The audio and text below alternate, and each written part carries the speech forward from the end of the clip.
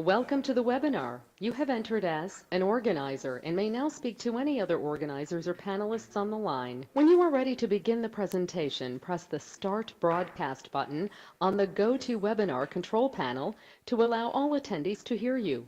This system will notify you once you begin your broadcast. The broadcast is now starting. All attendees are in listen-only mode.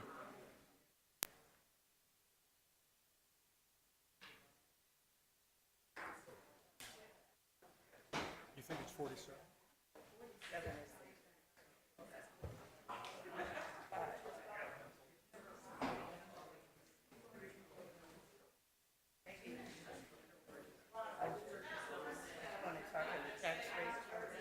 No, no,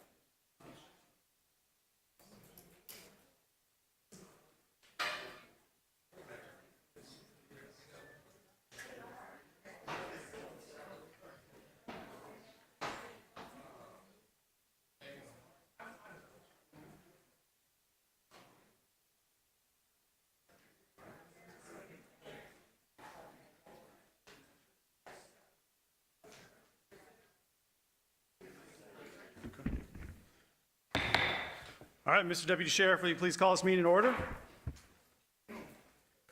All rise. Hear ye. This honorable County Commissioners meeting of Shelby County, Tennessee is now open for transaction of business pursuant to adjournment. All persons having business with this commission, draw near, give attention, and ye shall be heard. Please remain standing. Okay, thank you. Pastor Dawson with King Creek Missionary Baptist Church. If you're here, if you wouldn't mind coming forward and giving us the invocation this afternoon. Let us all say, praise the Lord. Praise the Lord. God our Father, we come in the name of Jesus. We come thanking you that you have blessed us to be here on this occasion. God, we ask that you would bless each and every one of us, that we will leave here more informed than we were when we came. Help us to be what you would have us to be. We pray for these, our people who are carrying our county and our city forward. Ask that you would keep around them your strong arm of protection. God, ask that you would be with us in the midst of this meeting. Help us to be what you would have us to be. And God, we shall continue to give you all the glory and all the honor. In the name of Jesus we pray. And everybody said, amen. Amen. All right, Commissioner Clay Bibbs, would you mind leading us in the Pledge of Allegiance? I pledge allegiance to the flag of the United States of America, and to the republic for which it stands, one nation, under God, indivisible, with liberty and justice for all. All right, thank you. You may be seated. Madam Clerk, will you please call the roll? Commissioner Clay Bibbs, Present. Caswell, Sugarman, Present. Mills, Ford, Present and accounted for. Wright, Present. Bradford, Present. Thornton, Morrison, Present. Brooks, Lowry, Avant, Chairman Whalen. Present. We have 9. All right, we have a quorum. Can we get approval of the minutes of the previous session without objection from June 2nd, 2025? All right, hearing none, those minutes are approved. It's possible to join the meeting in 2 ways: via the designated email account, boc.email@shelbycountytn.gov, or via phone at 901-222-1234. Madam Parliamentarian, will you please read the rest of the rule? Members of the public who desire to address the county commission shall request permission by completing an appearance card, which will be given to the chair by a deputy. Members of the public shall be permitted to address the county commission unless ruled out of order by the chair or denied the opportunity to speak by a majority vote of the commissioners present and voting. Please note that as it pertains to public comment, our rules of order set a limit of no longer than 3 minutes when recognized by the chair. The chair may set a limit for discussion by the public of less than 3 minutes for each individual if circumstances require.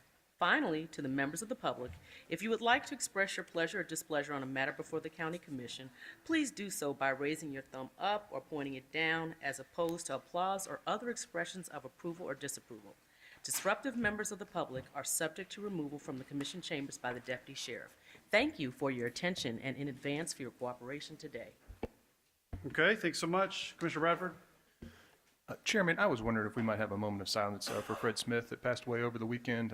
He meant such a great deal to this county, and so I thought it might be nice to just observe a few moments of silence in his honor. Sure, yeah, thank you.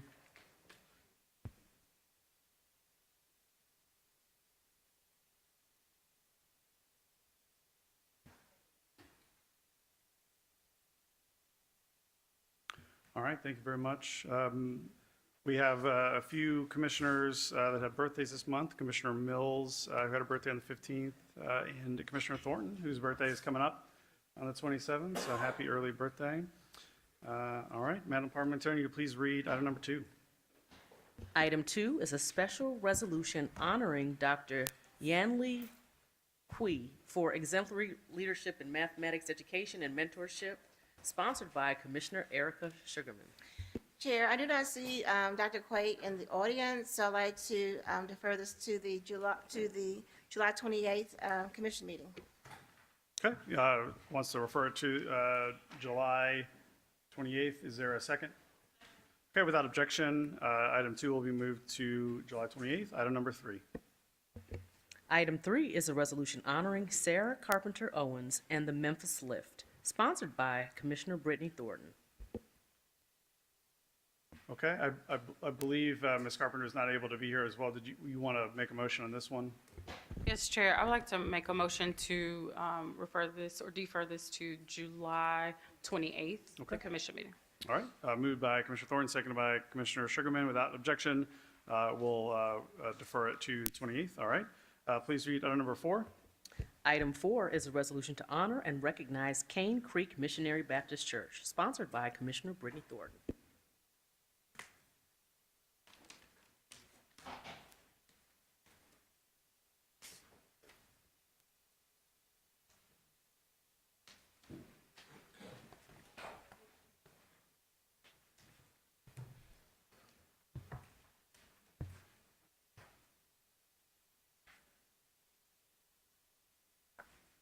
Thank you, colleagues, for this opportunity to recognize Cane Creek Missionary Baptist Church and Reverend Leonard Dawson Jr.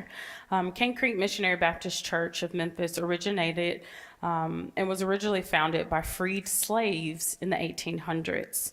It began as a nameless gathering of believers who met in homes and later in humble makeshift spaces. From those early meetings, a vision of faith took root through the devotion of spiritual pioneers such as Mr. Lewis and Joanna Dennis, Melinda Holman, Grace Humphrey, Lizzie Person, Amy Sims, and under the leadership of Reverend Stephen Travis. In 1868, Reverend Travis and the early congregation erected a modest box cabin on Box Hill, which is now Alcee Ball, naming it Cane Creek Baptist Church. This rural church became a spiritual and community cornerstone, offering worship and free education to African Americans, thanks to a 99-year lease granted by the Shelby County government. So it's good to know that our work can be, not necessarily everlasting, but very much so in the distant future. Many of the Memphians' most prominent African-American leaders, including the South's first Black billionaire, Robert Church, received their educational foundation at the Cane Creek School. The church flourished under a succession of pastors, each expanding its mission and outreach. Reverend T.W. Seal,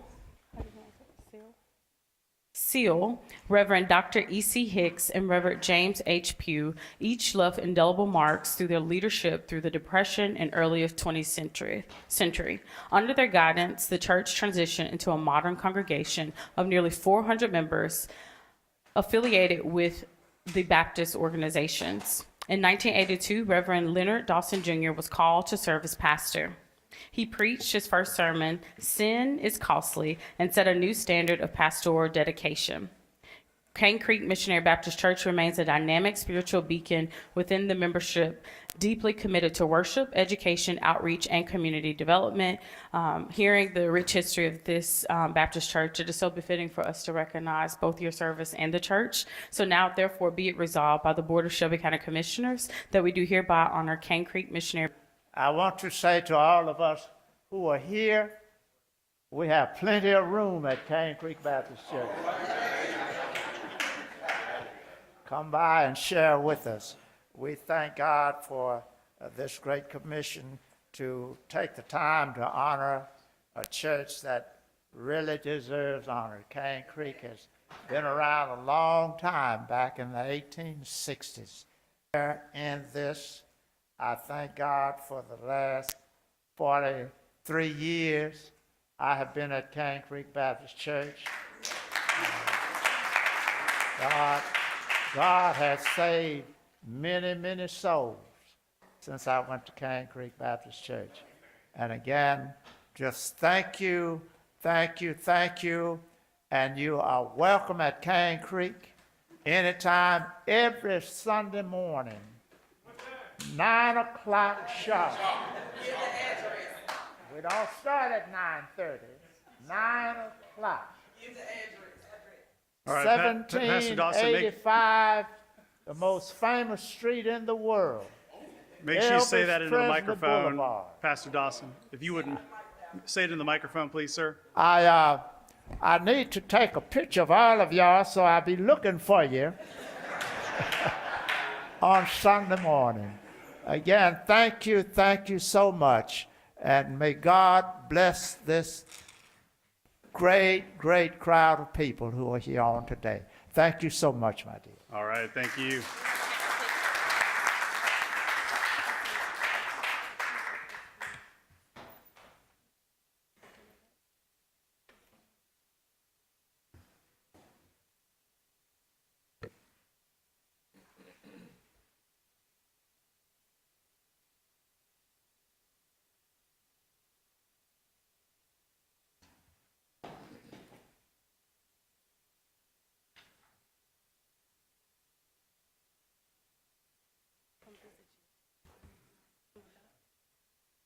All right, Commissioner Clay Bibbs? Pastor Dawson, before you sit down. Don't leave just yet. I do wanted to personally just say thank you for everything that you've done for our community. As someone who, when he says he's been there 43 years, that means then he makes me feel older, considering he is the person that baptized me. He's the person that christened my child. He's the person that married me. My family has such a long, deep history in Cane Creek Baptist Church, and they still are there every Sunday at 9 a.m. So just thank you for everything you've done for the Bunker Hill Castelia community. We deeply appreciate you. Hello to First Lady Miss Mary, who's in the audience, as well as to other members of Cane Creek Baptist Church. You stand up as well, because I want to honor you, because you are there every Sunday supporting Pastor Dawson. So just thank you for everything that you've not only done for me and my family, but for the whole community. God bless you. We thank you. Thank you. Our God has blessed me since I've been in Memphis. I came from the turn roads of the cotton fields of Lanehart, Mississippi, and ended up in Memphis, Tennessee. I've done a lot of things since I've been in Memphis, Tennessee. I've been in the insurance industry. I've been in the real estate industry. But the greatest work I've done has been the last 42 years at the Cane Creek Baptist Church as pastor.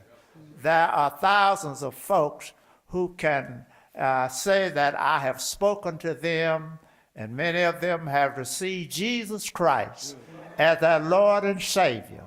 And when they leave here, they're going to a better place. I want us to pray for the family of Fred Smith. Amen. Pray for that family that he left behind.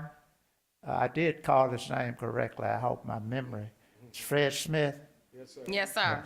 Let's pray for the family of Fred Smith and the FedEx congregation. Let us remember them in prayer. It's good to see you all. And as I said, I will be looking for you at the Cane Creek Baptist Church. All right, thank you, Pastor Dawson. All right. We got one more, Pastor Dawson, one more, and then we promise we'll let you go. Commissioner Brooks? Pastor Dawson, you cannot leave without allowing me, Commissioner Brooks, to publicly thank you for being my friend and supporter for, we won't say how many years, but for many, many years. And I remember back to 2006, I believe, maybe 2007, when we filed a complaint regarding constitutional violations of children at juvenile court. I remember how I got so much backlash and how so many people just thought I was not really there. But you were the one at the Baptist Ministerial Association who stood up for me, who urged them to support me.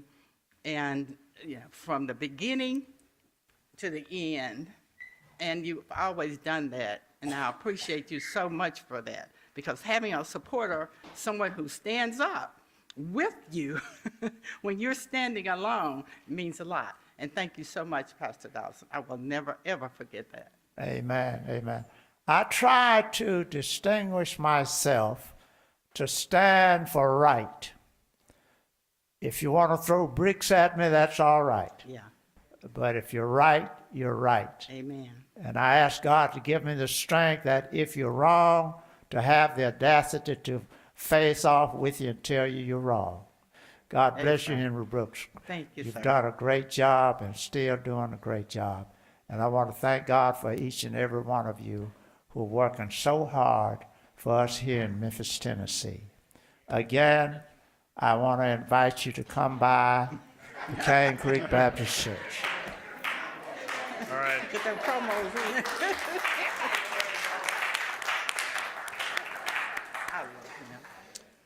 All right, thank you so much. As we proceed into the general business portion of our meeting, just want to remind the audience of our rules around decorum so that we can make sure we can all hear. We have a lot of items to debate today. So if there's something you agree with, a thumbs up is great. If you disagree, a thumbs down. But we want to make sure we respect the decorum so that we can properly conduct business. We're now going to go to the general comment.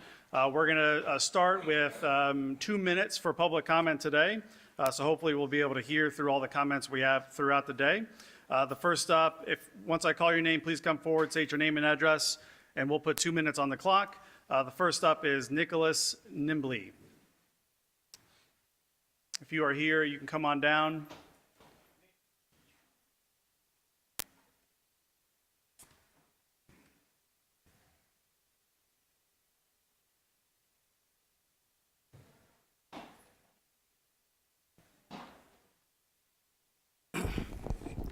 Afternoon, Commission. How's everybody doing this afternoon? Most of y'all know who I am. I'm here to just do a general comment for my workers that work at 201 property Will you maintenance. state your name one more time? Oh, for I'm the sorry. record? Niquelas Nibley, 1870 Madison, IBEW Local 474. I'm here just making a general comment. I represent the maintenance workers out over at 201 Poplar, and they brought to my attention that they feel like they should be getting hazard pay, and a lot of them been told that this is what they signed on for, but it's a lot of other things that entail when they're in back. They have to respond to the same alarms that the guards do, and they're saying that the guards are getting hazard pay, and they feel like that in light of this that they should be receiving that same hazard pay as the guards because they're in just as dangerous situations, and all you know about the state of the jail right now. And I'm just here speaking on behalf and hope that the commission will consider making this happen for them as far as hazard pay while they're working in the jail. Thank you so much. Okay, thank you very much. Next up, we have Kay Durrell Cowan.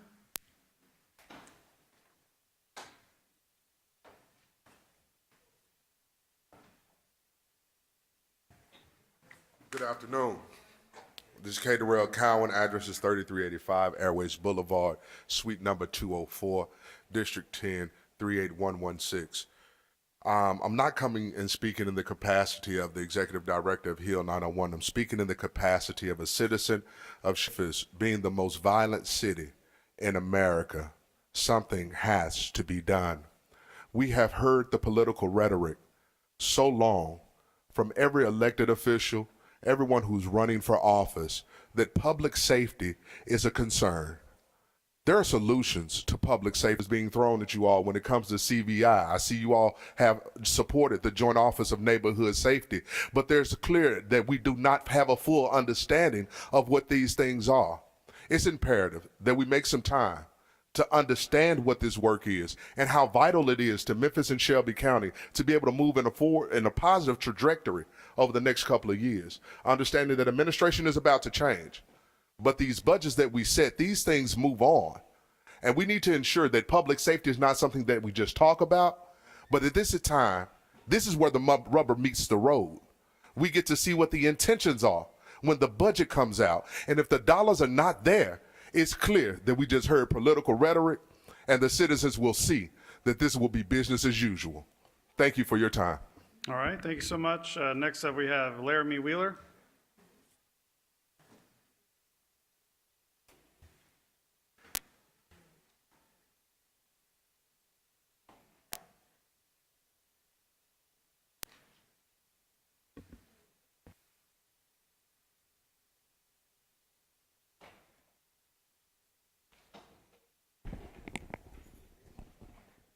Hello. This is too short for me. My name is Laramie Wheeler. I work for Just City, 240 Madison Avenue, Memphis, Tennessee, 38103. I'm here today to share these testimonies from people who are living in the jail at 201 Poplar. These are accounts that they have entrusted to Just City through letters and in-person conversations. While no one has been formally charged or held accountable for the actions described in these stories going on, I can't do it. You know what I'm saying? Like, we got to sweep these under the rug.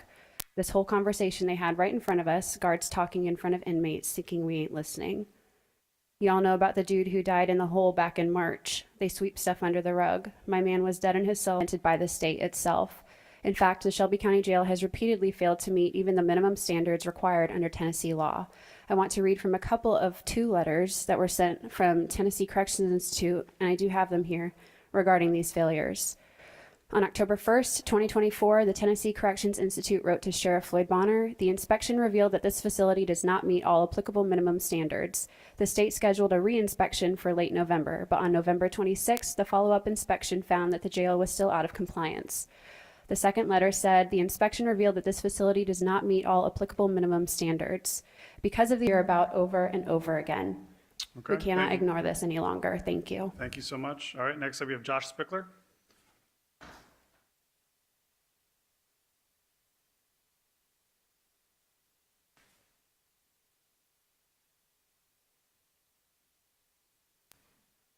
Thanks, Mr. Chairman. I'm Josh Spickler. I'm the Executive Director at Just City. Our office is at 240 Madison Avenue. I'm also here to talk about the jail, and I want to reiterate something that I said publicly last week after you all received the CTAS jail assessment. This report addressed primarily the jail's location and condition, but it really did neglect a lot of the core management issues that are impacting the jail's safety and efficiency every day. For example, that report said that 6% of people booked into our jail, 6%, are released within 24 hours. Across the state, that number is 36%.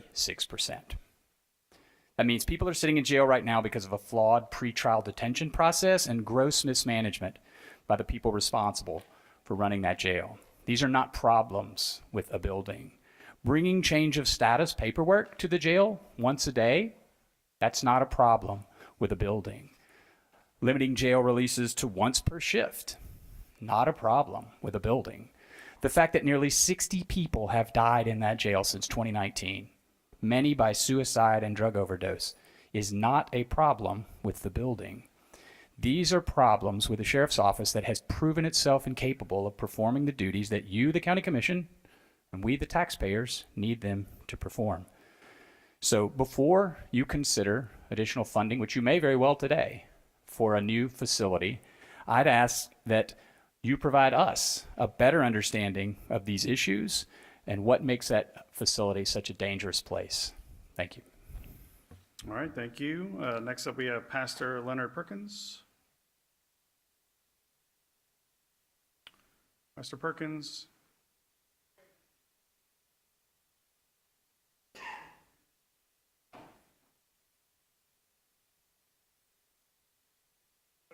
All right, you state your name and address, and you have 2 minutes. My name is Leonard Perkins, and my address is 2146 Ball Road. That's the address of our project. And I'm here on behalf of Memphis Vietnam Veterans Organization, Chapter 1113, and also All Veterans of America, Chapter 1113. We have a 46-acre facility that was once the old Defense Depot golf course, and we've had it since 2019, and we're here to ask for funding to continue to improve upon the property. Okay, all right. Yeah. We want to thank the commission for, the Board of Commissioners for the help that we've been given in the past, but our needs are increasing beyond what we have gotten in the past. We have started a new project to build a new facility. We have a doctor, we have an addiction therapist, which is yours truly. We've got 2 licensed clinical social workers. We've got horses for equine therapy to drive down the symptoms of PTSD, anxiety, and depression, mainly for our combat veterans. And I do feel that we need to take a harder look at the needs of that particular facility because we're doing so much, and we're powered by a volunteer force, much like the volunteer force that we provided for this nation when we served. And as for myself, I didn't contribute very much. I was an air traffic controller, so I didn't see combat. But I represent men and women who have seen things and done things and smelled things and ate things that would actually gag a maggot. And so I just want you all to think of us in that particular regard and consider what we need for our facility to expand and to improve as an emergent situation. I thank you for allowing me to speak. Okay, thanks so much. Commissioner Lowry? Yeah, thank you, Chair. What's up, Pastor Perk? It's good Yes. to see you again. I just wanted to say I've got a chance to visit your facility, and thank you for the work that you're doing for the veterans there as well. That facility with your plan can be an oasis for veterans and for people to go and attend. And I see you talking about having maybe barbershops there, salon, and also rehabilitations there as well. So continue to keep us posted. We continue to keep us know of your plans. I want to be supportive as we go forward, but I want to say thank you for starting what you're doing right now, because sometimes we have to have a start so you can all see what you're going to do going forward. So appreciate the work you're doing. I do want to thank you, and I want to thank Commissioner Thornton for her involvement with our facility since she came on board the Board of Commissioners. And I want to thank Mr. Caswell. He's very active with helping the veterans. I know he's got another project over there that he's working with on Hawkins Mill. But whatever you do for veterans, it helps everybody. And we need your help. And we just need to have a little paradigm shift as to how we look at veterans. That's why we changed our logo to this symbol for a paradigm shift, because we want to change the way people look upon the veteran, whether it's a senator, whether it's a banker or a lawyer or somebody pushing a shopping cart down Madison Avenue or Jefferson Avenue. I want you to understand that you're looking at a dignitary. And I want us to understand that we need to help the veterans as much as there's no money that's wasted on veterans. Whatever you got, it's not enough. You know, we appreciate it. Be faithful over a few things, and then we know that God will make us rule over many. But we are not confused about the importance of this project.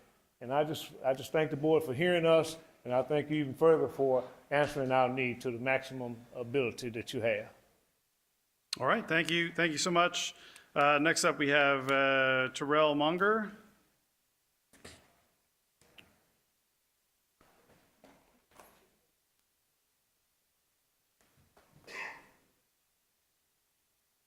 Greetings. My name is Terrell Munger, Executive Director of One Glory Athletics Association in Parkway Village, 4741 Winchester.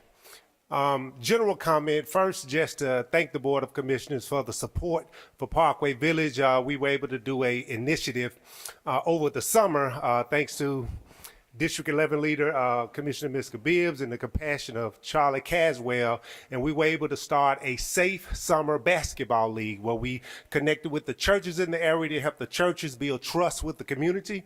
And through that, we've been able to serve in baseball 130 kids, in basketball with the younger kids, over 300 kids. For the adult league, we have 160, and for volleyball, we have 40 girls that have signed up. And through that, we were able to instill the concept that change starts with the me that is in Memphis, and able to do that while we were having one of our safe summer games. There was a shooting right down the street on Winchester, and one of the parents came to me and said, if we can't stop that, what are we doing? And I'm thankful that I was there to kind of redirect her and said, we may not be able to stop that, but our goal is to stop our kids from becoming that. So just those small little things to be able to work with the kids and the families to build a better city. I just thank you guys for your support, and I pray your continued support as we continue to serve Parkway Village 38118. So thank you guys so much. All right, thank you. Next up, we have Brandy Price.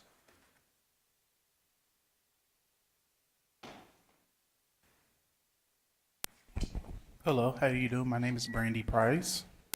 Do I need to say my address or anything? Whatever you'd like to give. All right, then. My name is Brandy Price. I live in Memphis, Tennessee. I came here to address y'all today about your spending budget. Essentially, most crime and most troubles in our city are developed from the budget. The way we spend our money and how we decide policies, that has the biggest effect on crime than anything. One of the contributing factors is like how we spend our money, and a lot of it goes to law enforcement. When I ran for mayor, and one of my constituents asked my opponent, the current sheriff, what's the next sheriff's name? Well, your current sheriff was asked the question, why exactly do the sheriff department need, Sheriff Bonner, why exactly does the sheriff department need a multi-million-dollar high-tech surveillance trailer? And his answer was very shocking to me. He doesn't even seem to know himself. The reason why he gave was to open doors. See, when the majority of your money is going to law enforcement, you're not spending it directly onto the people. And nonprofits and churches and, again, law enforcement is not a way to save people from crime.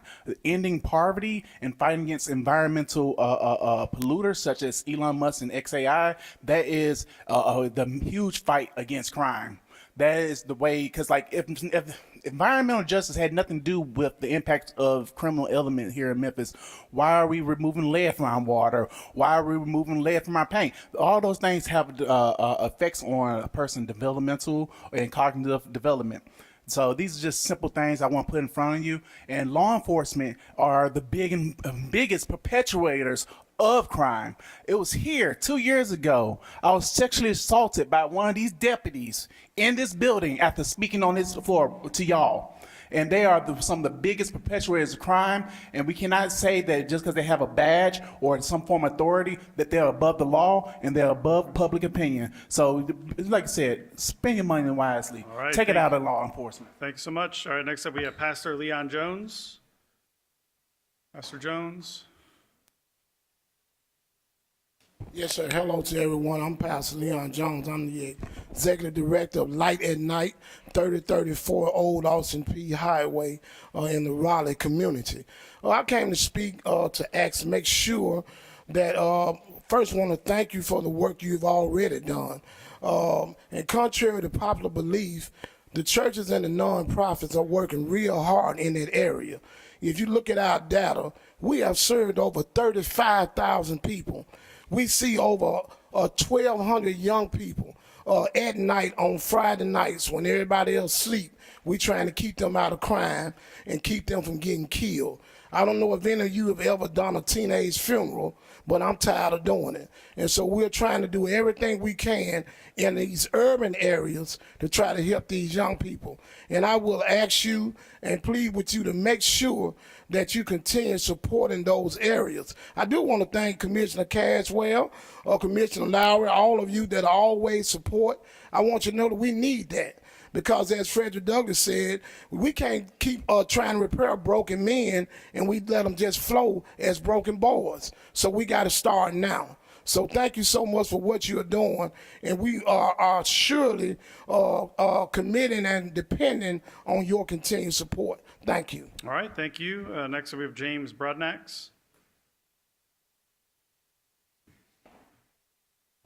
Thank you, Board of Commissioners. My name is James Broadnax. I am a local pastor in the Raleigh Community 38128, but I'm also the Executive Director for LifeWise Academy, which is a release-time religious instruction nonprofit. We take children from public schools to the local church to have Bible study, and then we bring them back to school. We use this as a tool to fight against crime and poverty in our community by placing Christ at the center of our community and our next generation. So because of that, I just want to thank you all for the investment that you made in District 6 on this year.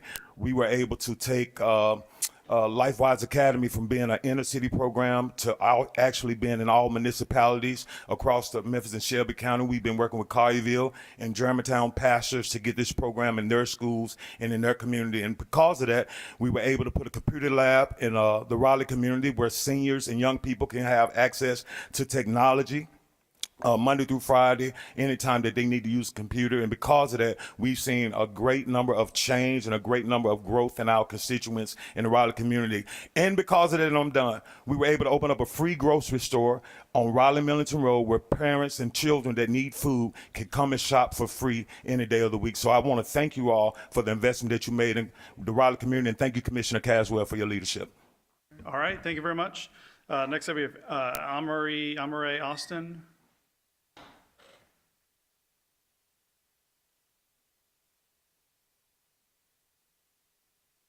All right, state your name and address. You have 2 minutes. Good afternoon. I'm Ari Austin, 780 North Belvedere Boulevard. Good afternoon, everyone. I am with the Collective Blueprint. I'm a young adult myself, but I am the advocacy and organizing specialist with the Collective Blueprint. Ultimately, what we're interested in is making sure that Opportunity Youth, that ultimately this board considers how we're investing in youth, particularly our Opportunity Youth. So those young adults who have been out of work, out of school, are particularly underrepresented when you think about young adults and how we are investing our young adults' education and workforce opportunities. So ultimately what I want to charge this board with is considering how we are investing in Opportunity Youth, particularly what does transportation look like for young adults who are in earn and learn workforce opportunities? What does it look like to provide young adults stipends to be able to stay within those opportunities? We know that young adults might not always their first choice being able to go to college. And so when we think about those opportunities for trade, those opportunities for technical assistance programs that can support young adults with those wraparound supports like mental health, like professional communication, that's largely underrepresented here in the Memphis workforce. And so what we're urging you to do is consider, when we talk about crime, we talk about how youth is showing up in crime, why are we not considering those preventative measures? Why are we not considering how you deserve to be invested in, to consider and brought into the table to have those conversations? We as older youth and as elders cannot make those decisions for our emerging youth. We do need to consider what is it that they're interested in and passionate about. And so here at the Collective Blueprint, we are investing in trades such as tech, specifically Tech 901, partnering specifically with Code Crew. So ensuring that those opportunities young adults say that they want, those trades that Opportunity Youth say that they want to be invested in, and the way that we do that is through some of our economic justice opportunities. So we're urging you to fund earn and learn stipends. We're urging you to fund tuition and child care assistance. And particularly, we're actually asking you to think about our youth when we talk about restructuring our transportation systems. Thank you for your time. All right, thank you so much. All right, commissioners, before we take time to look at the consent agenda, just a reminder that, as you know, we have a significant number of items tonight. We have a significant number of FY25 items that we need to get to before we get to the budget. So just please keep that in mind as we review the consent agenda and decide what we need to pull. Okay, so we're going to put 3 minutes on the clock. Please review the consent, and then we will come back and take any items that need to be pulled. Chair, just a point of information. Are there any more comment cards? On items, yes, those are just general comment. Okay, thank you.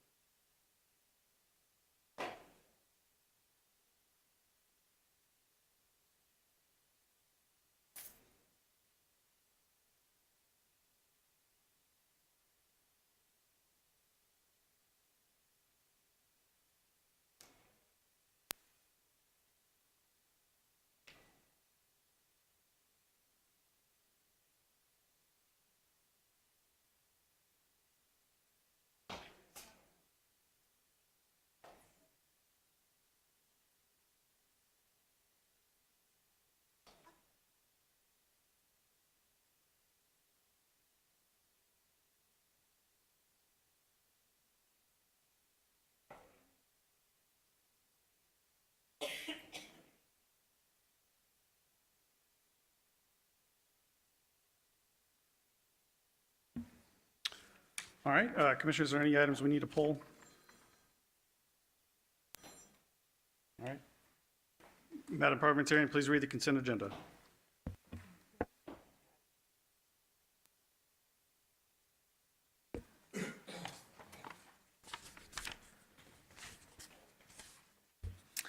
Item 5 comes from the Land Use Planning, Transportation, and Code Enforcement Committee, which is chaired by Commissioner Avant. Item 5 is a resolution pursuant to Chapter 9.6 of the Unified Development Code of the County of Shelby and the City of Memphis, Tennessee, granting a planned development for land located at 0 Forest Hill Irene Road, known as case number PD 2025-001CO, sponsored by Commissioner Shante Avant. Item 6 comes from the Budget and Finance Committee, which is chaired by Commissioner Clay Bibbs. Item 6 is a resolution approving the Shelby County Government Compensation Policy for fiscal year 2026, sponsored by Commissioner Miska Clay Bibbs. Items 7 through 12 come from the Public Works Committee, which is chaired by Commissioner Bradford. Item 7 is a resolution approving a contract between Shelby County Government and Life Assist, Inc. for emergency medical supplies for the Shelby County Fire Department at a cost not to exceed $204,470.85. This contract will commence upon execution through June 30th, 2025, with the option to renew for 2 additional 12-month periods beginning July 1, 2025 through June 30th, 2026, and July 1, 2026 through June 30th, 2027.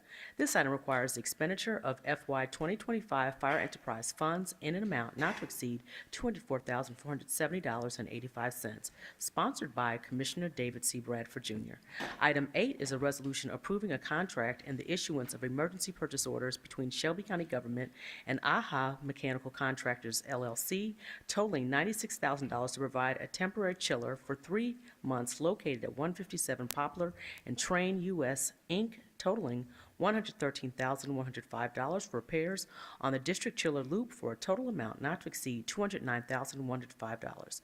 This item requires the appropriation and expenditure of FY 2025 general funds in the amount not to exceed $209,105, sponsored by Commissioner David C. Bradford, Jr. Item 9 is a resolution approving a contract between Shelby County Government and Cone, Inc. to provide elevator maintenance and repair services for 22 elevators located at 160 North Main Street, 157 Poplar Avenue, 150 Washington Avenue, 140 Adams Avenue, 1814 Jefferson Avenue, 1060 Madison Avenue, 616 Adams Avenue, and 1075 Mullen Station Road, and approving purchase orders and a check already issued to said vendor in the amount of $74,258.30.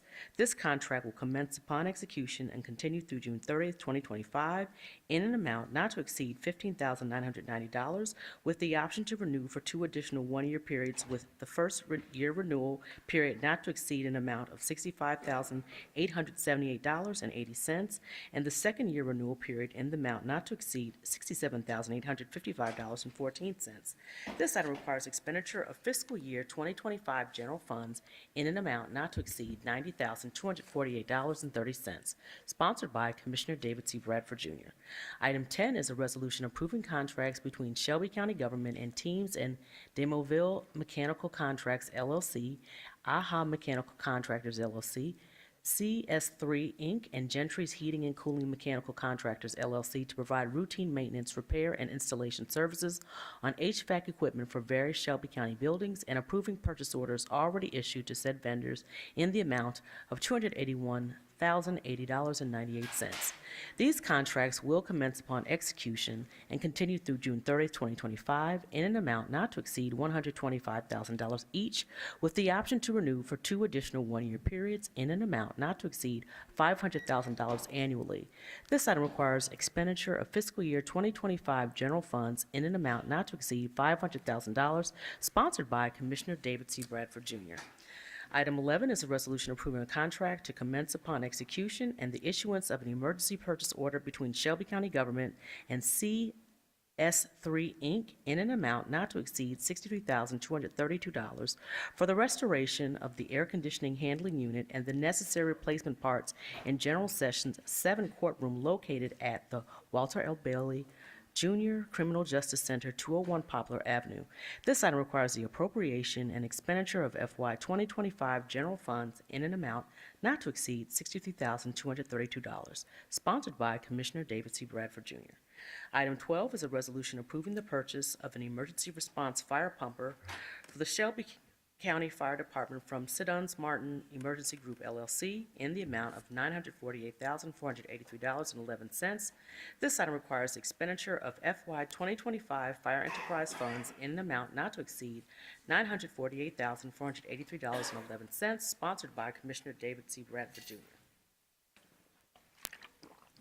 Items 13 through 22 come from the Law Enforcement, Corrections, and Courts Committee, which is chaired by Commissioner Wright.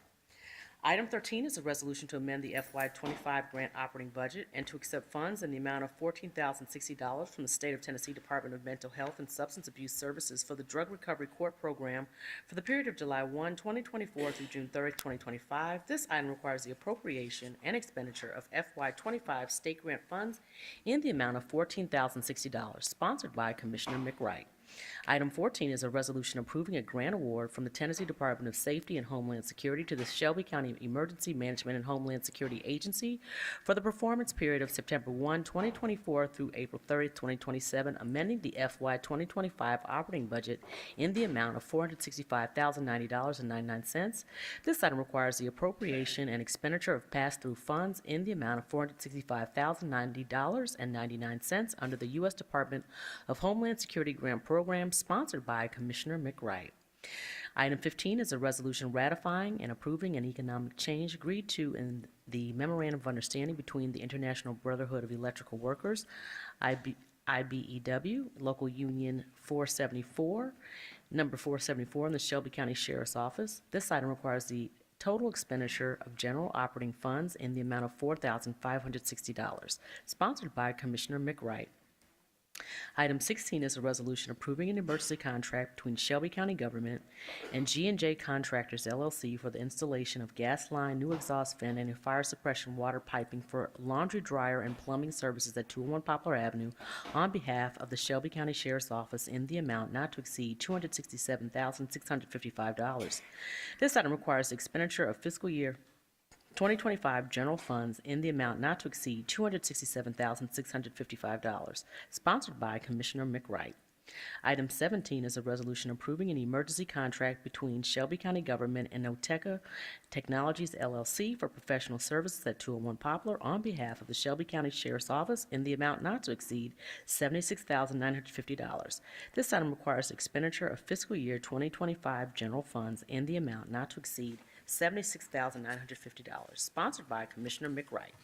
Item 18 is a resolution approving an emergency contract between Shelby County Government and Mental Treatment Tech, LLC for professional services at 810 Dove Crest Avenue on behalf of the Shelby County Sheriff's Office in the amount not to exceed $197,300. This item requires the expenditure of fiscal year 2025 general funds in the amount not to exceed $197,300, sponsored by Commissioner McWright.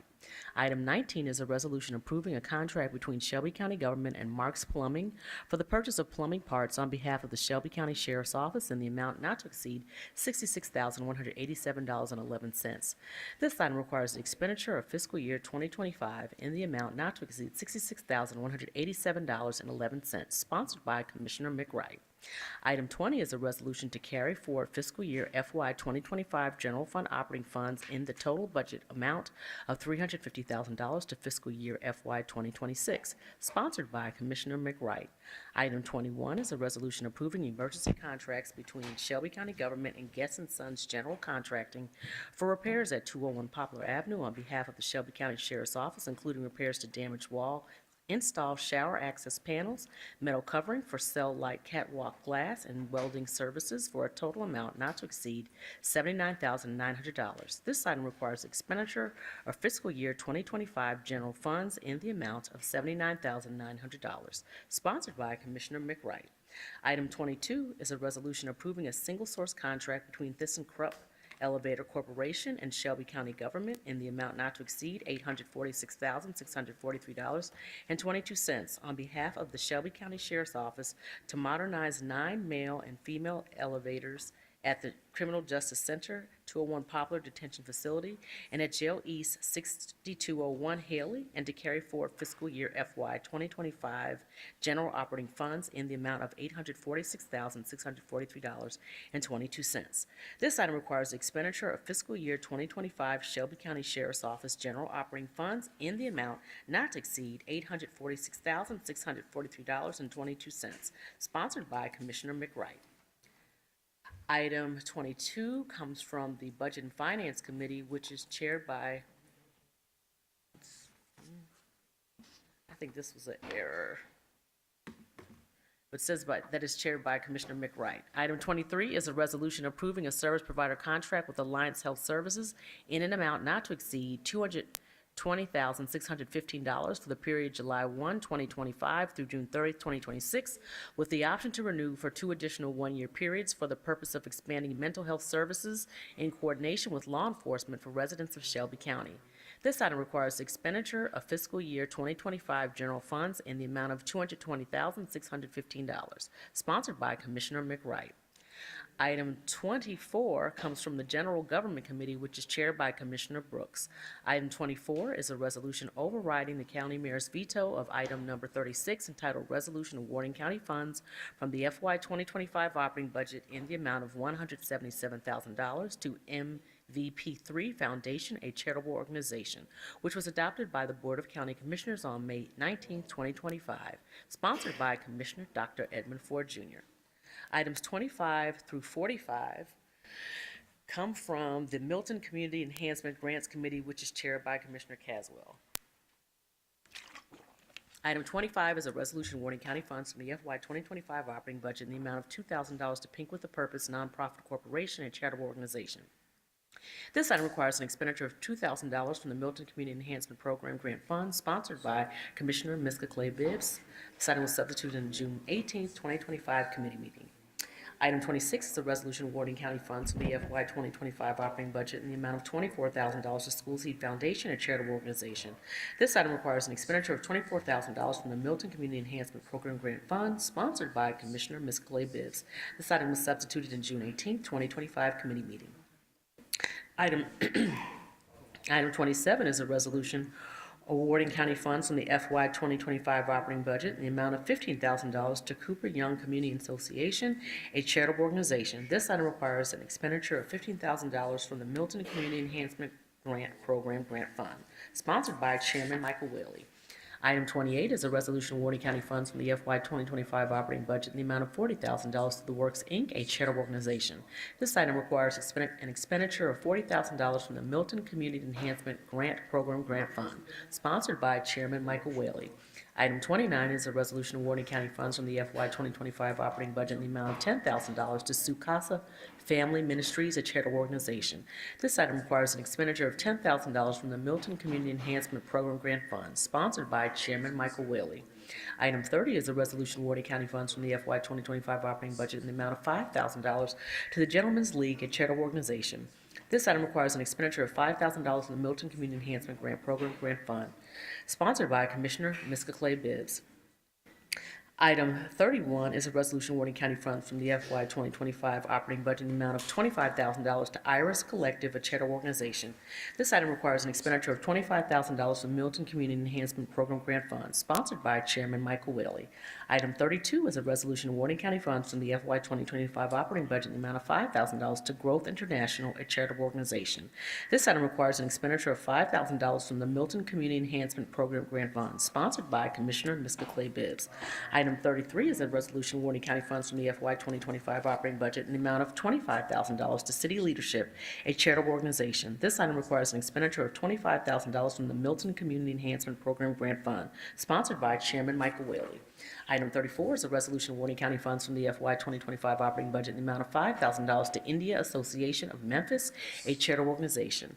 This item requires an expenditure of $5,000 from the Milton Community Enhancement Program Grant Fund, sponsored by Commissioner David C. Bradford Jr. Item 35 is a resolution awarding county funds from the FY 2025 operating budget in the amount of $102,000 to Memphis Shelby Crime Commission, a charitable organization. This item requires an expenditure of $102,000 from the Milton Community Enhancement Program Grant Fund, sponsored by Commissioner Brandon Morrison.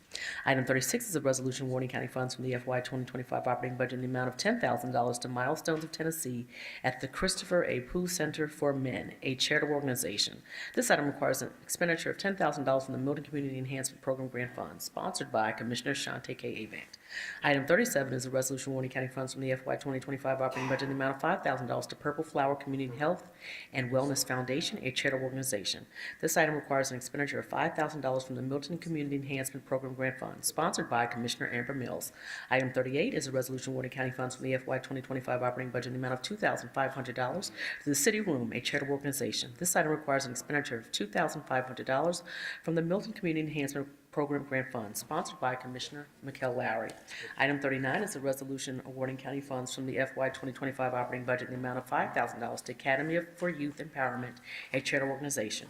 This item requires an expenditure of $5,000 from the Milton Community Enhancement Program Grant Fund, sponsored by Commissioner Ms. Clay Bibbs. Item 40 is a resolution awarding county funds from the FY 2025 operating budget in the amount of $15,000 to the Memphis Challenge, a charitable organization. This item requires an expenditure of $15,000 from the Milton Community Enhancement Program Grant Fund, sponsored by Commissioner Shante K. Avant and Commissioner Ms. Clay Bibbs. Item 41 is a resolution awarding county funds from the FY 2025 operating budget in the amount of $5,000 to VP Kids, Inc., a charitable organization. This item requires an expenditure of $5,000 from the Milton Community Enhancement Program Grant Fund, sponsored by Commissioner Ms. Clay Bibbs. Item 42 is a resolution awarding county funds from the FY 2025 operating budget in the amount of $2,500 to Good Person Foundation, a charitable organization. This item requires an expenditure of $2,500 from the Milton Community Enhancement Program Grant Fund, sponsored by Commissioner Mikkel Lowry. Item 43 is a resolution awarding county funds from the FY 2025 operating budget in the amount of $6,000 to Team USA, a charitable organization. This item requires an expenditure of $6,000 from the Milton Community Enhancement Program Grant Fund, sponsored by Commissioner Shante K. Avant. Item 44 is a resolution awarding county funds from the FY 2025 operating budget in the amount of $25,000 to Power Center Community Development Corporation, a charitable organization. This item requires an expenditure of $25,000 from the Milton Community Enhancement Program Grant Fund, sponsored by Commissioner Ms. Clay Bibbs. Item 45 is a resolution awarding county funds from the FY 2025 operating budget in the amount of $6,500 to the Links Incorporated Shelby County, Tennessee chapter, a charitable organization. This item requires an expenditure of $6,500 from the Milton Community Enhancement Program Grant Fund, sponsored by Commissioner Shante K. Avant. This item was an add-on in June 18th, 2025 committee meeting. All right, thank you, well done. If we can get a mover and seconder on the consent agenda. Moved by Commissioner Thornton, seconded by Commissioner Mills. All right, Madam Clerk, please prepare the screen to vote on the consent.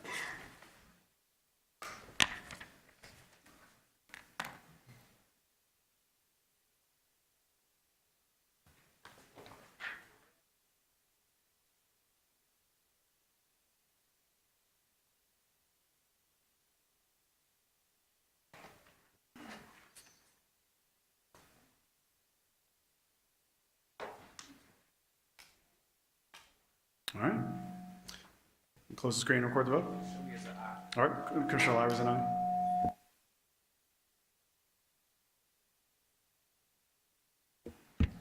We have aye votes from Commissioners Sugarman, Mills, Ford, Wright, Bradford, Thornton, Lowry, Avant, and Chairman Whaley. We have 9 aye votes. Okay, consent agenda passes. Before we go to the regular agenda, I just wanted to get through a couple more general comments. Seth Herons, sorry if I got that wrong. If you'll come on down, state your name correctly for me, and then your address, you have 2 minutes.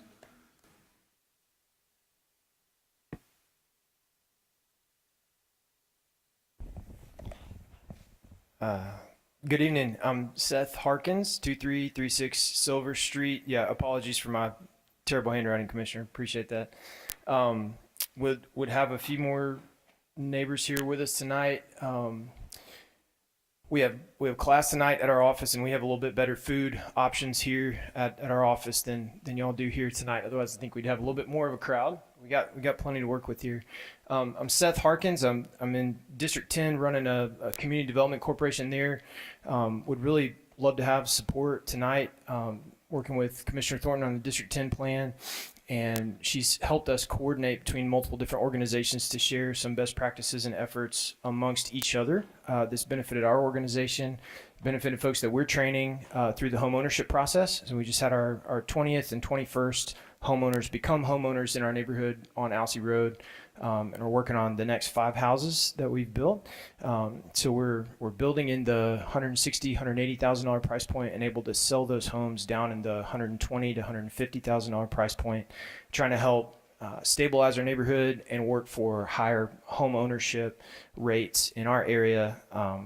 That'll help provide stability for those individual families and stability for our community going on into years to come. So thanks. We're just following along with your votes tonight and appreciate you your support for just neighborhood initiatives like what we're doing in Alsea Ball. So thanks very much. Okay, thanks so much. Next up, we have Esther Cook-Jones.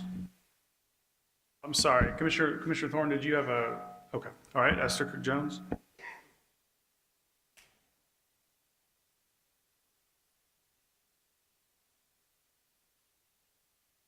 Good afternoon. First, I want to thank the county commissioner for even allowing me to stand before y'all this evening. Would you mind pulling your microphone down real quick? State your name and address again one more time, Okay. please. My name is Esther Cook Jones, and I'm from Orange Mound. I have an organization, Guns Down in Orange Mound. And like I was saying, I just want to thank y'all for even allowing me to stand before y'all today. I want you also to know that I support Brittany Thornton. I stand behind her. I'm District 10, the plan for District 10. And while I'm here today, I have, like I say, I have the organization Guns Down in Orange Mound, which is combined with the Memphis Orange Mound Black Patrol. And it's an organization that I formed 8 years ago. And what we do is we go to Orange Mound Park. I guess some of you know about Orange Mound Park. And our organization, we really developed that park because we took it upon ourselves, went in our own pockets to try to bring life into our parks. And then I know some of you know about the massacre that happened up there, the shooting and everything. And it's like our park died. And I'm here today trying to get funding to help to bring our park back to life. Because what we was doing, we was going to the park on Sundays, taking the Lord and our Savior up there to the young people, because we know young people don't go to church like that, right? So we're trying to take the word to them, because I feel that God is what we need. And they gotta know God to even love themselves and love people in the community to stop the violence and everything. And it's other things that we do. We in with other organizations where we have Easter eggs from heaven for the babies that have lost their parents to gun violence. And then we give baskets to the mothers and fathers that have lost their children to gun violence. We do Easter eggs hunts and everything. We just didn't have the funding that we need to keep it going. But I'm asking, and really I'm pleading today, that y'all would think about helping Guns Down in Orange Mound. And you can go to my Facebook page, Guns Down in Orange Mound, and I guess my work will speak for itself, that what we have been doing and everything. And like I said, it's a privilege that y'all would even allow me to come here. Thank you so much. Thank you so much. Thank you for spending time with us today. All right, next up we have Zoe Wunderlinger, I believe. All right. Good afternoon. State your name and address. You have 2 minutes. Good afternoon. My name is Zoe Dondelinger. I live at 2311 Ridgeland Street, 38119, Memphis, Tennessee.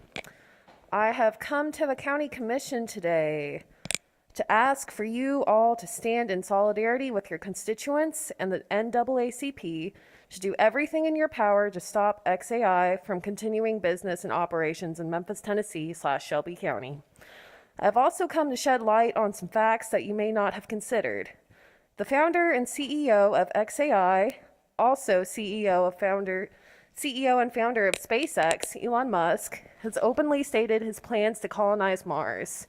If he is successful in the colonization of Mars and somehow manages to make Mars habitable for human life, Musk has a profit incentive to pollute Earth and to make it uninhabitable. I fear that the city of Memphis and Shelby County officials have not fully considered the consequences of working with a political extremist and colonizer, Elon Musk. It is not too late to hold Musk and his company accountable for their illegal operations, as the NAACP has outlined in its intent to sue. I have a copy of facts collected from Justin J. Pearson, state representative and former leader of MCAP. I ask that you read through them and continue your research into the business practices and workplace safety violation cover-ups of Musk's companies. I ask that you will prioritize the lives and safety of your constituents, I ask if you will prioritize the lives and safety of your constituents, or if you will accept the blood money from someone with no respect for our home. Do not let these false promises of prosperity fool you, and please do the right thing. Stop operations and expansions of XAI in Memphis and Shelby County. Thank you. All right, thank you very much. Next up, Brianna Washington. I also have papers. May I hand these to y'all? Yeah, if you have handouts, we can get them distributed. Thank you. Thank you so much. I would very much appreciate it if y'all Sure. would look over it. Thank you. Thank you. All right, Brianna Washington.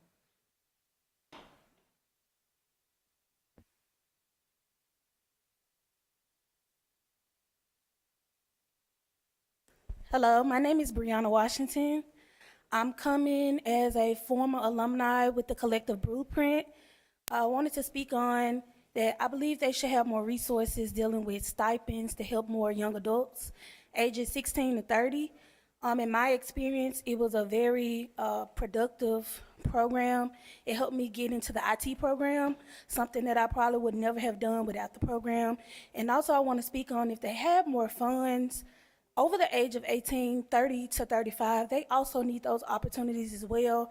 IT, welding, get into cybersecurity, coding, all that stuff that is going to build the momentum of Memphis, that's going to build up Memphis. It will be helpful for the program to have those type of funds that will help more people.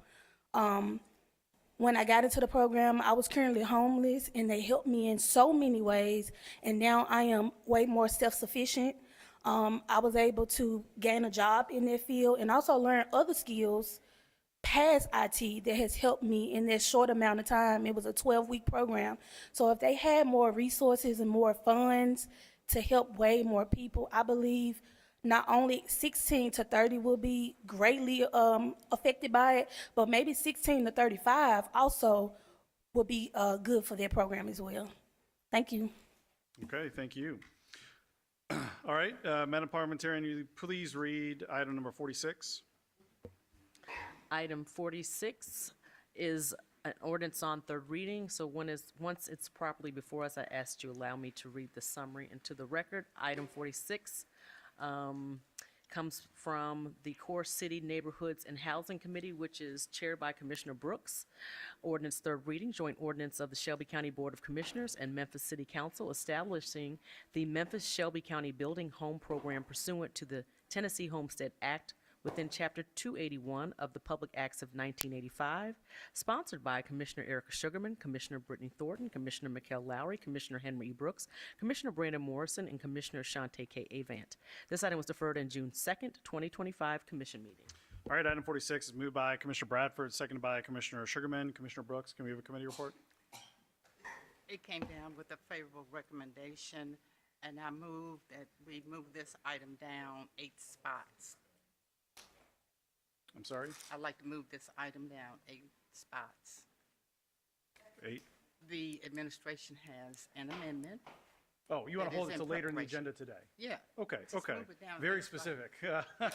Well, we're going to move around a little bit because we're not going to go to 47 Okay. next. Well, let's but- just count 8 and we'll be ready. Okay. Okay. All right. Thank you. So we're going to, Commissioner Brooks, why don't we just move to table it for now, then we could bring it back when we feel like we're ready to do it, and we'll slide it right in, okay? All right. All right, great. All right, Commissioners, we're going to skip 47. We'll come back to that later. Let's go take item 48. Item 48 comes from the General Government Committee, which is chaired by Commissioner Brooks. Item 48 is an ordinance second reading, ordinance amending the Shelby County Charter to authorize the Shelby County Board of Commissioners to appoint, hire an attorney to act as legal advisor for the Shelby County Board of Commissioners in furtherance of their legislative functions, sponsored by Commissioner Eric Sugarman and Commissioner Brittany Thornton. This item was sent down without recommendation in June 18, 2025 committee meeting. All right, 48 moved by Commissioner Thornton, seconded by Sugarman. Commissioner Brooks? Thank you. This item came down without recommendation. All right, without recommendation. Commissioner Sugarman?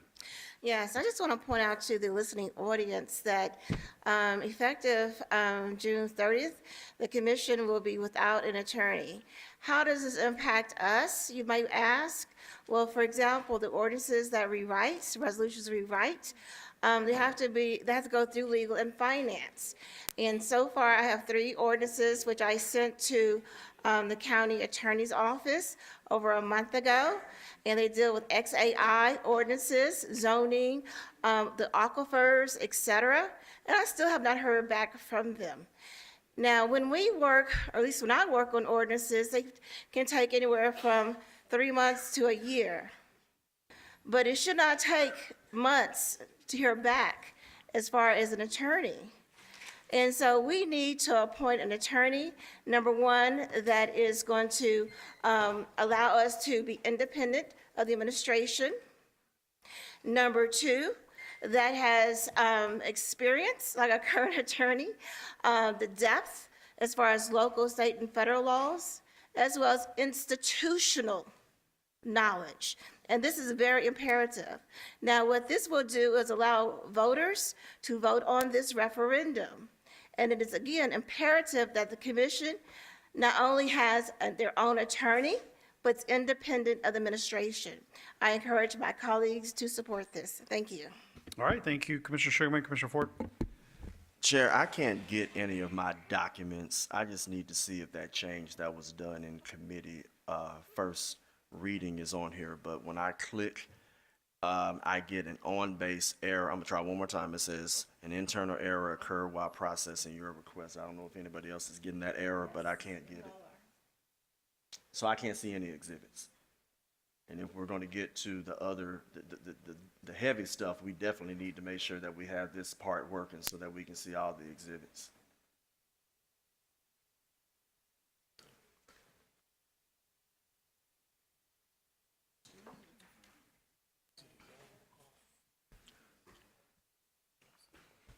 But we don't need it when they put all the other stuff in the.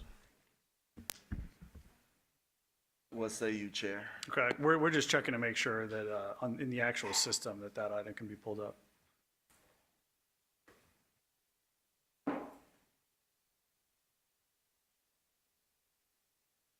Commissioner Thornton? Thank you, Chair. Just a point of clarification. So upon this ordinance passing, will it be the exclusive decision of the chair who will be the appointed legal advisor?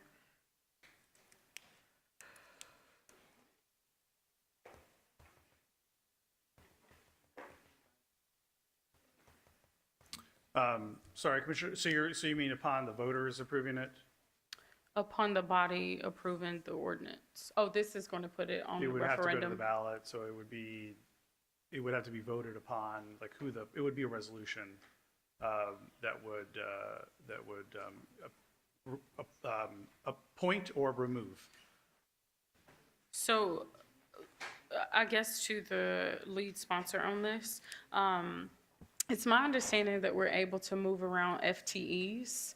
And so to the chairman, can you just share to the public what is the opportunity for us to be able to retain our current legal position without it leaving at the end of June 30th? Okay, those are 2 separate issues, okay? I was just pointing out why we need the rationale behind why we need our own independent attorney, and that has to be voted on by the public in order to change the charter. The other thing you're talking about is now, which is moving around the FTEs, and according to to the attorney through the chair, my understanding is that it's up to the mayor as well as the chair to make the appointment for the attorney or to extend the attorney that we have. And also, just point of information, I will be sending out an email to the public as well and copying to the commissioners the impact to tomorrow. Thank you. All right, great. All right, Commissioner Thornton. So perhaps just with my remaining time, just to legal, I'm just trying to figure out what are our options to be able, two things. Can you just clarify for the public what is happening at June 30th that will be a felt impact to the commission? And if we wanted to move the FTEs, what is the process of doing that? If anyone here is from finance, perhaps that would be something that they could help. But if you could just interpret what's happening June 30th.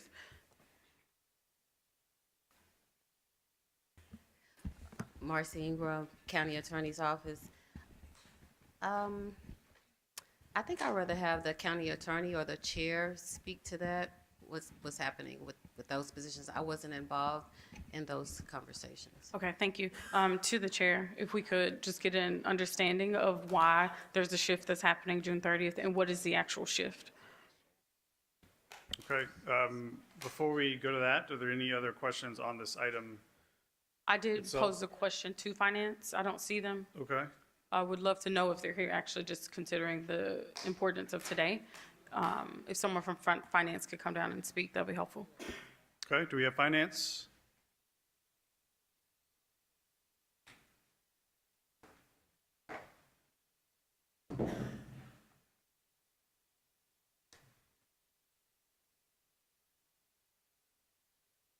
I'm sure they're on their way down because we have plenty of items that involve them. Commissioner Thornton, why don't we, this item's on second reading. Again, this is a little bit different item than I think the issue we're wanting to discuss. So if you don't mind, we can take a vote on this, and I think we'll have time to come back to that other piece. Okay, Chair, all right. again, the documents aren't. Sorry. The point of information, the documents are still not up. Is anybody working on that? So the item is in the system as amended in the agenda that we sent out online. It does show that we made that amendment, that it is, I'm looking at it right now. Okay, thank you. Okay. All right, Commissioner Bradford. So this is my IT tip of the day. If you click on the documents and then go click on whichever document you want to view, it'll say download. You'll get the nice little Shelby County seal. If you click on home, the first item there is our agenda. If you click on the agenda, it has the full agenda and all those links do work and you should be able to see the documents. Okay, keep the tips coming. Okay, thanks, Commissioner Bradford. All right, Madam Clerk, we can prepare the screen to vote on item 48. Second reading.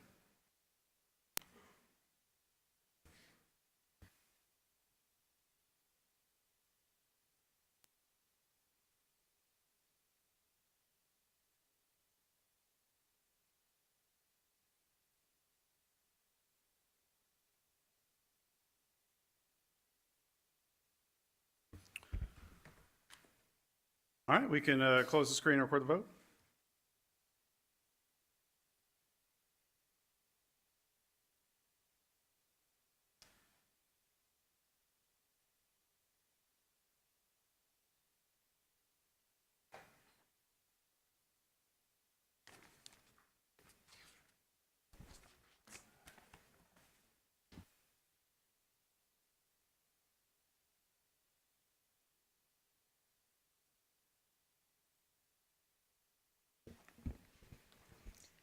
We have aye votes from Commissioners Caswell, Sugarman, Mills, Ford, Wright. Commissioners Bradford and Morrison have voted no. Commissioners Clay Bibbs, Thornton, Avant, and Chairman Whaley have abstained. We have 5 ayes, 2 noes, and 4 abstain. Okay, item 48 goes to a third reading. Item 49.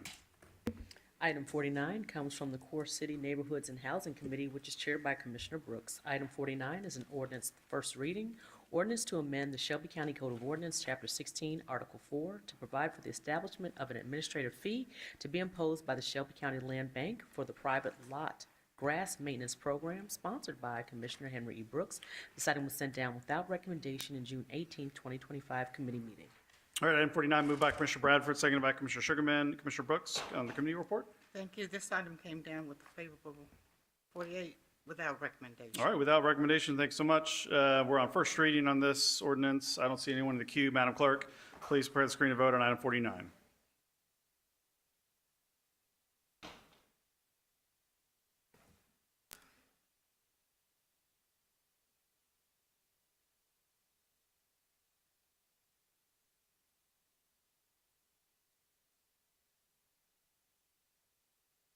All right, we can close the screen and record the vote.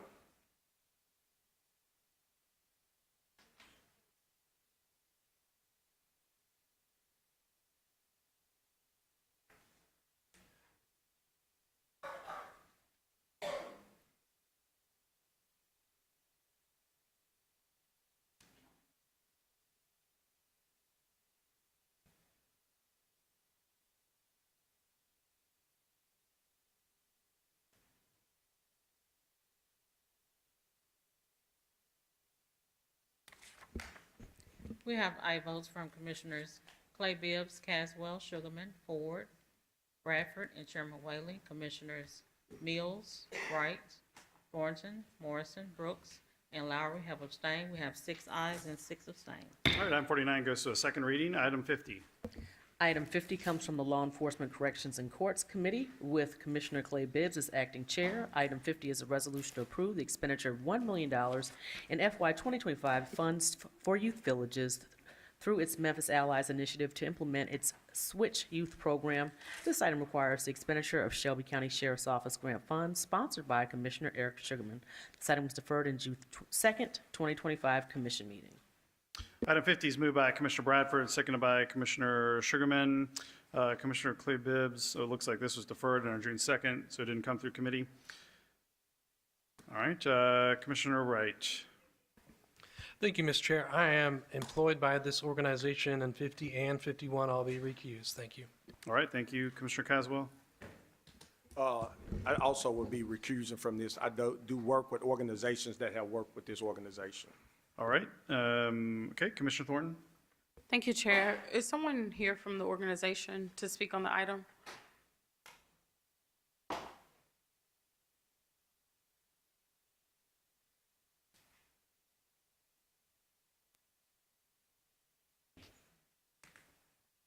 Thank you. I believe this is better directed towards the organization. So, Director, that's your formal title, correct, Director?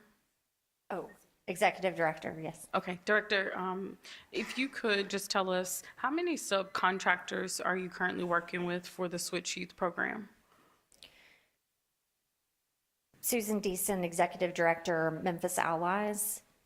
For the Switch Youth Program, the intervention services are provided directly by Memphis Allies staff, and then we subcontract with, I'd have to look to give you the exact number, but we subcontract with 4 organizations, I believe, for our pro-social component of the model. Okay, nice. And can you just state the names of the 4 orgs? So Elite Performance, Heal the Hood, yes, Memphis Athletic Ministries, and Neighborhood Christian Centers. Okay. And for the subcontractors, how does that work for them? Can you just say more about what that subcontract relationship is? Yes. So we contract directly with them to provide support services to high-risk individuals who participate in the Switch Youth Program. So when you are enrolled in Switch Youth, you're provided a case manager, a life coach, a clinical specialist, and these services are directed at high-risk individuals between the ages of 12 to 18. The goal is for each of those participants to enroll in after-school activities or community services that can support their trajectory towards a positive path. So we contract with other organizations to provide those additional services. Thank you for that. And would the bulk of your budget go towards personnel or programming? Say that again, I'm sorry. The bulk of your budget for this program, we can't pull up the documents. I would love for IT to fix this. It's a very important day for our technology to work. So without being able to see your attached documents, is the bulk of your budget programming or personnel? Salaries, yes. And just a closing question. We've talked a lot about the capacity for the organizations that are doing this violence intervention work. Can you just talk more about what are you intentionally doing to be able to help the independent organizations retain their independence and grow as organizations independent of youth villages? Across Memphis Allies, we have partnerships with additional organizations besides those mentioned, and all the organizations mentioned have access to a full-time strategy staff that we hired to work directly with them to help strengthen their boards, to help write strategic plans, and to work together with them to build the capacity to be able to apply for their own grants directly. All right, thank you so much. Is there a Glenda Hicks in the audience? Okay, I've got a comment card from you on several items. Our rules allow you to speak on one item. Is this the item you wish to speak on or a later item? Would you like to speak during this item? Okay, I'd like to, Commissioner Thornton, before we go back to you, I'd like to call the comment card up. Ms. Hicks, if you'll come forward, please. And you'll have 2 minutes to state your name and address on item 50.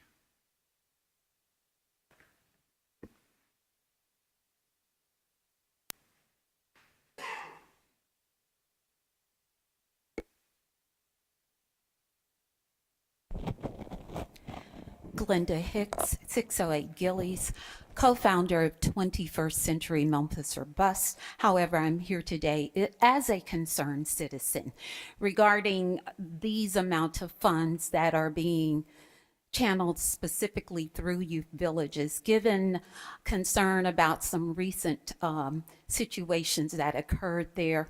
I'm like, have they been fully vetted to handle these funds and adequately share them or dispense them throughout the limited amount of organizations that were named? So as a concerned citizen, yes, putting that much money into that one organization's hands, given the issues that Youth Villages has had, that is a dear concern to me. So I'm questioning whether or not this body has fully vetted to ensure that you all are representing the citizens in the best way. And then also I indicated concerns about the land sales that you all are doing, items 70 and 71. Based on the documentation that I was able to review, those sales are going to an out-of-state individual. They're not profiting the city of Memphis. They're not profiting the residents of Memphis. I could not tell whether they're actual homes or they're simply vacant parcels of land. So that is a dear concern. It amounts to 149 parcels.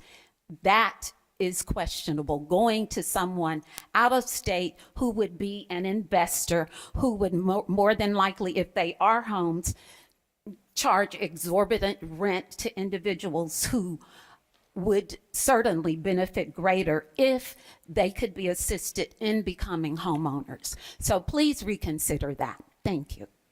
Okay, all right, thank you so much. Commissioner Brooks, I'm going to go to you first before we go back for round two. Commissioner Brooks, you have the floor. Thank you, Mr. Chairman. My comments will be applicable to both 50 and 51, since both of them involve Memphis Allies. Can you all come back up, Memphis Allies?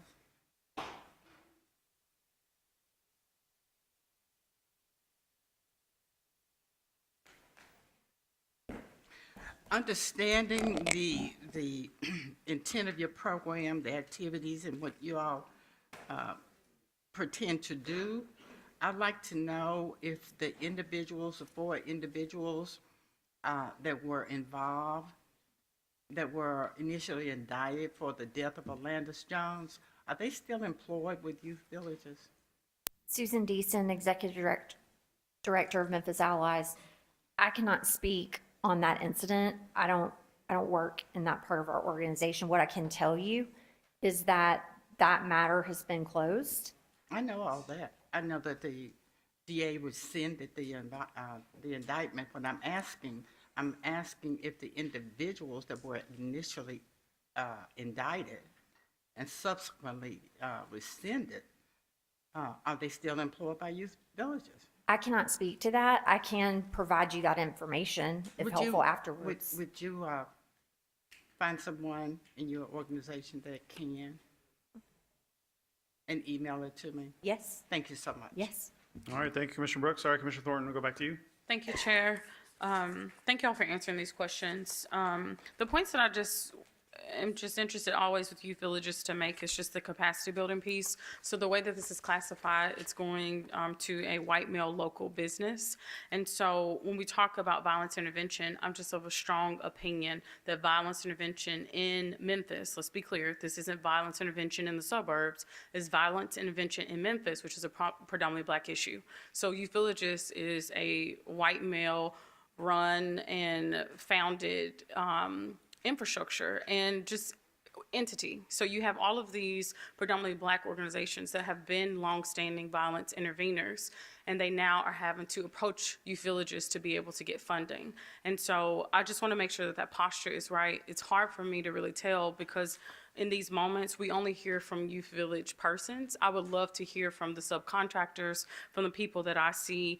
So if Elite, Heal the Hood, ma'am, or what was the other one, Neighborhood Christian Center, if any of those persons are here, it would be helpful to hear from them to just talk about how your partnership to give them access to strategy staff, how that's building capacity for them, what they feel that they need to be able to one day be a competitor to youth villages. Because to me, that's the rightful posture, that here in Memphis, Black-run organizations can stand in competition with majority organizations. The truth of the matter is if we give $1 million to youth villages or we give it to Heal the Hood, the work can get done. It's just a matter of where you're putting the resources. And so that's just lacking for me in these conversations. So I'll give you the floor to be able to answer that. And if there's anyone in the audience that can text in or chime in, it would be super helpful in this moment because we're eerily silent. And I just want to just state to everyone, the reason why we have to raise these questions in these moments is because you're giving literally a competitive advantage to someone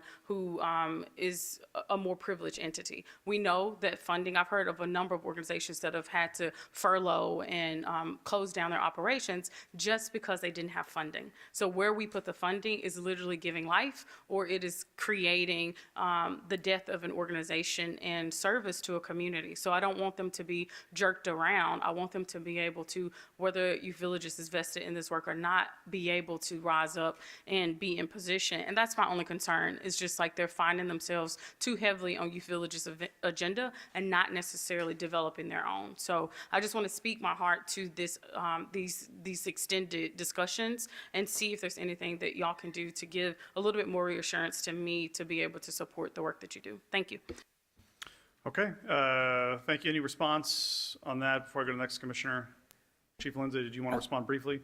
Just briefly, thank you, Chairman Whaley. Alicia Lindsay, Chief Administrative Officer, Shelby County Sheriff's Office. I just want to remind everyone that this is the second year of a 2-year grant from the state of Tennessee. The grant ends June 30th, 2025, and the expenditures have already been spent by Memphis Allies. And when this item came before you on June 2nd, there was a question about how youth villages was selected.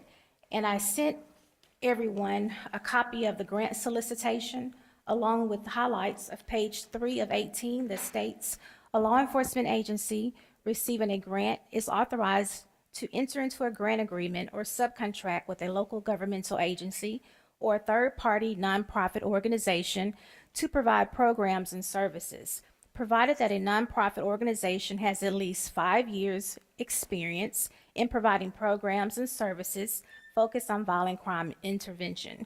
Those programs and services must be evidence-based or research-based and accompanied by monitoring and quality control procedures that ensure that such programs and services are delivered according to the applicable standards. So that is the basis of why. Yes, wonderful. Thank you. And I know we did go through all this as well last time too. All right, Commissioner Sherman. Okay, yes, thank you so much, Chair. And so I guess this is for Dyson. So as far as youth village is concerned, it's a pass-through. And I was wondering, what is the purpose of a pass-through, if you could talk about that? And the other thing I have a question about is how the funds are divvied up between the 4 organizations, Elite, MAM, Heal the Hood, and the Christian Center. Thank you. Susan Deason, Executive Director, Memphis Allies. This grant actually doesn't allow for a pass-through. So these dollars went directly to support the salaries and benefits of the staff who deliver the intervention services. Where this conversation comes into play is that we used our philanthropic funding to solely fund the organizations who provide the support services. And I think that speaks to the investment that we want to make in our community, that we are separate of what is required by this grant, allocating dollars towards smaller organizations to bring them into this space alongside us. And the second question was, how do you determine who gets what as far as these 4 entities are concerned? How do we determine? Example, there are 4 organizations. So is it split, across the board evenly, or how is it that factored in?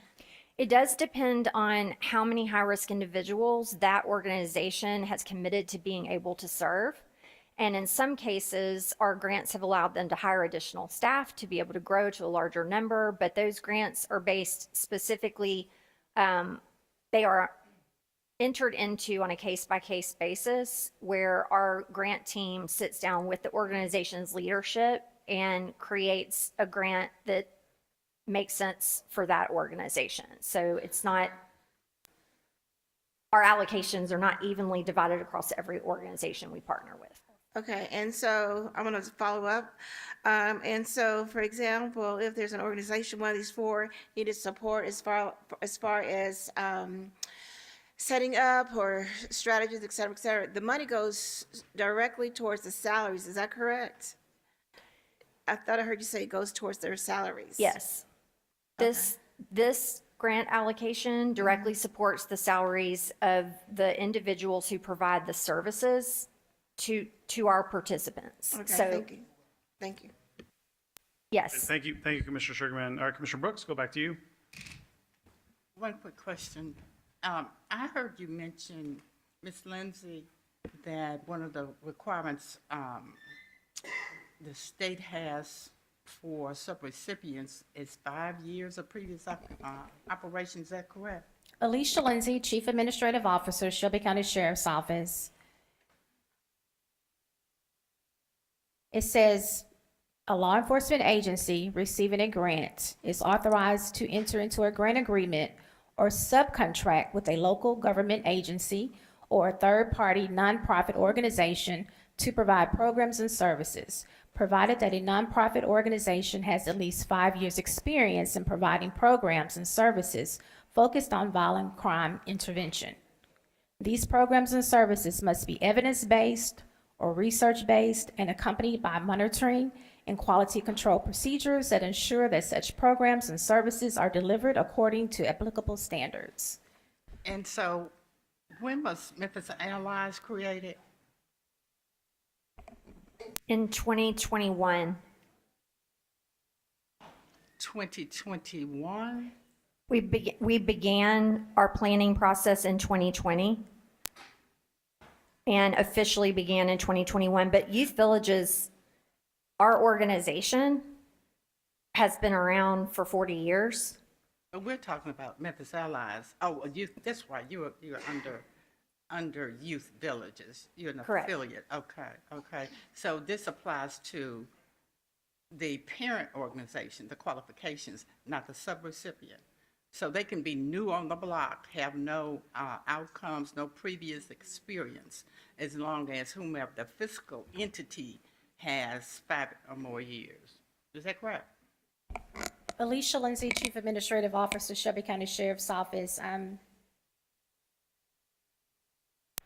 The grant recipient is Youth Villages. Right. Right. So in this case, they do have five or more years of experience. Okay, and violence intervention, exactly what Memphis Allies is doing. Yes. Okay. So Memphis Allies, a new kid on the block, has no experience. However, they can piggyback, if you will, off of the experience of Youth Villages, who has employed them to do the work.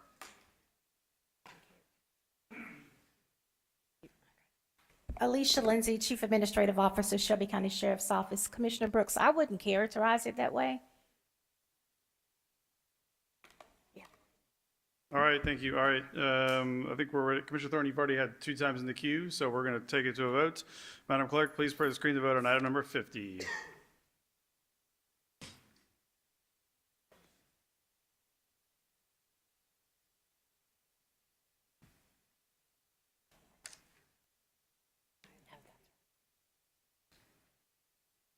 All right, we can close the screen and record the vote.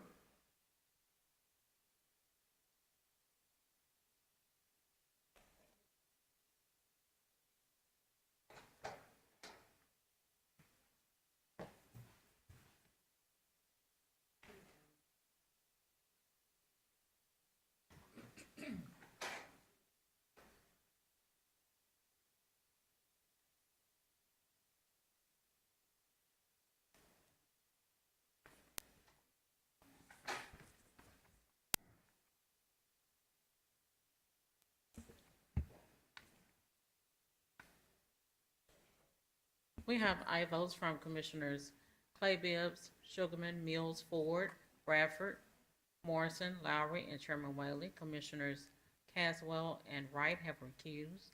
Commissioners Thornton and Brooks have abstained. We have 8 ayes, 2 recused, and 1 abstained. All right, item number 50 passes. We're going to go to 51, and then we're going to go back, Commissioner Brooks, to item 46, if that's okay. All right, number 51. Item 51 comes from the Law Enforcement Corrections and Courts Committee with Commissioner Clay Bibbs as acting chair. Item 51 is a resolution to approve the expenditure of $264,740 for youth villages through its Memphis Allies initiative to implement its Switch Youth program and amend the Youth Villages Agreement. This item requires the expenditure of Shelby County Sheriff's Office grant funds sponsored by Commissioner Erica Sugarman. This item was deferred in June 2nd, 2025 Commission meeting. All right, item 51 is moved by Commissioner Bradford, seconded by Commissioner Sugarman. This item was also deferred in the June 2nd Commission meeting. Any further? Okay, great. Seeing no one on the screen, Madam Sorry, Clerk, please. Chair, my screen has been overrode by IT. So just some follow-up questions. So moving forward, when these items come before us, if y'all could bring the subcontractors, I think that it would just be a goodwill effort. I do see politically that it seems like you have a base of 7, so you don't have to do that. But I just want to say to those subcontractors, please hear that this state grant was only able, and correct me if I'm wrong because this has been brought up in previous commissions, the only applicant that was able to apply for this was youth villages. So what's interesting about this is in contract language, you see this used where the stipulations are so rigid. Look at the Airmark contract where you have to be an operating business, which is prohibited other small businesses from being able to apply. So I think it's interesting. We know the relationship between Shelby County and the state. We see what's happening with the MWBE program. And so there are things that in the dynamics of race and social economics here that I just want us to question. And I just want to speak to the subcontractors. Y'all cannot stay under youth villages forever. It is a disservice to these communities that are asking you to do great work forevermore. Y'all are going to be in these communities. Youth villages may or may not. And so I need the subcontractors to please come represent yourself. Come and talk about what you need. Come and talk about your capacity. Where are you at any given point in being able to compete directly with youth villages? And so I say that to Javante as someone who I know is community rooted. I'm just asking that you would just please just help these organizations be able to find their way, assess where they're weak so that they can get stronger. 5 years of service, it would be really just unimaginable to me that we wouldn't have organizations that have been doing work in this related area of 5 years. So I don't know where in the stipulations they weren't able to qualify, but help them figure that part out for themselves so that they don't again have to only do their work under the umbrella of youth villages. I respect the work that you do. I just know that if you put the money in other places, I can also respect the work that those persons would do. Youth villages is not the only entity that can do this work. It is the only entity that is able to get funding. So that's just a clarification to the public on this topic. Thank you. All right, thank you, Commissioner Thornton. All right, Madam Clerk, please prepare the screen to vote on item 51.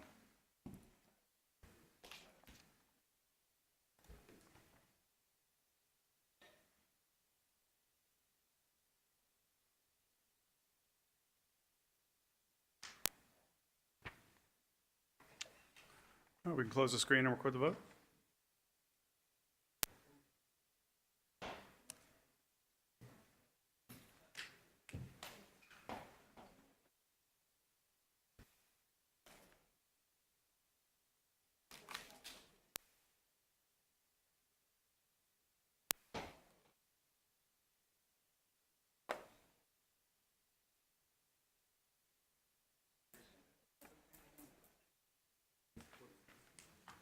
We have aye votes from Commissioners Clay Bibbs, Sugarman, Mills, Bradford, Morrison, Lowry, Avent, and Chairman Whaley. Commissioners Caswell and Wright have recused.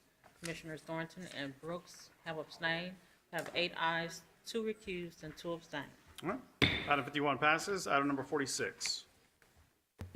Item 46 comes from the Core City Neighborhoods and Housing Committee, which is chaired by Commissioner Brooks. Item 46 is an ordinance, third reading, joint ordinance of the Shelby County Board of Commissioners and Memphis City Council, establishing the Memphis-Shelby County Building Home Program pursuant to the Tennessee Homestead Act within Chapter 281 of the Public Acts of 1985, sponsored by Commissioner Erica Sugarman, Commissioner Brittany Thornton, Commissioner Mikhail Lowry, Commissioner Henry E. Brooks, Commissioner Brandon Morrison, and Commissioner Shante K. Avant. This item was deferred in June 2nd, 2025 commission meeting. This item was moved by Commissioner Bradford and Commissioner Sugarman. May I read the summary into the record? Yes, please read the summary.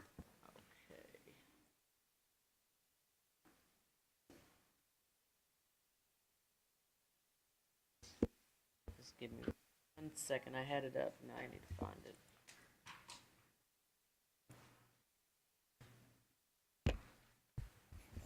This joint city-county ordinance establishes the Building Home Program to operate across Shelby County pursuant to the Tennessee Homestead Act within Chapter 281 of the Public Acts of 1985 and amends Ordinance 345 adopted September 24, 2007.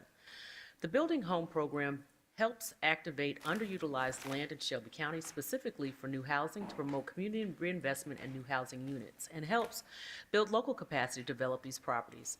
The program also expands loan product offerings to support home ownership and construction activities pursuant to the state of Tennessee requirements. This program will be assumed by the Division of Planning and Development and addresses housing disparities to support improved access to quality affordable housing for residents. Because this ordinance amends purchasing procedures, this item requires a 2/3 vote or 9 votes for approval. All right, thank you. Commissioner Brooks, you have the floor. Thank you, Mr. Chairman. This item was deferred in our June 2nd commission meeting, and I would like to move this item as amended, and also as amended in our previous committee meeting. And I would like to also move an amendment today, and you should have that on your desk. I met with the administration today earlier, and we went over the language, and we saw that there was some couple of errors that we agreed on, and we decided rather than just verbally articulate the amendment, it would be best to put it in writing so that the body should have an opportunity to look at it in context. So I'd like to move that amendment and ask the administration to come forward and maybe give you some context and explanation, please. Okay, all right, yep, we're going to need an explanation of the amendments that, or the amendments you're making today. They'll be able to do that? She has the Okay, amendment, all right, great. If right. you can explain for us what the changes are. Certainly. Thank you, Chair. Dana Shostrom, Division of Planning and Development. We noticed there were a couple of oversights with the implementation plan, specifically in Section 5. There's just a small amendment to clarify the governing body that owns the property, either Shelby County Board of Commissioners or Memphis City Council, are the responsible agency to approve of the disposition of land. And within the ordinance, we changed, we updated, be it further ordained, that ordinance number 345 of the Shelby County Board of Commissioners, adopted September 24th, 2007, is hereby amended to assign functions and duties related to the formerly designated Shelby County Homestead Program to the Division of Planning and Development with concurrence of the Memphis City Council and Shelby County Board of Commissioners. So those were two just minor clarifying points that we wanted to make sure that both agencies were represented. Okay, all right, so Commissioner Brooks moved that amendment. Is there a second? Okay, seconded by Commissioner Bradford. Can we accept that without objection? Objection. Okay, objected by Commissioner Wright. All right, so we're now in discussion on the amendments. We also have a comment card on this item, which may be relevant, so I'm actually going to go to the comment card first, if they're still here. Chris Connolly. Okay, all right, great. Okay, Commissioner Wright. Thank you, Madam Chair. I see some language, I believe, in this amendment that may run it up against the advice that we received in executive session on Wednesday. What page, please? Miss, Okay, Commissioner Brooks.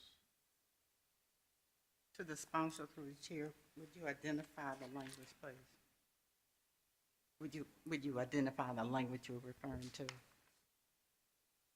I see, if I may, Mr. Chair. Yeah. If I see on page 5, the first line in red speaks to, Is that the implementation plan? Okay, yeah, yes. go ahead.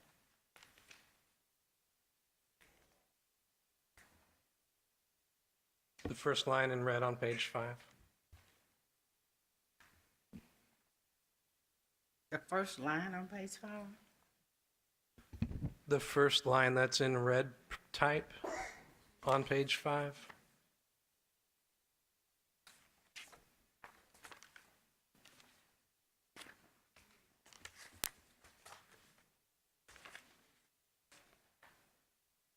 You want to read it? I don't have it.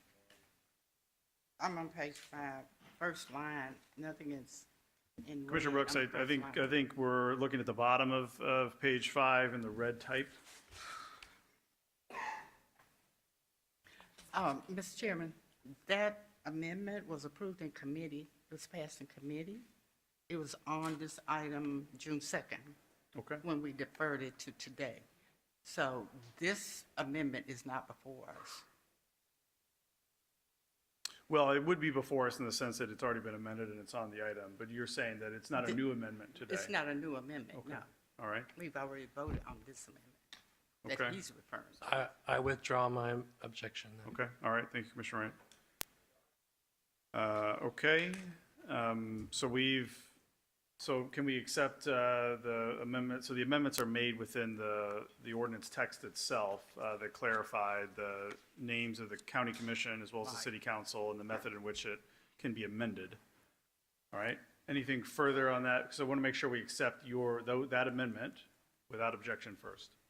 Can we do that without objection? Okay, hearing none, that amendment is on. All right, Commissioner Ford. Thank you. I support the item, and since I see Ms. Ingram there, she was a reviewer. I'm looking at page 1, 2, 3, 4, 5. It says, be it further ordained that this joint ordinance requires a 2/3 vote. So could you explain why it requires a 2/3 vote, please, this particular item? Marcy Ingram, County Attorney's Office. If I may start with, I had not had a chance to review these amendments, so I did not sign off to them as to legality. I don't know if another attorney reviewed these, but I had not. Marcy, The you ones can that are on refer page to, 5.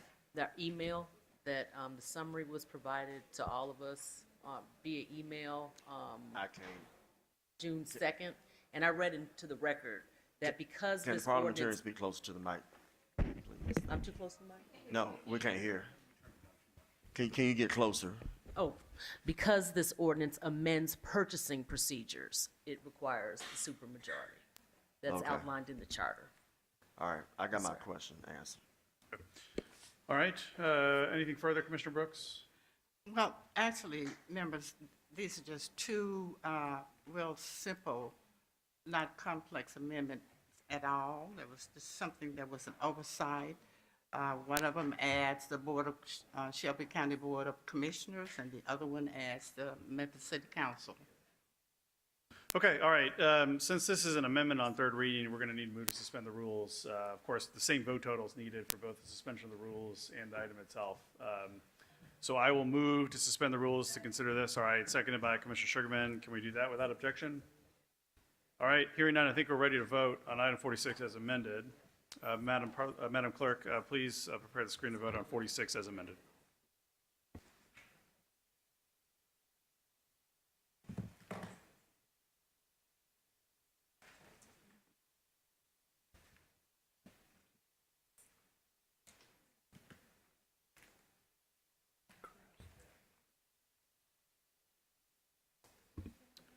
All right, we can close the screen and record the vote.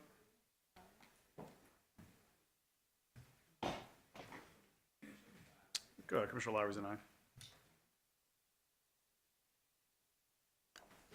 Mr. Connolly, I apologize. I forgot to come back to you. We'll still do it after we tally this up.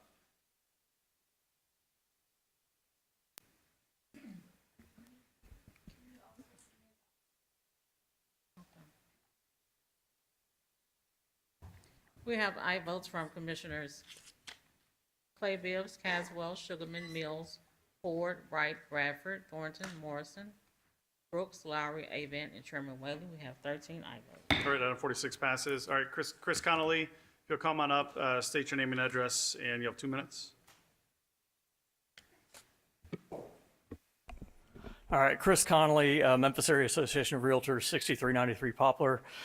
Chairman, Commissioners, thank you for the opportunity to speak. MAR, along with the rest of the Housing Task Force initiated by Mayor Young, have been working closely with the Department of Planning and Development for over a year to find practical, equitable solutions to our region's housing shortage. The Building Homestead Reauthorization Ordinance is a product of that work, and we strongly support it. We appreciate you guys taking it up, doing the work, and getting it passed. Hopefully it means that we can move on to actually getting some missing middle and workforce housing built in our community. So thank you very much. Okay, thank you. All right, Madam Parliamentarian, we're gonna skip these FY26 items for now, and let's pull up item 55. Item 55 comes from the Budget and Finance Committee, which is chaired by Commissioner Clay Bibbs. Item 55 is a resolution to amend the Shelby County Chancery Court FY 2025 General Fund Operating Budget in an amount not to exceed $90,796, reflecting revenue collections, and to amend the FY 2025 Position Control Budget, increasing salary and fringe benefits for 14 full-time employees. Sponsored by Commissioner Miska Clay Bibbs, this item was sent down without recommendation in June 18, 2025 committee meeting. Okay, item 55 is moved by Commissioner Ford, second by Commissioner Thornton. Commissioner Clay Bibbs, can we have a committee report? This item was sent down without a recommendation. Okay. We have anyone here, anyone wish to comment on this item? All right, seeing none, Madam Clerk, please prepare the screen to vote on item 55.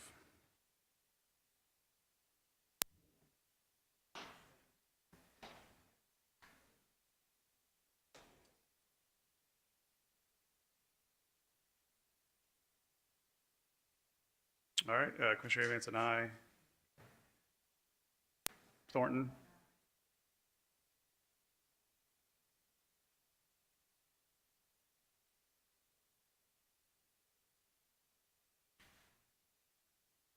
Okay, if we've got everyone, we can close the screen and record the vote.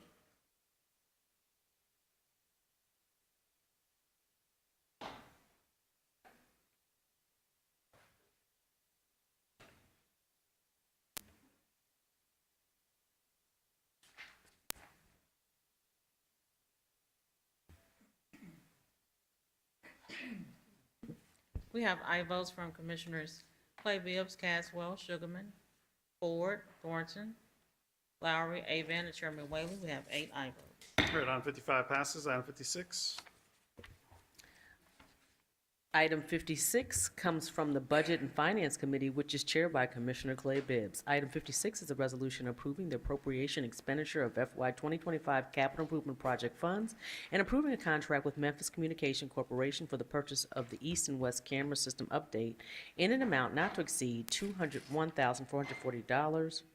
$444.20 to commence upon execution through June 30th, 2025, with the option to renew for 2 additional one-year periods, sponsored by Commissioner Miska Clay Bibbs. This item was sent down without recommendation in the June 18th, 2025 committee meeting. All right, item 56 is moved by Commissioner Sugarman and seconded by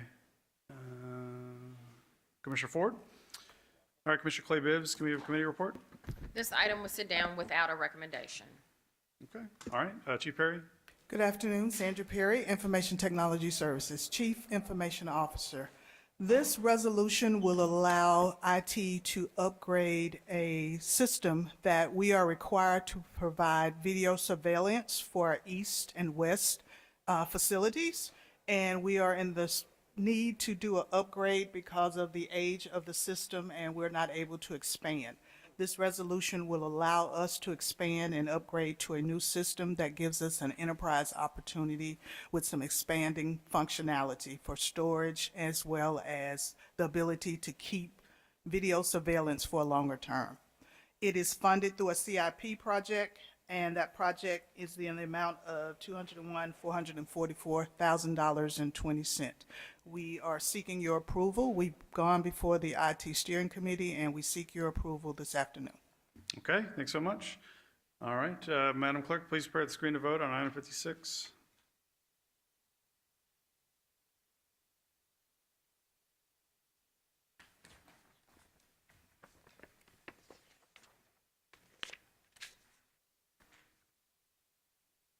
All right, we can close the screen and record the vote.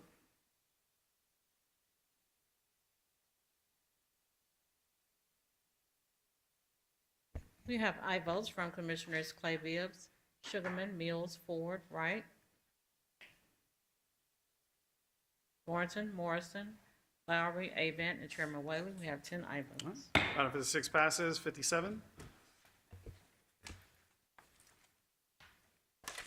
Item 57 comes from the Budget and Finance Committee, which is chaired by Commissioner Clay Bibbs. Item 57 is a resolution approving the appropriation and expenditure of FY 2025 capital improvement project funds and approving a contract for the purchase of Cantech proxy door system from Memphis Communication Corporation in an amount not to exceed $329,070.15 to commence upon execution through June 30th, 2025, with the option to renew for 2 additional one-year periods. Sponsored by Commissioner Miska Clay Bibbs, this item was sent down without recommendation in June 18th, 2025 committee meeting. All right, thank you. Item 57 is moved by Commissioner Sugarman, seconded by Commissioner Morrison. Commissioner Clay Bibbs, can we have a committee report? This item came down without a recommendation. All right, thank you. Chief Perry? Sandra Perry, CIO, IT Services. This resolution also is another one of our resolutions under CIP that we're needing to upgrade some of our operational facilities. We provide the proxy door locks for Shelby County government, and that system has aged out as well. And we are requiring and seeking approval to upgrade to some of the new enterprise solutions, which will allow us additional functionality and the ability to remotely continue to manage our proxy doors for Shelby County government. This is a CIP-approved project. IT Steering Committee has approved this project, and we're seeking your approval as well. Thank you. Any Okay, questions? all right, thanks, Chief. All right, Madam Clerk, please prepare the screen to vote on item 57.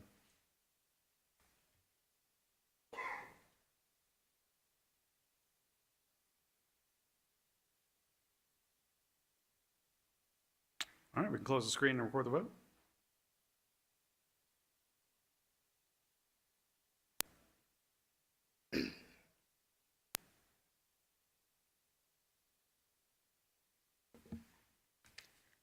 We have aye votes from Commissioners Clay Bibbs, Sugarman, Mills, Ford, Wright, Thornton, Morrison, Lowry, and Chairman Whaley. We have 9 aye votes. Item 57 passes. Item 58. Item 58 comes from the Budget and Finance Committee, which is chaired by Commissioner Clay Bibbs. Item 58 is a resolution approving the purchase of Qualis vulnerability, management subscription from Secutor in a total amount not to exceed $85,100.40, with the option to renew for 2 additional one-year periods where the list price shall not exceed 5% over the prior year renewal. This item requires the expenditure of FY 2025 Information Technology Services Internal Service Funds in an amount not to exceed $85,100.40, sponsored by Commissioner Miska Clay Bibbs. This item was sent down without recommendation in June 18th, 2025 committee meeting. Thank you. Item 58 is moved by Commissioner Sugarman, seconded by Commissioner Ford. Commissioner Clay Bibbs, what do you say? This item was sent down without a recommendation. Okay, very good. Chief Perry? Sandra Perry, CIO, Information Technology Services. This vulnerability scanning falls into the category of security and compliance. We do external with a third-party vendor for our vulnerability scans in regards to any transactions that have to do with PCI. PCI creates the credit card transactions for us, and we partner with a third party in allowing us those vulnerability scans for any risk and remediations and to maintain that compliance. So this resolution will allow us to actually move forward with that renewal, and it is identified in our internal service fund for $85,100, and we're seeking your approval as well this afternoon. Okay, thank you. All right, Madam Clerk, please prepare the screen to vote on item 58.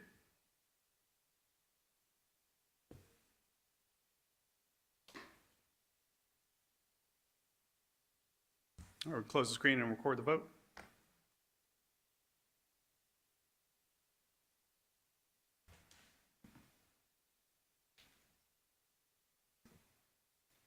We have aye votes from Commissioners Clay Bibbs, Sugarman, Mills, Ford, Wright, Thornton, Morrison, Lowry, Avon, and Chairman Whaley. We have 10 aye votes. Item 58 passes. Item 59. Item 59 comes from the Budget and Finance Committee, which is chaired by Commissioner Clay Bibbs. Item 59 is a resolution approving the purchase of Trend Micro Vision 1 Endpoint Security and Vision 1 Attack Surface Risk Management from Technologics, Inc., in a total amount not to exceed $113,151.04, with the option to renew for 2 additional one-year periods, where the list price shall not exceed 5% over the prior year renewal. This item requires the expenditure of FY 2025 Information Technology Services General Funds in an amount not to exceed $113,151.04, sponsored by Commissioner Miska Clay Bibbs. This item was sent down without recommendation in June 18th, 2025 committee meeting. All right, thanks so much. Item 59 is moved by Commissioner Ford, seconded by Commissioner Bradford. Commissioner Clay Bibbs. This item was sent down without a recommendation. All right, thank you. Chief Perry. Sandra Perry, CIO, Information Technology Services. This last item is a security-related item as well. This is how we actually protect our endpoints, which include our desktops, our servers, and things of that nature. We use Trend Micro to create all of the security protocols that we need for our endpoint protection. It provides us with vulnerability scanning as well from our endpoints. It is actually been approved by our IT steering committee. It is an item that is funded from our FY25 general budget, and we also this afternoon seek your approval to proceed. Thank you. Okay, thank you very much. All right, Madam Clerk, please prepare the screen to vote on item 59.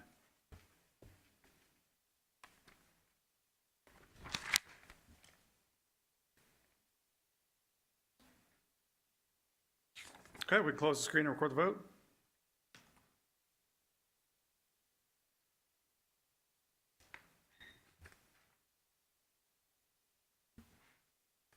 We have aye votes from Commissioners Clay Bibbs, Sugarman, Mills, Ford, Wright, Bradford, Thornton, Morrison, Lowry, and Chairman Whaley. We have 10 aye votes.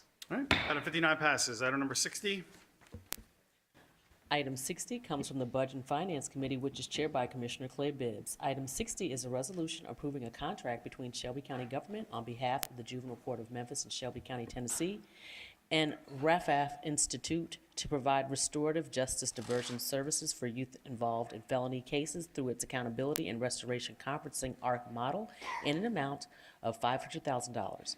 Said contract shall commence upon execution through June 30th, 2025. This item requires the expenditure of fiscal year 2024 Sheriff's Office to the Juvenile Court Judges Operating and Maintenance FY25 Opioid Settlement Funds in an amount not to exceed $500,000, sponsored by Commissioner Charlie Caswell, Jr. This item was sent down without recommendation in June 18th, 2025 committee meeting. Okay, thanks. Item 60, moved by Commissioner Sugarman, seconded by Commissioner Ford. Commissioner Clay Bibbs on the committee report. This item was sent down without a recommendation. All right, we have a report on this item. Stephanie Hill, Chief Administrative Officer, Juvenile Court. This item is one of the 6 programs that were a part of the $1.8 million the Juvenile Court was awarded last year. And so this is the contract piece of those 6 programs that we brought before Commission last summer. Okay, thanks so much. All right, Commissioner Thornton. Thank you, Chair. I have a lot of respect for this particular entity, and I just want to applaud Juvenile Court for the way that you're really finding not even new talent, just kind of underfunded talent that has been doing high quality work. I see that a lot in your subcontract recipient. So kudos to you, bless you.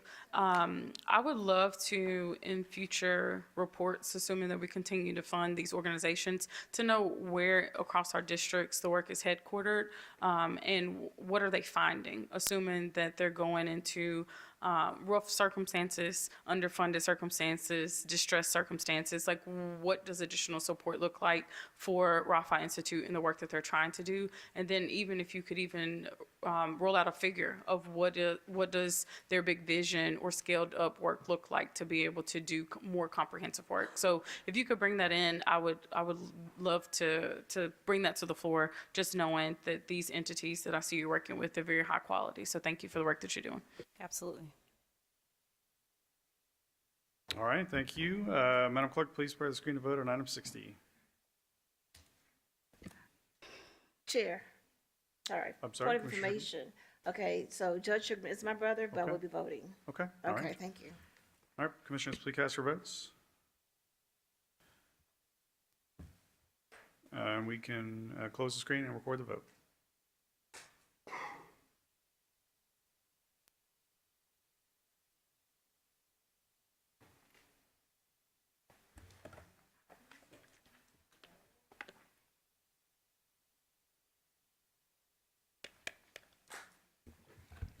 We have aye votes from Commissioners Sugarman, Mills, Ford, Wright, Bradford, Thornton, Lowry, Avon, and Chairman Whaley. We have 9 aye votes. All right, item number 60 passes. Commissioners, we're going to skip 61, 62, bring those back up when we take FY 26. So please read item 63.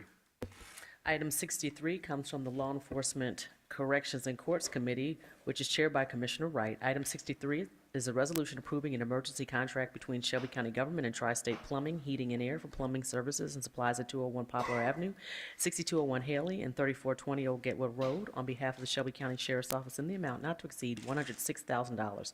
This item requires the expenditure of fiscal year 2025 general funds in the amount not to exceed $106,000, sponsored by Commissioner McWright. This item does not meet requirements of the permanent rules and was an add-on in June 18, 2025 committee meeting.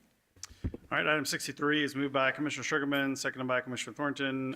Commissioner Wright, can we have a committee report? Yes, this comes down with a favorable recommendation. Okay. Is there a motion to suspend the rules to hear this item today? All right, moved by Commissioner Ford, seconded by Commissioner Sugarman. Can we do that without objection? All right, hearing none, item 63 is properly before us. You're good? Okay.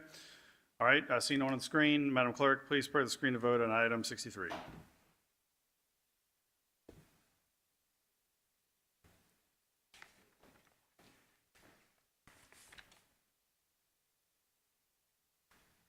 All right, we can close the screen and record the vote.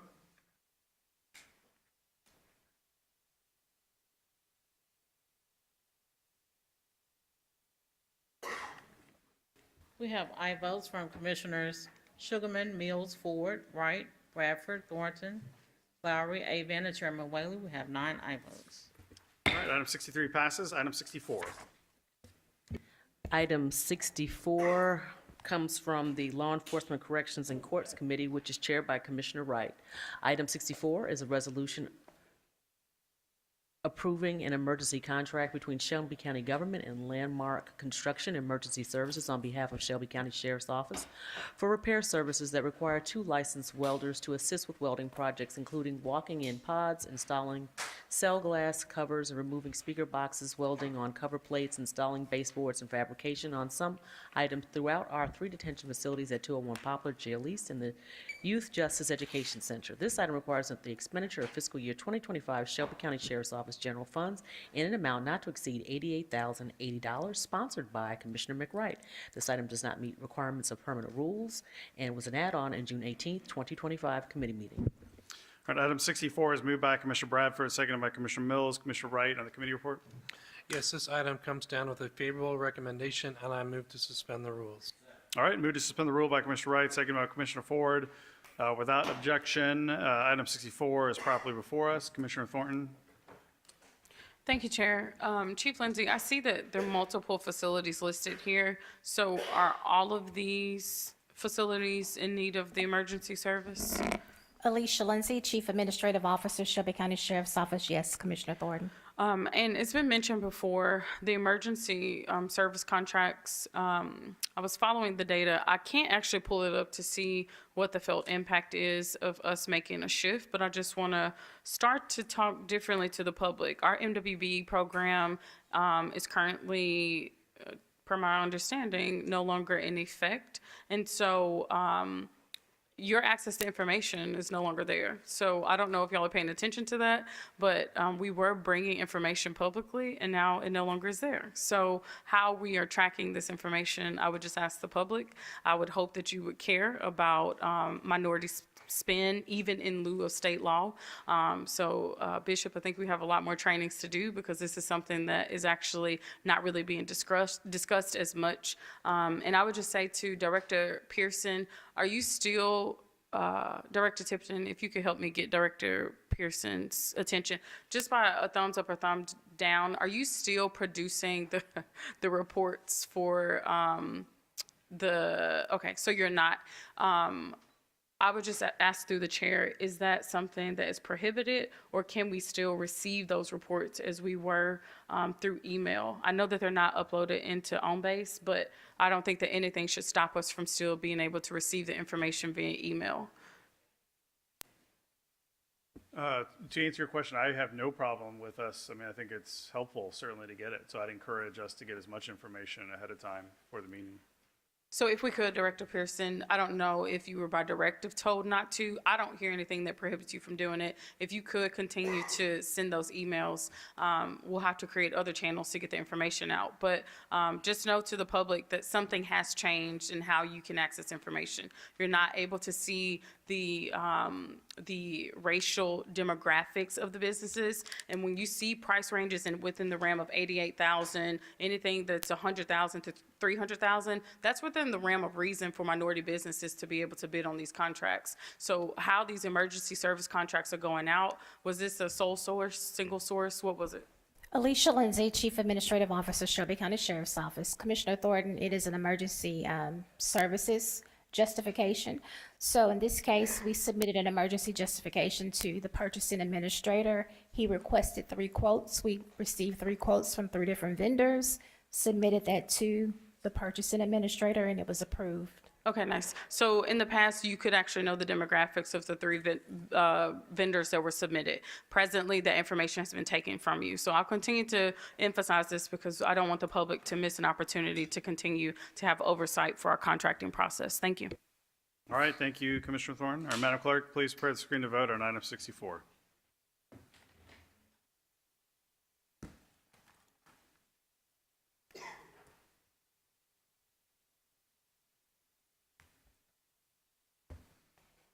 All right, we can close the screen and record the vote.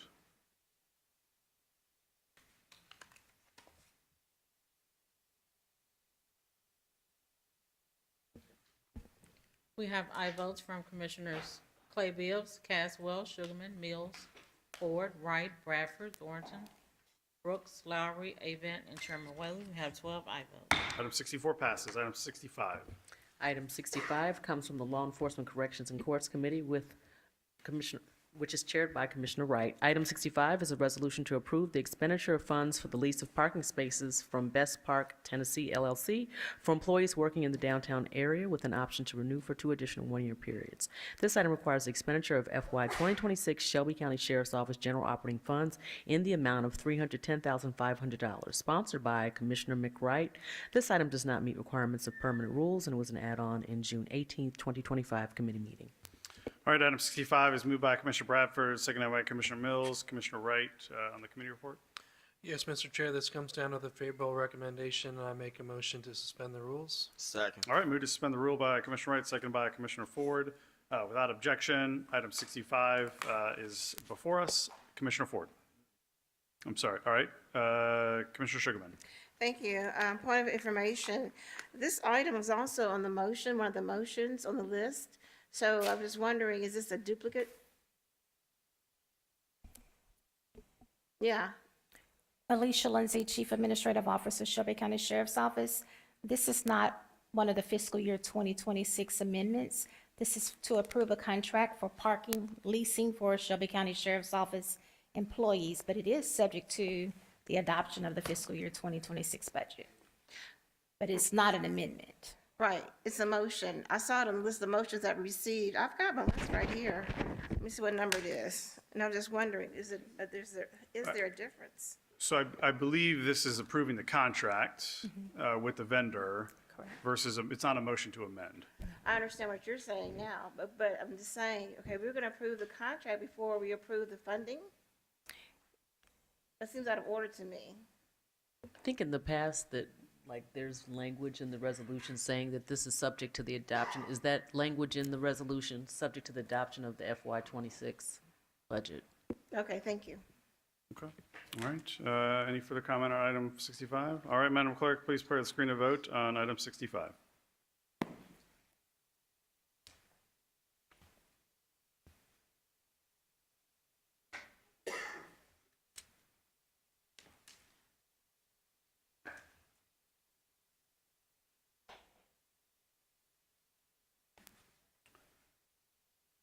All right, we can close the screen and record the vote.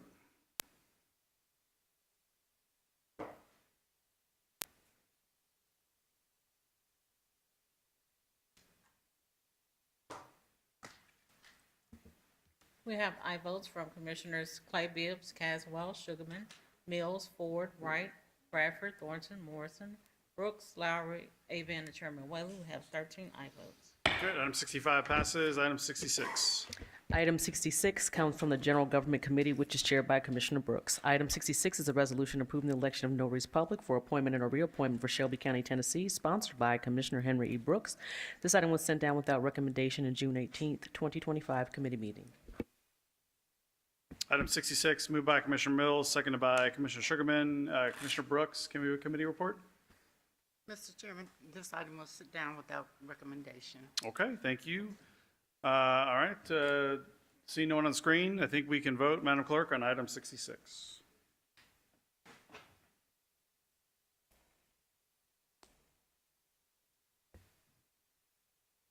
I can close the vote and record, or sorry, close the screen and record the vote.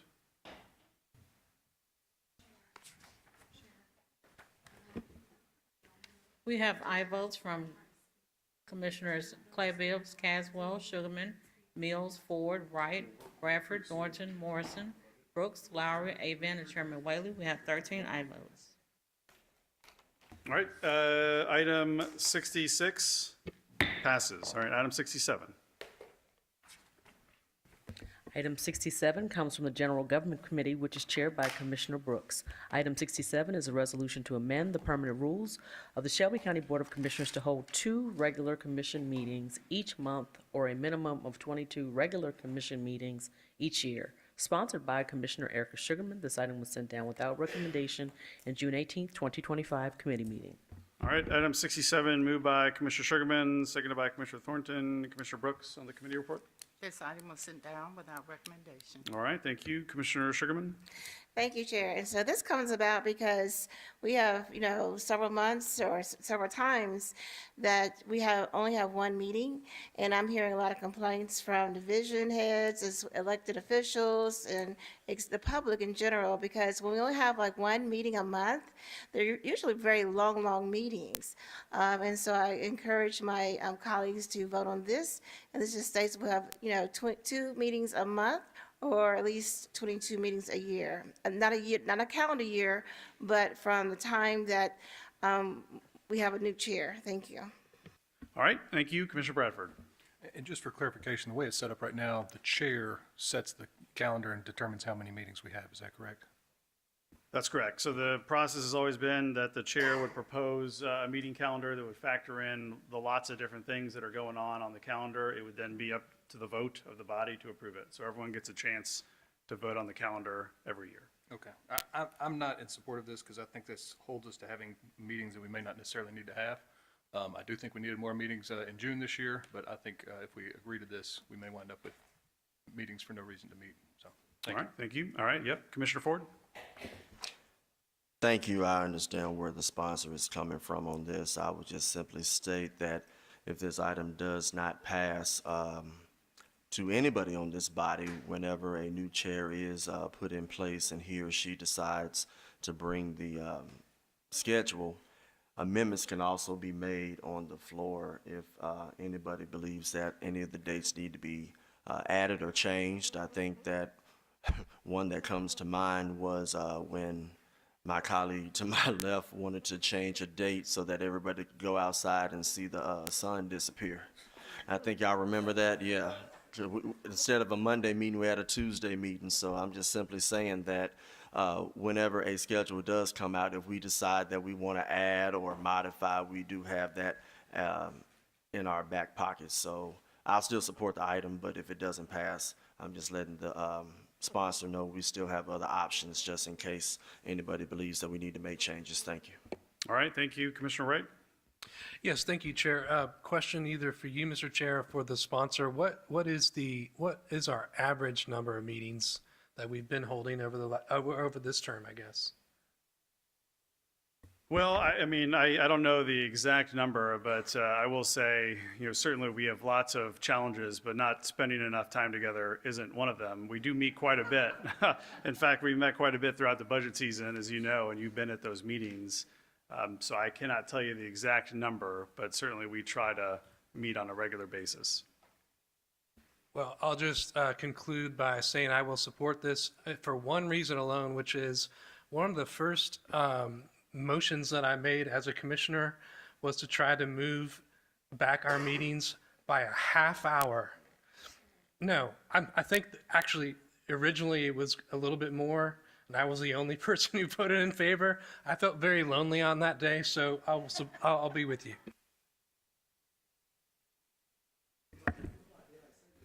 All right, okay. Seeing no one else on the screen, Madam Clerk, we can prepare the screen to vote on item 67.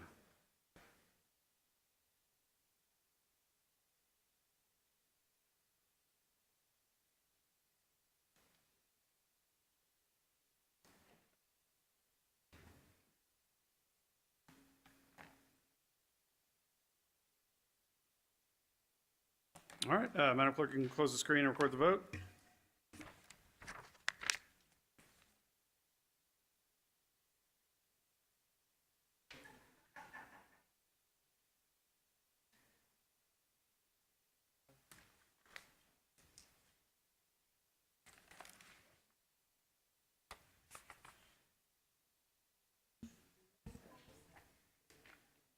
We have aye votes from Commissioners Caswell, Sugarman, Ford, and Wright, Commissioners Clay Bibbs, Mills, Bradford, Thornton, Morrison, Lowry, Avon, and Chairman Whaley have voted no. Commissioner Brooks has abstained. Have 4 ayes, 8 noes, and 1 abstain. All right, item 67 fails. Item 68. Item 68 comes from the General Government Committee, which is chaired by Commissioner Brooks. Item 68 is a resolution approving contractual services from the Electronic Responsible Recyclers, ER2, for the destruction of 1,593 TSX Diebold Dre voting machines and 664 electronic poll books, EPBs. This item requires expenditure of FY 2025 funds in the amount of $374,875, sponsored by Commissioner David C. Bradford Jr. and Chairman Michael Whaley. This item was sent down without recommendation in June 18th, 2025 committee meeting. All right, thank you. Item 68 is moved by Commissioner Sugarman, seconded by Commissioner Bradford. Commissioner Brooks on the committee report. This item was sent down without recommendation. All right, thank you. Okay, Mr. Young. Okay. Joe Young, Chief Deputy Administrator at Shelby County Election Commission, Project Manager. Commissioners, good afternoon. I am here to represent the Election Commission. We are requesting an appropriation resolution for the sum of $374,875 for the purpose of destroying the voting equipment that has been decommissioned and declared obsolete by the Shelby County Election Commission pursuant to TCA 2-9-119 that was signed into law by the governor last year, wherein he declared that the Election Commission has sole responsibility for the selection of voting equipment that are used in public elections, and that the Election Commission is responsible for the secure destruction of that equipment. As you know, this is not the first time that we've come before you for this resolution, and I would like to share with you several developments that have occurred since that last time that we were here. One is that your body passed a resolution in 2023 requesting answers to 12 questions before the destruction of any equipment. In compliance with that request, I submitted to the commissioners the answers to the relevant questions, and I did not get a response back, so I'm assuming, hopefully, properly assuming that the answers that I provided were satisfactory. The other item, as I said, the governor in April of last year signed a bill into law, Senate Bill 2587, that established the Election Commission as having the sole authority as far as the selection of voting equipment, as well as for the secure destruction of the equipment that had been declared decommissioned, retired, and obsolete. So we're pursuing it on those bases. But there are a couple of other matters that I would like to bring to your attention that are different. The previous time that we presented, it was as a result of an RFP that was issued. We only had one company to respond. The commission decided not to act on the resolution, and after 6 months, due to purchasing policies, we had to declare the bid stale. So that has changed. We're asking for a single source contractual arrangement with environmental responsible recyclers. The other matter is that the impact, the fiscal impact of this has significantly changed. The only company, the R2, that submitted a quote was for $374,875. Since that time, almost each month, in order to securely store the equipment, it costs $10,000 each month. So since 2022, the county has been paying $9,000 some odd dollars per month in order to securely store the equipment. If there's any delay, it will incrementally increase $10,000 each month for that storage of that equipment. And as you're probably aware, anytime you store secure equipment for a prolonged period of time, you increase the risk of something happening where that security is violated. So at this point, as of today, the cheapest deal that you're going to get on what would have cost $375,000 is going to be almost $750,000. So I beseech you, implore you to pass this resolution, but I also want to bring to mind that as a gesture of goodwill on the Election Commission's part, we did answer the questions that you asked. I personally answered all of those questions that are relevant to the process that we're undergoing presently. So, and I do have Chairman Luttrell here, if he wanted to say a word. Okay.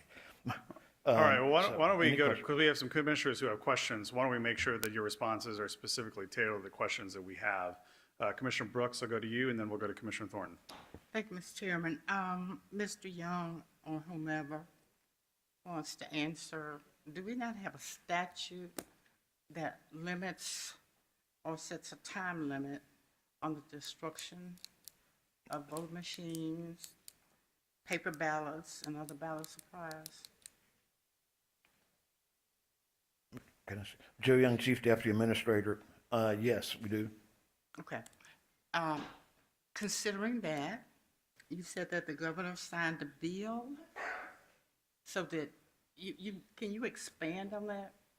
I'm Because sorry. that means you have two conflicting bills out here. I'm sorry, I didn't understand your question, Commissioner. Well, you said that the governor signed a bill, and we do, you agree that we have an existing statute that prohibits the destruction of old machines, ballot supplies, ballots, et cetera, et cetera. So that, considering that, in that context, we got two bills out here with two different things. Okay, so I understand help your me. question. Joe Young, Chief Deputy Administrator, Shelby County Election Commission. The statute that you're referring to refers to things such as the tapes and other material related to the election. And those things, and I was trying to keep those matters separate because they are different than what we're proposing right now. We're not proposing the destruction of any of those materials at all. And as I stated, there was a question regarding the voting machine tapes.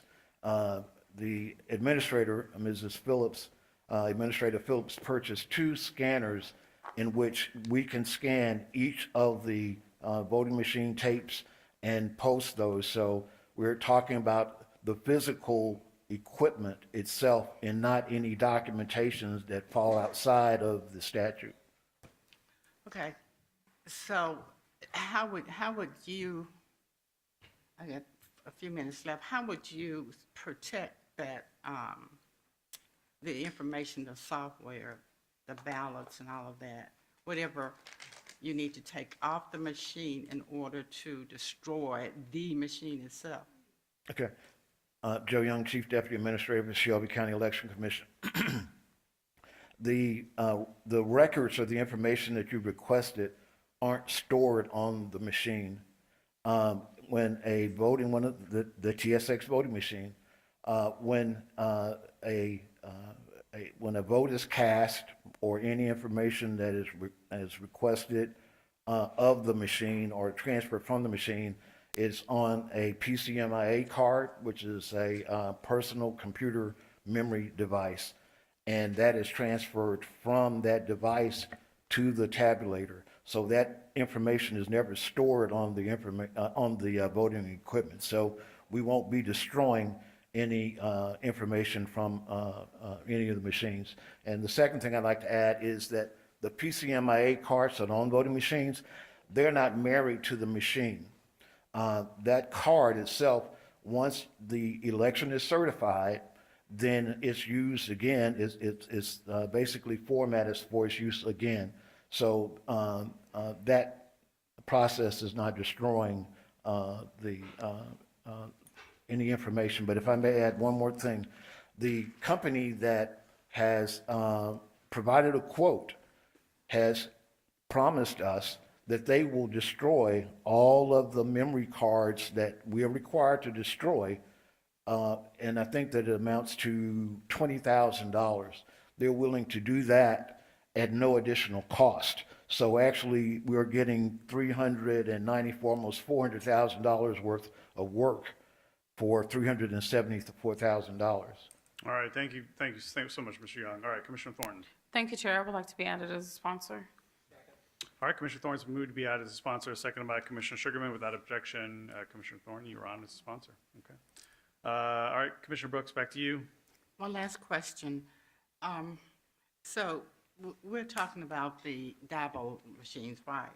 And if I can remember back correctly, there has been numerous publications in reference to the Dabo machine and all of the problems and so forth and so on. And I particularly remember in 2014, there were numerous issues, a couple of lawsuits. So I'm just, I understand the storage issue and the amount of money it takes for that, but you're talking about memory cards. I'm just wondering whether or not we can accurately know that we've taken the information, all of the information out of those old machines, that inefficient machines, and have that stored so that we can refer back to it if we need to in a lawsuit. Okay. Joe Young, Chief Deputy Administrator, Shelby County Election Commission. That information is never retained on the voting machine. That information is retained on the server, and the reason that we did not answer the question regarding the server is because we're not destroying the server at that time. So there's nothing being destroyed. One, you have several backups of that. One, you have the tapes that we intend to scan in.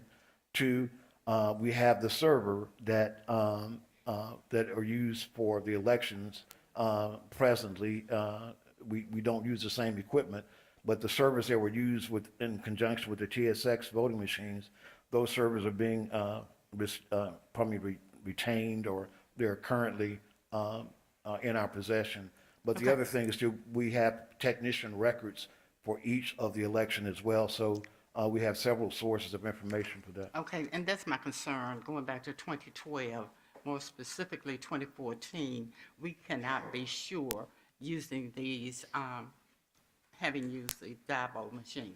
Okay. And it's, Sure. it's documented nationally how those machines were so inefficient, easily hacked, and just not efficient for public use. Okay. But again, I understand, and thank you for your answer. All right, thank you, Commissioner Brooks. Thank you again, Administrator Young. Madam Clerk, please prepare the screen to vote on item 68.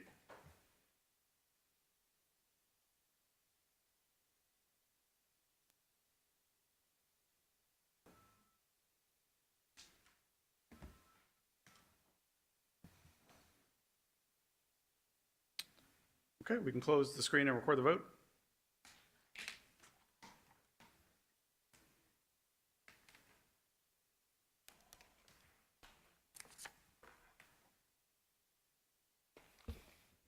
We have aye votes from Commissioners Clay Bibbs, Sugarman, Mills, Ford, Wright, Bradford, Thornton, Morrison, and Chairman Whaley. Commissioner Brooks has abstained. We have 9 ayes and 1 abstain. Item 68 passes. All right, thanks all very much. Item 69. Thank you, Commissioners. Item 69 comes from the Core City Neighborhoods and Housing Committee, which is chaired by Commissioner Brooks. Item 69 is a resolution approving the sale of 34 county-owned delinquent tax parcels acquired by Shelby County from various Shelby County tax sales to identified purchasers at various prices, collectively totaling $134,983.75 pursuant to Tennessee Code Annotated Section 67-5-2507, and authorizing the Shelby County Mayor to execute reclaimed deeds. Sponsored by Commissioner Henry E. Brooks. This item was sent down without recommendation in June 18th, 2025 committee meeting. Thank you. Item 69 is moved by Commissioner Sugarman, seconded by Commissioner Bradford. Commissioner Brooks on the committee report.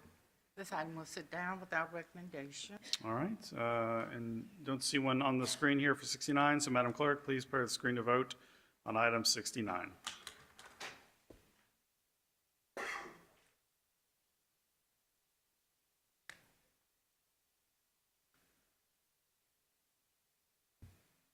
All right, we can close the screen and record the vote.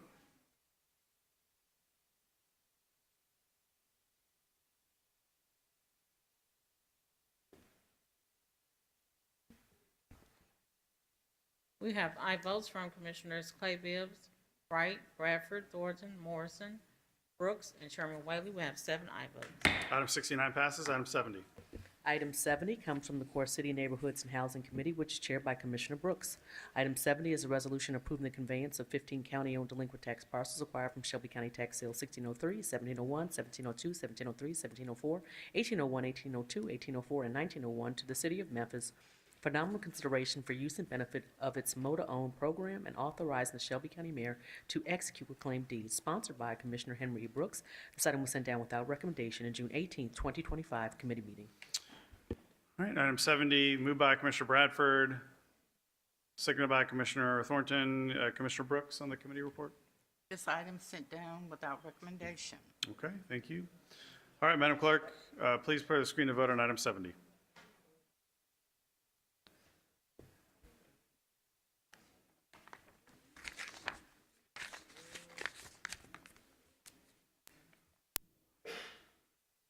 All right, we're going to need a few more commissioners if you're out there.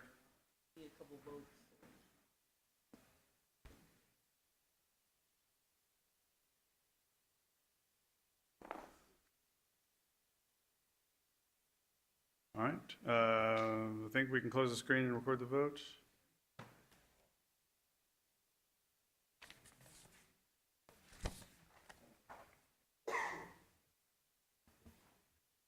We have aye votes from Commissioners Clay Bibbs, Ford, Wright, Bradford, Thornton, Morrison, Brooks, Lowry, and Chairman Whaley. We have 9 aye votes. Item number 70 passes. Item 71. Item 71 comes from the Core City Neighborhoods and Housing Committee, which is chaired by Commissioner Brooks. Item 71 is a resolution correcting the resolution approving the sale of 111 county-owned delinquent tax parcels acquired from various Shelby County tax sales to identified purchasers at various prices collectively totaling $192,280.61 pursuant to the sale provisions of Tennessee Code annotated Section 67-5-2507, and authorizing the Shelby County Mayor to execute reclaim deeds to resolution approving the sale of 111 delinquent tax parcels acquired by Shelby County from various Shelby County tax sales to identified purchasers at various prices collectively totaling $192,940.61 pursuant to Tennessee Code annotated Section 67-5-2507, and authorizing the Shelby County Mayor to execute a quitclaim deed. Sponsored by Commissioner Henry E. Brooks, this item was sent down without recommendation in June 18, 2025 committee meeting. All right, item 71, moved by Commissioner Bradford, seconded by Commissioner Thornton. Commissioner Brooks on the committee report. This item was sent down without recommendation. All right, thank you. Commissioner Wright. Mr. Chair, unless I'm mistaken, indentified is not a word. Let's correct that to identified. Yes. All right, moved by Commissioner Wright to correct the spelling of identified, seconded by Commissioner Bradford. Can we do that without objection? All right, hearing none, that is so amended. Commissioner Thornton. Thank you, Chair. Just as a point of information, because I didn't get to mention it in the previous item, the Motor Own program is an active program. So please tell people on the city side, you want to reach Mr. Carlton Osborne. I know that there's been a lot of confusion about that program, but it is active. Nonprofits can apply, and you do need to apply for the program before you start to get credited cuts towards the program. So just want to clarify that we did bring that information to committee, and it was very useful. So thank you to Mr. Osborne and the City of Memphis Real Estate Department. All right, thank you, Commissioner Thornton. Okay, Madam Clerk, please prepare the screen to vote on item 71.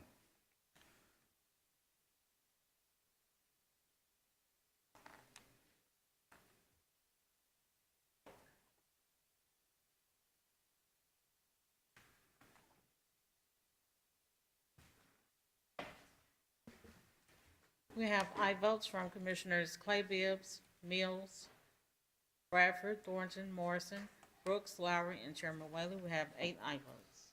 All right, item 71 passes. All right, I think it's main event time. Yeah, we ready? All right, Commissioner Clay Bibbs, Madam Budget Chair, this is how I'd suggest we approach this, but I'm going to defer to you so that we can try to ensure we have it all locked in properly. So I would, just a reminder to the audience to please keep the voices down so we can make sure we can hear each other. Madam Budget Chair, I would suggest we first take the resolution adopting the recertified rate, which is item 62, because that's a statement of fact. We have to accept it as it's been presented. Then I would suggest we go to the operating budget, which is item 52. And then we can look at any carry forward. Right now, that's item 61, which is some carry forward. And if there's any other carry forward we need to look at, we can do it at that point. And then 53, the 1-year capital, number 54, the 5-year capital, and then finally 47, the tax rate. How's that sound? An easy one first, and then the most That's right. difficult one That's right. second. We work our way up. All right, Madam Parliamentarian, please read item 62. Item 62 comes from the Budget and Finance Committee, which is chaired by Commissioner Clay Bibbs. Item 62 is a resolution setting the certified tax rate at $2.6933 or 69.33 cents for Shelby County, Tennessee for tax year 2025, fiscal year 2026. Sponsored by Commissioner Miska Clay Bibbs. This item was an add-on in June 18th, 2025 committee meeting. All right, item 62 is moved by Commissioner Thornton, seconded by Commissioner Bradford. Commissioner Clay Bibbs on the committee report. This item came down with a favorable recommendation. Okay. Commissioner Ford. Thank you. I need the trustee. Just a couple of questions, trustee. Number one, is this, I've seen the information, but I just want to make sure I hear it from you. 2 things. Number one, is this what you, as the elected trustee, see as the certified tax rate that the comptroller approved. And then number two, as we go through this process, can you reiterate the conflicts that the technology that we have will have if a group of county commissioners desire to put in this rate, not putting in a tax increase? So I know there was a correspondence you gave. In the past, we were only able to go 2 digits past the decimal point, but you sent us something stating that there might be some conflicts in the technology and you want to have a fail-safe so that we can, when we get to the next item, we can be prepared accordingly. So if you can just answer those two questions. Is this what was voted on, well, approved by Nashville? And number two, could you explain again what you sent us regarding the decimal points and all of that? Regina Newman, County Trustee. As per the last time we had a certified rate or a recapture rate from the state, they do it in as many digits as they come up with. So whether it's 2 digits after the decimal point, 3 or 4, as long as you don't go over that, you are not implementing a tax increase. So there are systems such as ours has been in the past and ours still is today, where you only have 2 digits. So you are entitled to do 2.6933 as that is the rate they sent, or 2.69, however many digits you are available to do. And then you set your tax rate after the certified rate to be what it is. I'm going to reiterate what I wrote to you earlier today, and that is that due to issues and delays with our vendor, which we have been struggling with for some time, their responsiveness is not to the point where I would recommend to you that you do more than 2 digits after the decimal point for a tax rate. We have been running dual systems, the old one and the new one, for several months.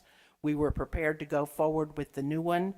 A full test has not been able to be performed without a glitch.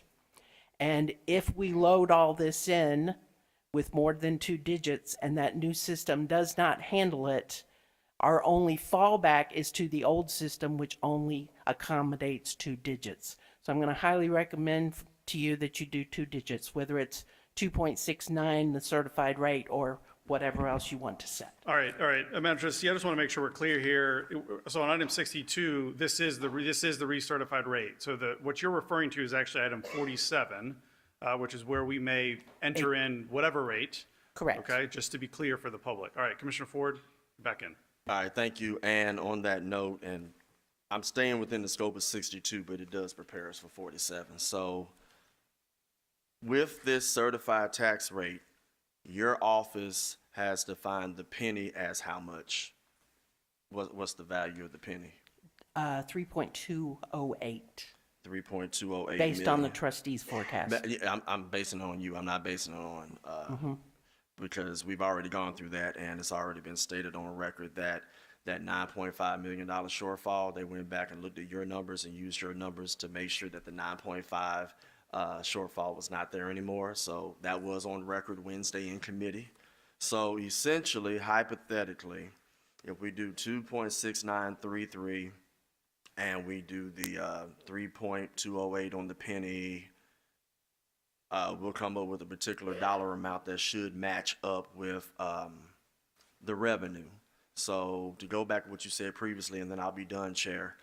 I know we'll get to this in another item, but taking what the trustee said in the first 3 minutes, if I do a quick calculation regarding that 0.33, let's say that this body hypothetically decides to only do 2 digits. So let's say that 2.69 hypothetically is the number.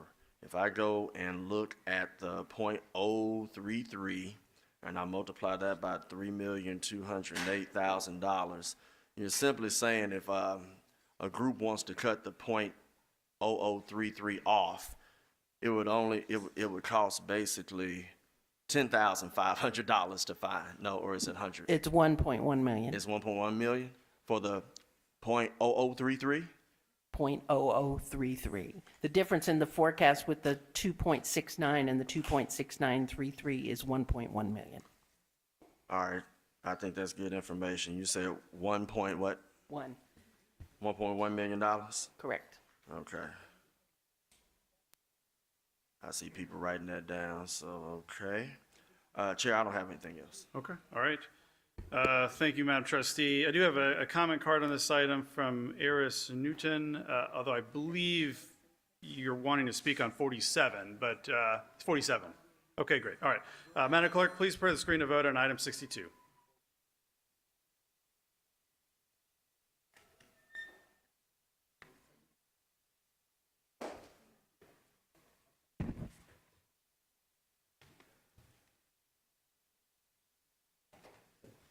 All right, we can close the screen and record the vote.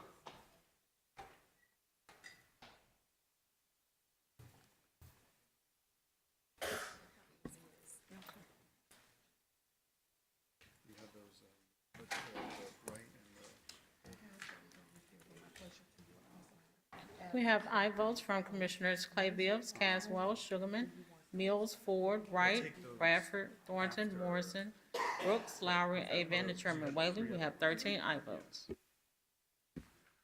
Item 62 passes. All right, item 52.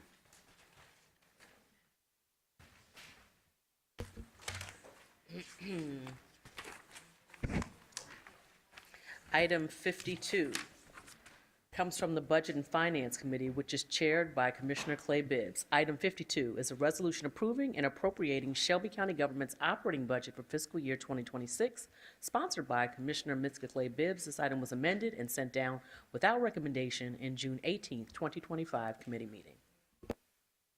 All right, item 52 is moved by Commissioner Sugarman, seconded by Commissioner Bradford. Commissioner Clay Bibbs, can we have a committee report? This item was sent down without a recommendation. Okay, thanks so much.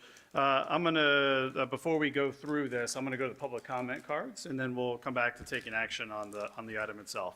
All right, if I call your name, please come forward, state your name and address. You have 2 minutes. Reverend Fred Morton? Oh, okay, all right, thank you so much. Suzanne Jackson?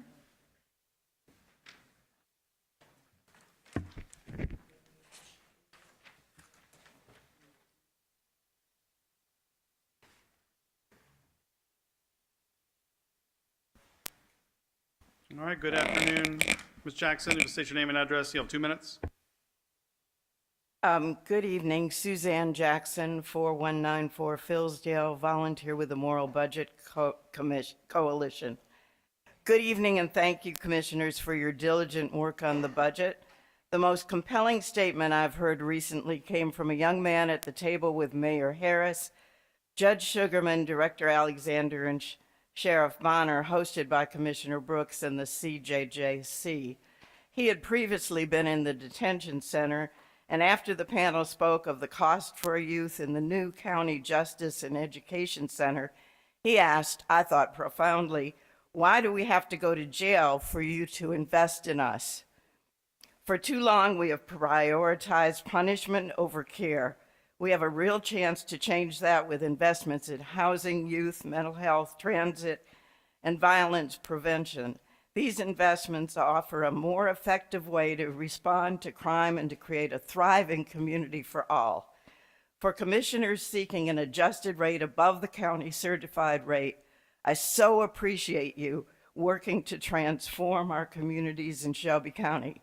Almost all of the municipals are doing the same for fiscal year 26 to make strategic investments in their suburban services, employees, and quality of life. We need moral budget investments. The Moral Budget Coalition initially proposed higher, much-needed investments, and now we're asking for at least a total of 9 cents, 1 cent each for housing, opportunity youth, youth mental health, and pre-K for all, 2 cents for education through the Yes Fund, 3 cents for public safety through community organizations that have track records of success in intervening and reducing violence and using strategies informed by experts and residents. And as you know, we still need support for transit. Some of you requested more details about each of these areas, and that was sent to you by email, and I believe Eris Newton has copies for you. All right, thank you so much, Ms. Jackson, for being here this afternoon. Next up, we have Belinda Hall. Belinda Hall, come on down. All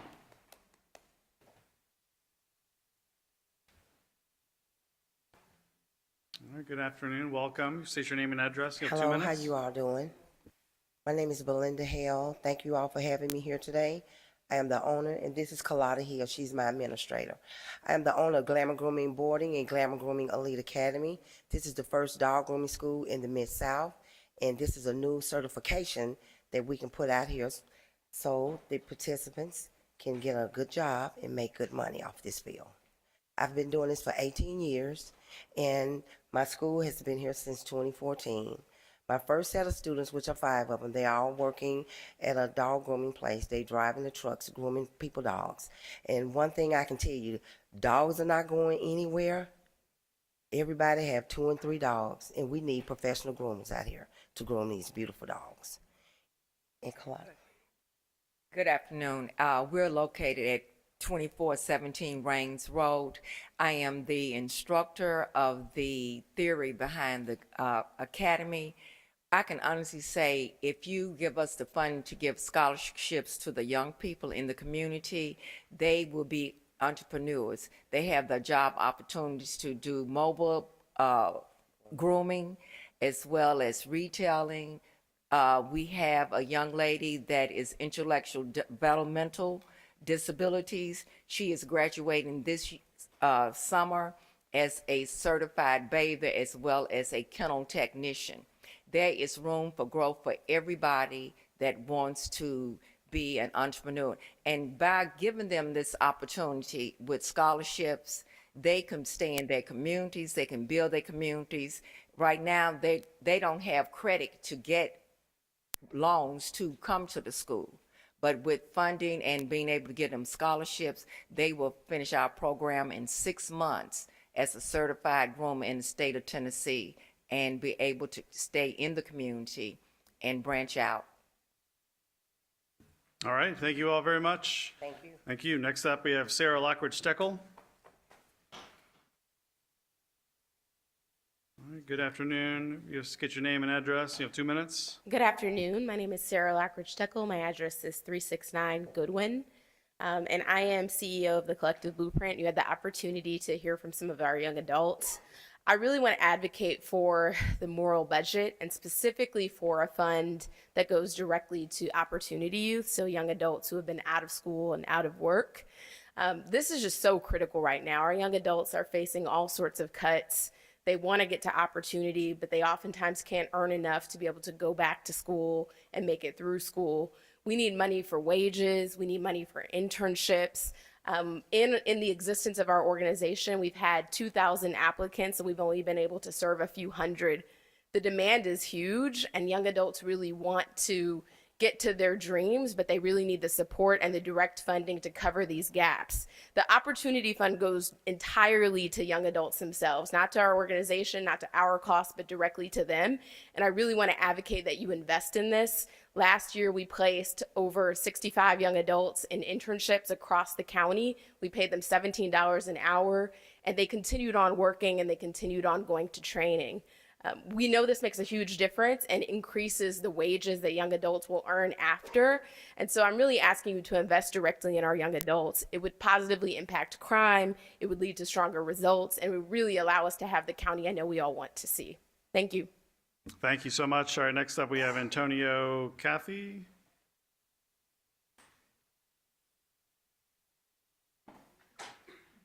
All right, Mike Mosby.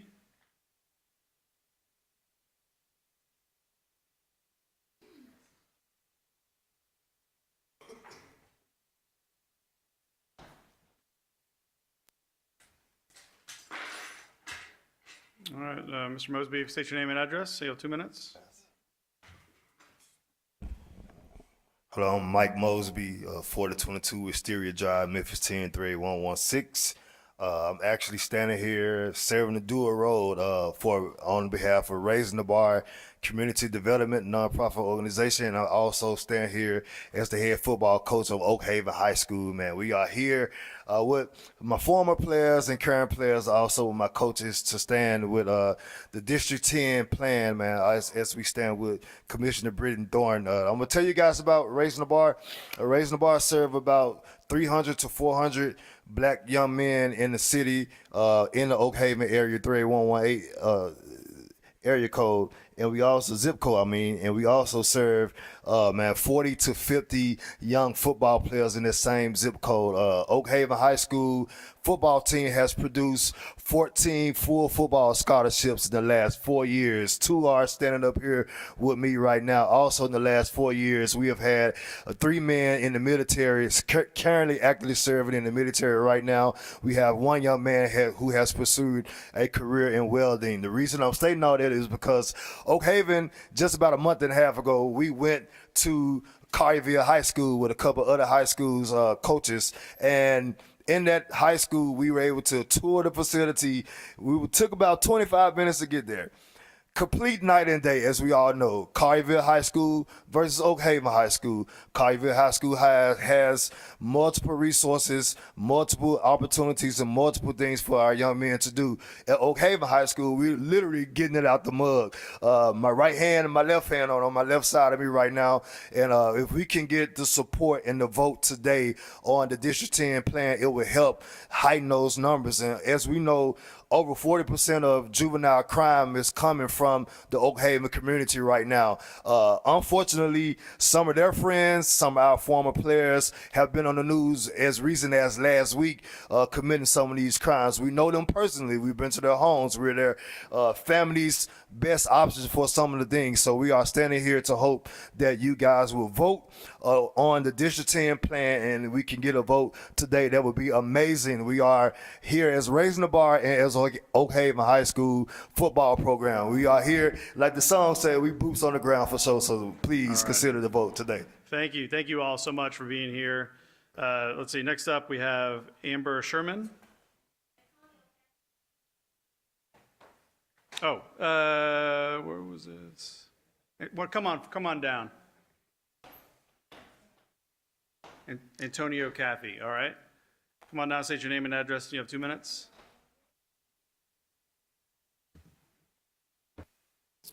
Hello, everybody. How you doing? My name is Antonio Cathy. My address is 1884 Woodbury. I'm here on today to hope you guys approve this budget. I'm speaking on behalf of the Memphis Central Labor Council, and I can give you a little bit what we do at the Labor Council. What we do is we work with 46 different unions and affiliates across the state of Tennessee and also here in Memphis, and we also run a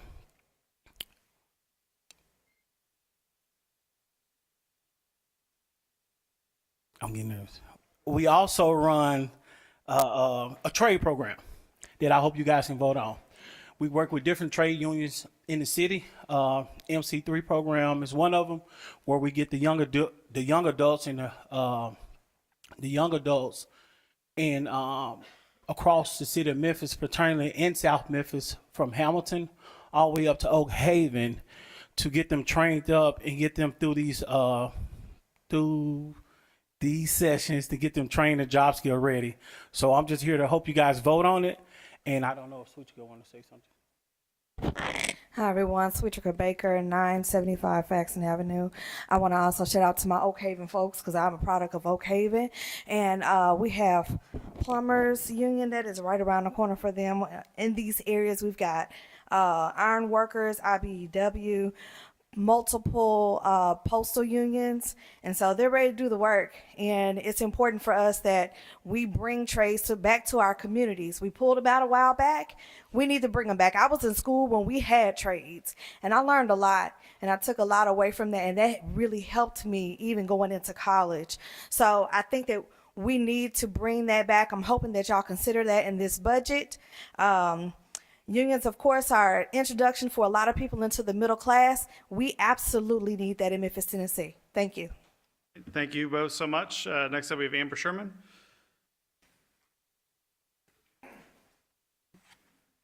right, good afternoon. State your name and address, 2 minutes. What's up, y'all? My name is Amber Sherman. My address is 6070 North Belgrove Cove, Memphis, Tennessee. One, I want to voice my support for the District 10 plan. I think it's important that we actually push that plan forward to get that funding to District 10. As a constituent of District 10, I see what this investment looks like every day.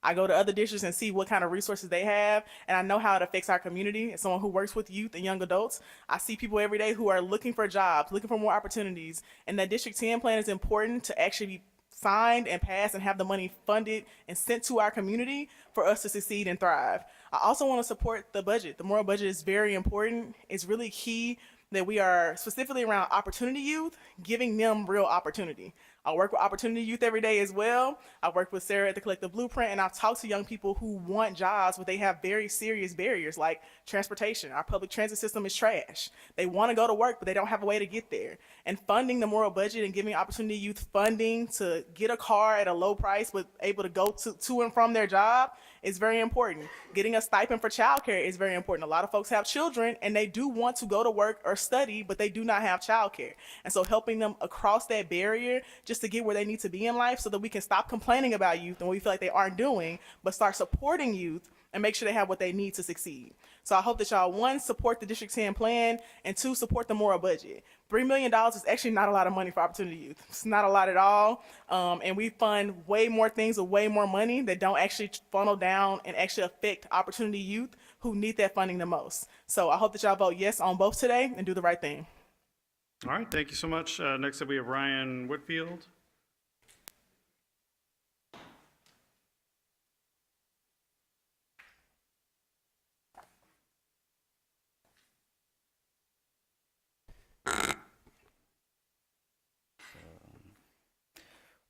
Good afternoon. My name is Ryan Whitfield. I'm located in the Hickory Hill area of East Memphis, and I'm coming to this board as a concerned citizen. And I heavily support budget increase and funding for opportunity youth in Memphis. This board should have no second thought in regards to creating long-term stipends and organizational funding for those who work to serve our community, and most importantly, our youth. I can say that without a doubt, the support I've received from dedicated non-profits and small companies has been astounding, such as internships, career readiness programs that have taught me how to approach the business world as a young adult in Memphis. By increasing funding, additional stipends, and tuition support that will be given to youth, you are directly investing in the future of Memphis, which is the youth of Memphis. Thank you for your time. Okay, thank you very much. All right, commissioners, so you should have passed out. We're going to go through some of these motions to amend. The way we're going to look at this first are, I've got motions from Commissioner Wright, Commissioner Ford, and Commissioner Mills that find offsets for some of the amendments that were already made in committee. Many of you who are here were also here in committee. So we have motions to amend the proposed budget that would find funding sources for some of the amendments that were made in committee. After we do that and take some action on that, we'll look at some of the motions that were tabled in committee, and then we'll entertain any additional motions that are made to ensure that the budget has a funding source for all of it by the end of it. So we'll start with item 52D. Madam Parliamentarian, if you want to read 52D, and then we'll work from there. Yes, sir. Item 52D is a motion amending the fiscal year 2026 operating budget to eliminate expenses in the amount of $21,895,746 and reducing use of the general fund balance by applying these savings to previously adopted amendments, sponsored by Commissioner McWright.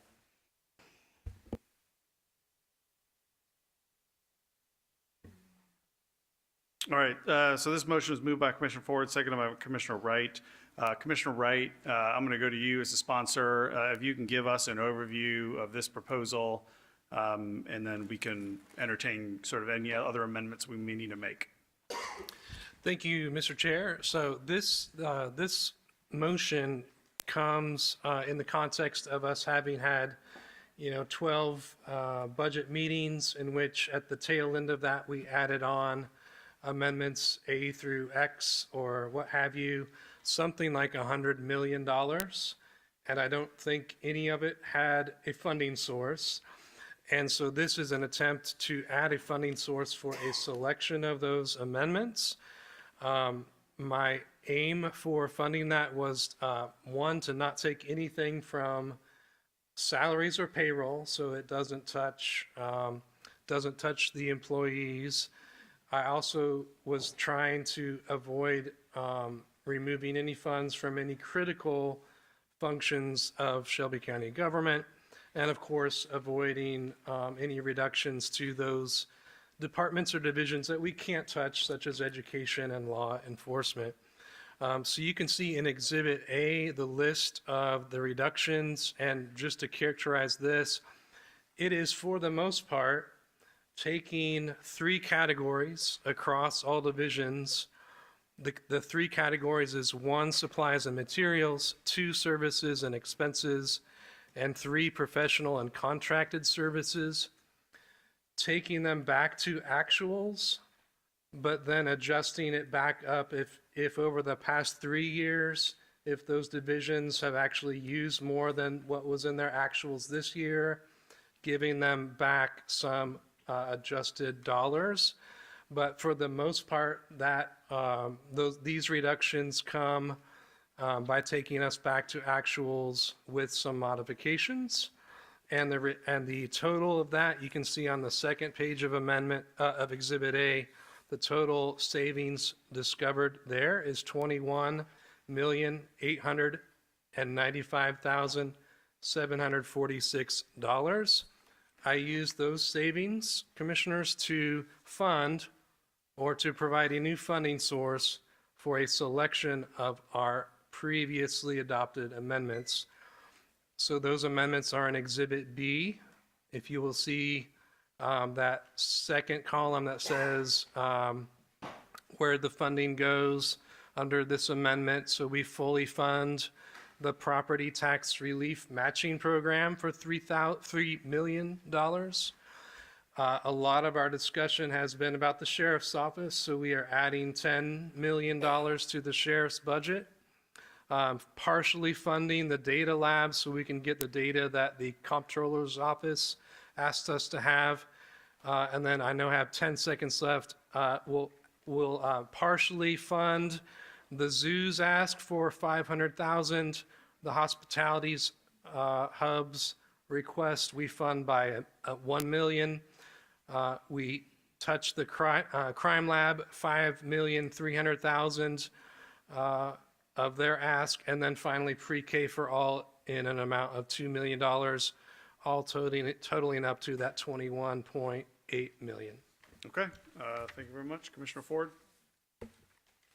Chair, thank you, and I hope you can indulge me a little bit because when I look at the 52E and I look at what my colleague is trying to do, it is essentially almost the same as far as savings. There's just one other item that is not put on there, and I think that it should be considered. So in order to make sure I do this right, if I want to ask the sponsor if he can make some amendments, some friendly amendments that I may have in E in order to possibly marry D and E to save a little time and also put things in their compartments. I want to go ahead and do that real quick, if that's okay, Chair. So to the sponsor, I appreciate you bringing $21.8 million in savings. Would you consider a friendly amendment to also add $1.6 million regarding the district connector as a possible savings? Could you include that in your motion as a friendly amendment? Am I recognized, Chair? Or is this how we? So,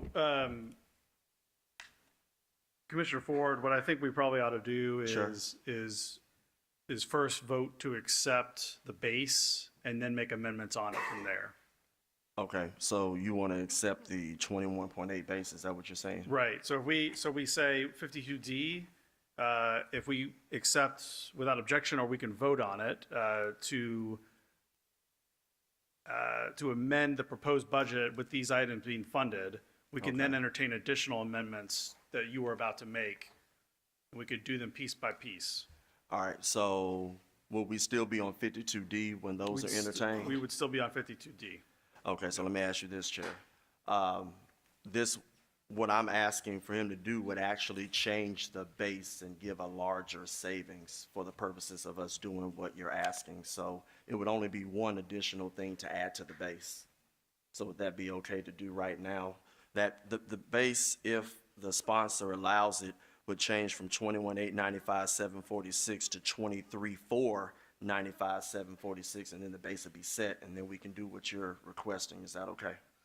Okay, Commissioner Wright, what would you like to do? Is your amendment? I would like to do whatever the majority of this board would like to do. If I could add one thing that's slightly off topic, which is the goal of the overall goal of this amendment was to find savings to fund as many of our priorities as we could without going up on the tax rate. So that's the idea. And so with that being said, I guess I would accept the friendly motion. And that would be my only one to set the base, Chair. All right, before we do that, Commissioner Lowry. Thank you, Chair. Do we have a list of all of the motions that were approved in committee? Yes, I mean, those were all sent out. Commissioner Clay Bibbs, do you want to? Commissioner Lowry is asking about the list from Wednesday. Yeah, so those are all sent out twice. We got another updated version on Friday. So via an email? Mm-hmm. Okay, I just make sure. I didn't know if we were, since we were Yeah, talking so about what we're doing now, maybe. What we're doing now is ensuring that items have funding sources. Sure. Because we cannot just put them in there without funding sources. The budget would have to balance, and then eventually we'll be able to get to the tax rate to make sure the revenues match. But so what we're doing here is slowly ensuring that we have funding sources. What Commissioner Wright appears to have done is started with the items that received the most support from all the commissioners in committee, and has funding sources for. And then from there, we can continue to add if we like, subtract if we like, but we have to have we have to sort of chunk it at times to be able to base to be able to work from. Okay? All right, Commissioner Caswell. And I appreciate that, Chair. That gives me some clarity as well. But to this point, when you're saying add and take, because we still got other motions, just say some things on this list, we can then still say a dollar amount come down or a line item come out of this list. Or when we vote on this, do that make this it's just make this solid. It means that we can't come back to revisit if something needs to come out of this particular item. No, we would be able to come back. come back and revisit. Yeah, because again, to my colleagues, I can appreciate the due diligence and the work that's been put in here. Yet when I see some of these items, and again, serving on the Public Safety Ad Hoc Committee, is no doubt we need to address public safety in a major way here in Shelby County. Yet when I don't see some of the things that we need to be addressing when it comes to opportunity youth, as has been spoken here, and other needs, one of the things I just say, and again, appreciate my colleague, as we talk about the District Connector work, I know that was one of the items that was into the mayor's transaction team report to talk about doing.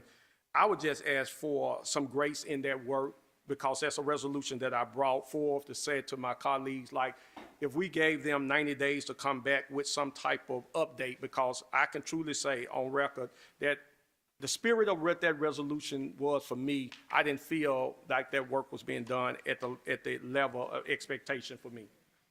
Yet at the same time, when I got people coming up to me over the past week saying, hey, that District Connector work has been great for our neighborhoods in different communities, not just in District 6. Again, I would want us to really give that some time to really give them an opportunity to represent something back to us. And if I may, through the chair, to my colleague, Commissioner Ford, as you asked for this to come out, is it a consideration that this money would be broke down to the districts, the different district, if this money come out to the different commissioners, or would it just go back into the fund?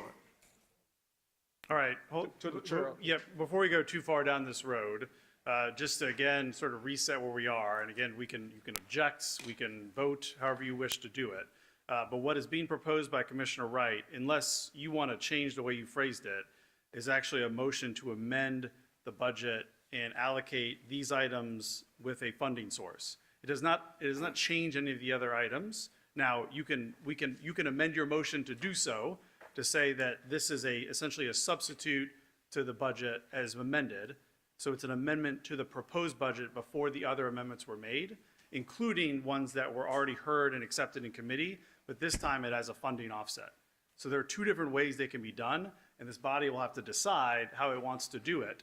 But what Commissioner Wright in writing has put is different than what Commissioner Ford and Commissioner Mills have in 52E, which is essentially a substitute that includes all of the items but has funding offsets. So Commissioner Wright, it's your amendment on the floor. Commissioner Ford has made a friendly amendment that you accepted that would have added additional revenues without expenditure. So to Commissioner Caswell, what is being proposed puts the revenue back on the table for this body to decide how to allocate. Now, there's no shortage of need, right? So it's not as if it's going to go to waste, but that is what's just been proposed by Commissioner Ford to Commissioner Wright's amendment. Yeah. Commissioner Wright. So, Mr. Chair, I'm wondering now if the best course forward would be for us, because again, this amendment does not remove any of our previous amendments as it stands. I'm wondering if we go ahead and vote on this, primarily to see if we agree on the funding source, and then maybe move to Ford's motion and work from his motion. Sure, that's fine. If you'd like to do it. Commissioner Ford, do you want to withdraw your amendment? I just want to make sure that I'm clear. So my colleague is asking to just have his 52D as is for now. And then if we entertain E, there would be a possibility to possibly modify the right amendment Exhibit B. And we That's could right. go that way. Is that Yes, what? that's Okay. right. I'm fine with that to Okay, make it all clean. right, great, okay. Yes. All right, so we're now, sorry, yeah, Director Thompson. Michael Thompson, Deputy CFO, Shelby County Government. I would like to articulate for the record that this is not a viable funding source. If this funding source is utilized, it will significantly impair the ability of Shelby County to provide services to its citizens. This funding source, if you look at the amendment, goes directly into the departments such as community services, health services, public works, the courts, etc. And it reduces their operating and maintenance expenditures that they utilize on an annual basis to provide services to our citizens. I would like to spread that on the record. This is not a viable funding source. Okay, all right, we're going to go still to the queue on this item. Commissioner Morrison? I'm going to save my going and take this vote, and then I think I'm going to be in the next queue. Okay, all right, Vice Chair Avant? Thank you, Chair. Director Thompson, if you could come back. Just a question as you're explaining about this not being a viable funding source. So I guess a better understanding for myself and my colleagues in the listening public, if we're making adjustments to current budgets, which are, for lack of a better term, stagnant for a moment in time, right? Because next year, even if they didn't utilize X amount of dollars in this year's budget, as needs fluctuate, services, if we're taking funds from these, as some of these are reoccurring items, pre-K for all is a reoccurring item, right? It wouldn't be a one-time, different than maybe the Memphis Zoo that is one of the listed organizations where it's a one-time investment. But how do you then adjust if there is no new funding source for these reoccurring budget items? Michael Thompson, Deputy CFO, that is a great question and comment. If you include any recurring expenditure to your budget, that expenditure needs a recurring funding source. So cutting out an annual expenditure from these budgets does not provide that recurring funding source unless you expect to cut and have those cut every single year going forward. Okay? So that's a great point. I would like to also add this. This calculation that is on the exhibit is at a point in time.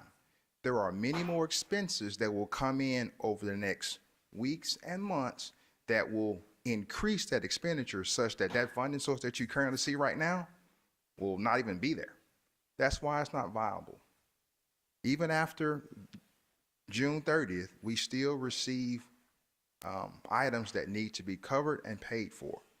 So I would not recommend the use of this funding source for this resolution. All right, thank you, Vice Chair Event. Commissioner Ford. I'll be quick, and I don't know if staff actually passed this out so that you can actually see these numbers, and these are actually coming from Exhibit A's. I don't think the administration wants to cut 1 cent or 1 dime or 1 nickel because there will be a reason or excuse that the world is coming to an end. But if we go back and look all the way back to FY 2020, administration and finance had a general fund source of $351 million. They're proposing another $110 million from that day, from that year. The administration is proposing a $17.2 million increase in general fund use, which is a 24% increase that will trigger state maintenance of effort mandates. We sometimes have to look at our budget. So it's not just y'all. Legislative operations use is increasing by 7%. Since the inception of this new commission, our budget has gone up by 43%. The sheriff's salary restrictions were at their lowest at $14.7 million in 2021. It is increased by 245%. So government has gotten bigger, and so have the salary restrictions for the sheriff. I know we're not on E yet, but looking at those things, and some commissioners have questioned, if we don't question maintenance of effort, that number we're stuck with. I don't want to be that commissioner saying we can't find any savings or cuts, but we're going to raise somebody's taxes. But we're not going to do anything on our side. So, Chair, in conclusion, I'll simply say, when we do get to the next item, I will support my colleague Commissioner Wright's savings with the new base because it essentially does more, in my opinion, than what is in the second whereas in the 52E. So I don't think they're going to support anything that gets cut. I think they're going to basically support, let us have another 17.2 million in usage, raise taxes on the taxpayer. Can't do that, sorry. So all I'm doing is looking at the numbers that Exhibit A that was created by this division. There's no ifs, ands, or buts. There's no comedy, no fiction. These are their numbers. So I do support the new base, and I yield back. All right, thank you, Commissioner Ford. Commissioner Thornton, I'm going to go to you. Thank you, Chair. I just want to, applaud anyone today that's trying to get us closer to some type of resolution. So, Commissioner Wright, thank you for bringing this particular item.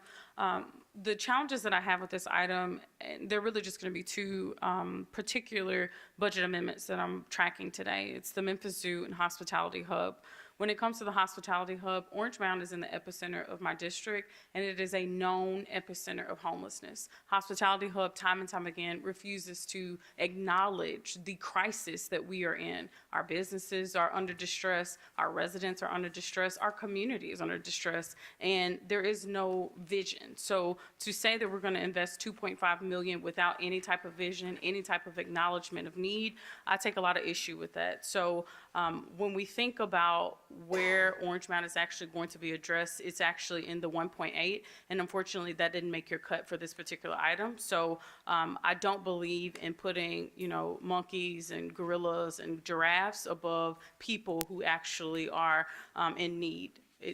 Tennessee Tuesday can stand down to what's happening on any given Tuesday in this district, across this district. So we just need to put our priorities where they need to be. And I see at least $4 million worth of amendments in this particular item that need to take a backseat to what we know is community-based effort. So that's just my objection to this particular amendment, and I hope to see that worked out through the kinks. I'm all fine with these entities getting funded, but I just don't think that they need to take precedence before other pressing priorities. Thank you.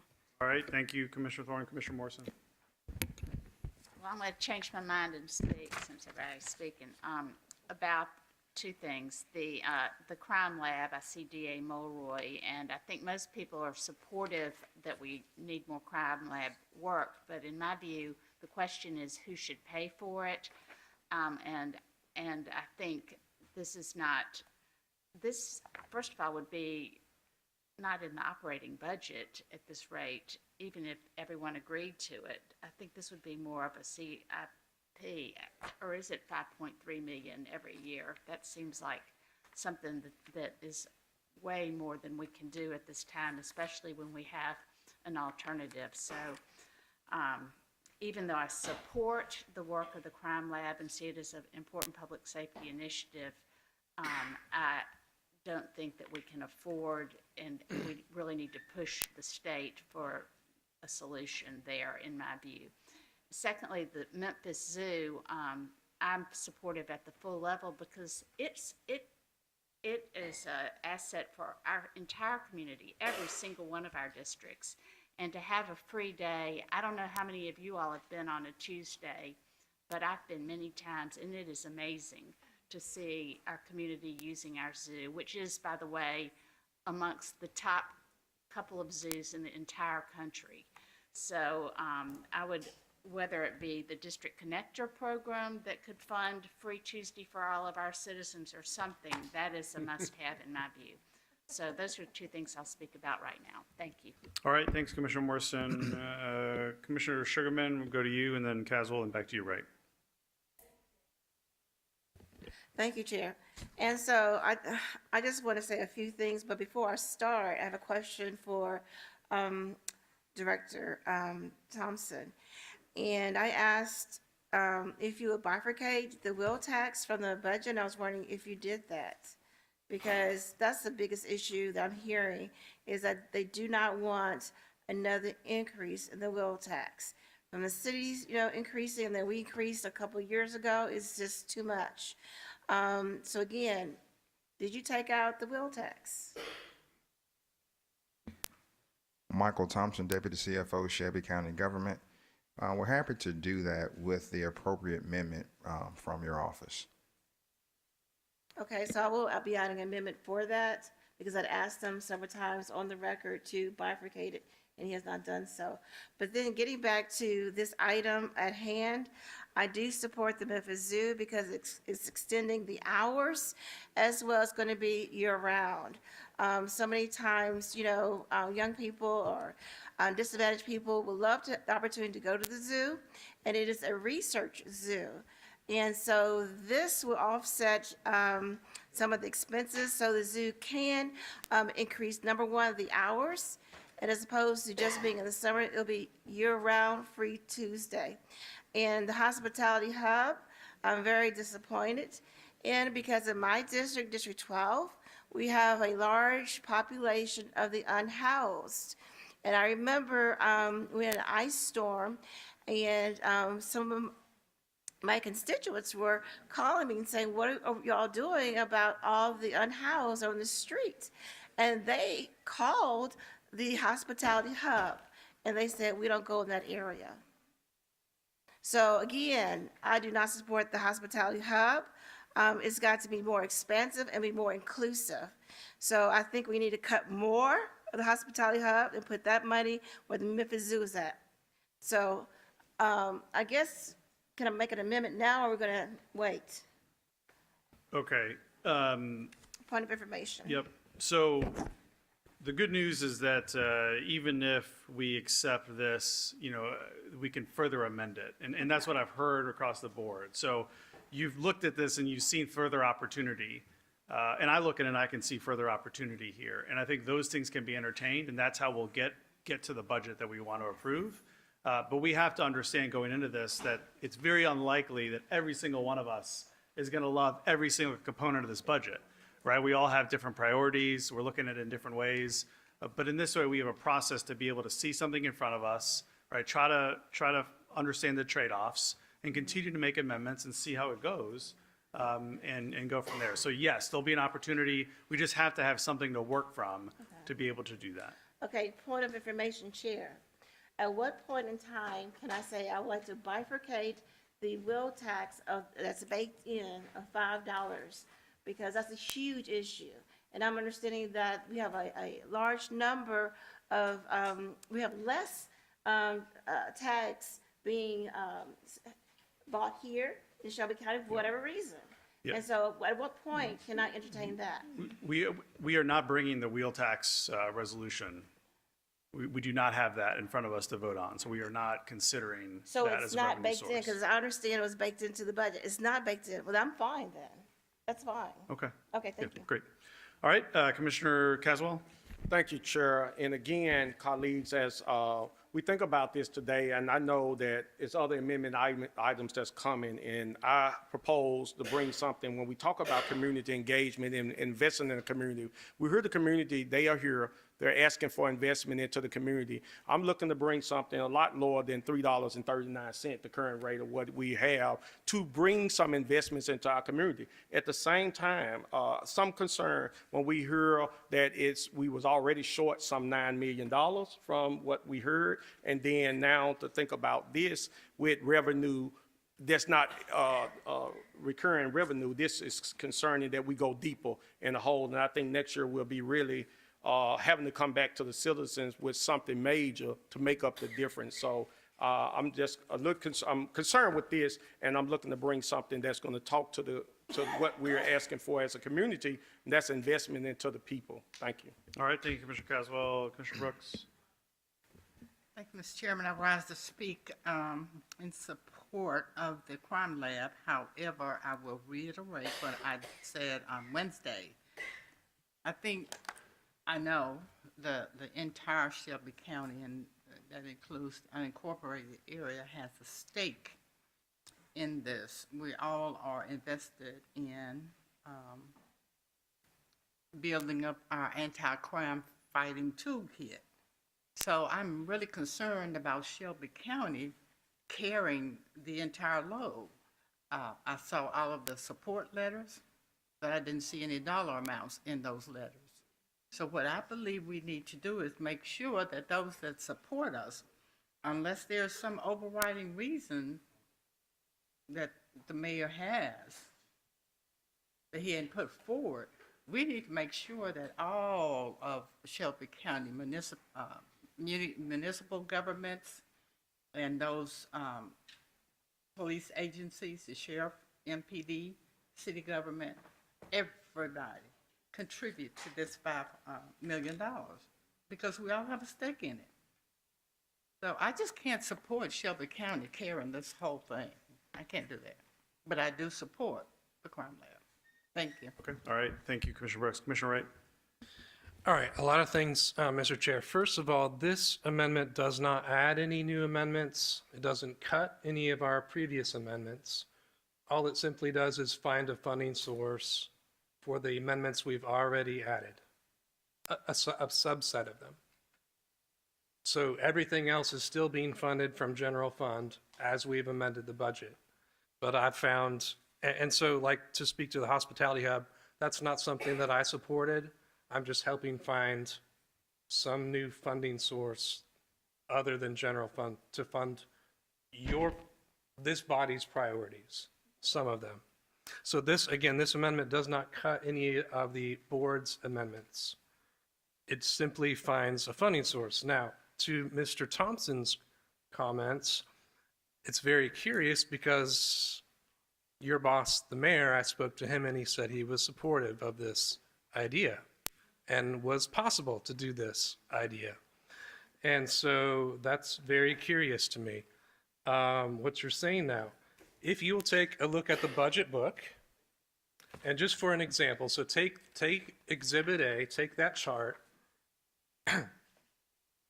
You're saying here that, let's say that first line, the year-to-date is $111,000. The budget jumps next year to $273,000. And so the difference is $161,000. Well, I took a look at the 22 actuals, the 23 actuals, the 24 actuals, the 25 actuals, and found the highest number that we had ever spent in the last 4 years and gave back $65,000 to cover the highest year in those last 4 years. And I did that over all of the departments and added back some $6 million, just taking us back to actuals plus giving us $6 million more dollars. So you're saying we can't operate the government with $6 million more dollars next year than this year in just 3 categories? That's ridiculous. Thank you, Mr. Chair. Michael Thompson, Deputy CFO, Shelby County Government. I need to clear the record to ensure that everyone understands as you all work through this budget tonight. Intentional confusion and incorrect calculations spread upon the record should not be tolerated. Annual budgets are not cumulative, and therefore, when it is shared that we have vacancy savings percentages increasing above 245%, that's just inaccurate. To specifically address, Commissioner Wright, your point, I understand that you see a number and you do a calculation, but throughout the fiscal year, there is movement of budgets from line item to line item to support, unknown increases, et cetera. So when you look at a budget and you look at a line item budget, you have to take into account there is annual movement, line item transfers, et cetera, that occur throughout the fiscal year. So you will have to study the budget, not just looking at that line item, but study the net budget for an organization.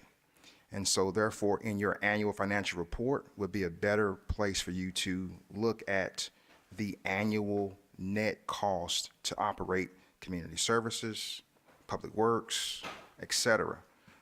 So your view, point well taken. However, there is more pieces to the puzzle that should be considered, and you all have access to those annual financial reports that I'm happy to also discuss as well. When I think about the citizens and what it takes to operate this government, that's why I mention that as a funding source. We are in support of all of these items that you have wanted to find a funding source for.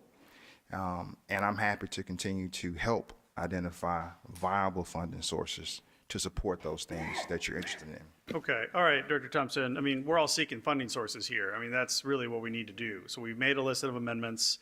We have a few more that we pulled, like I said earlier, that we need to consider, but they all need funding sources. So the funding source can be an offset, a cut, it could be pennies on the tax rate, and it could be lots of things.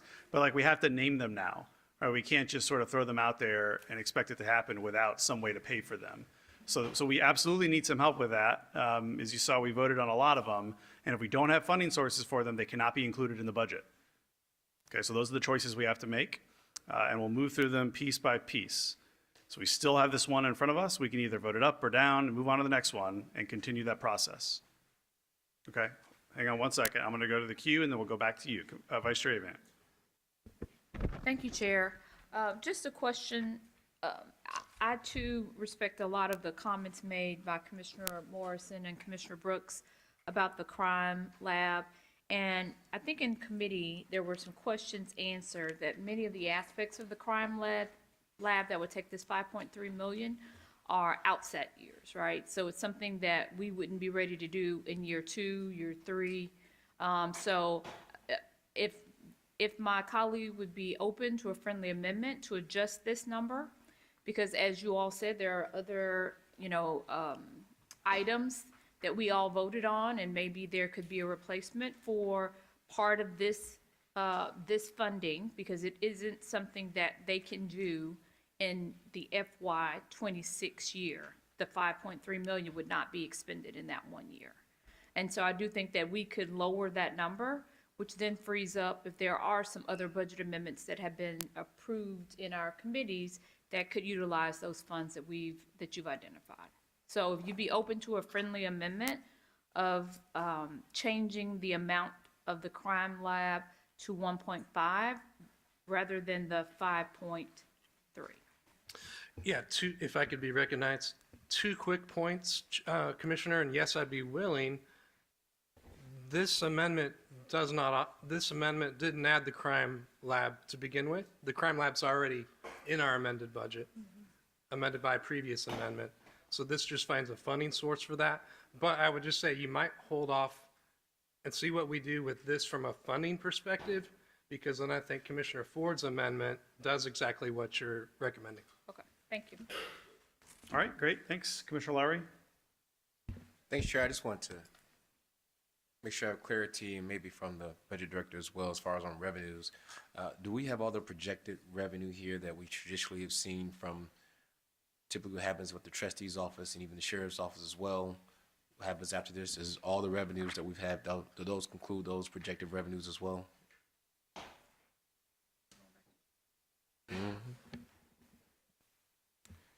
Michael Thompson, Deputy CFO. Yes. Every piece of revenue has been considered here, but other means to support funding sources would include a penny reallocation, vacancy savings increases for various officers, or a tax rate increase.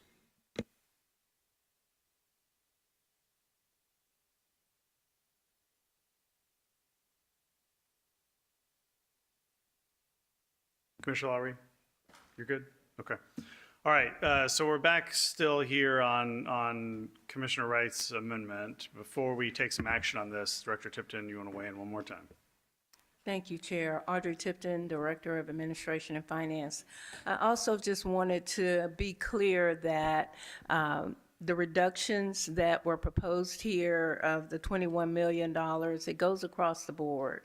So I just want everybody to understand, sometimes there are contracts involved here that have increases. And as Director Thompson mentioned, sometimes there are emergencies or things that come up why they have that additional budget included there. Just also understand that when you do that, if you cut the budget now at this time for those departments, you can just expect to see people coming back throughout the year for increases for things that should be already accounted for in the budget. When we do our analysis in the beginning of the budget season, we look at contracts that are contractually obligated and things that we know are going to occur.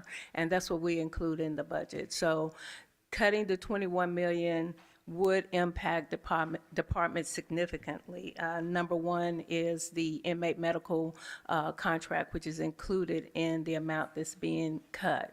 So we would then have to come back once that contract is settled if there is an increase. Okay. All right, so we're now at the point of either accepting this amendment without objection, or if there's an objection, we can take a vote on it. Is there any objection to the motion by Commissioner Wright? All right, so moved. 52D is adopted as an amendment to provide a funding source for these different items. We now will look at item 52E. If we can read that into the record. Item 52E is a motion amending the fiscal year 2026 operating budget to cut funding and allocate funding to the following.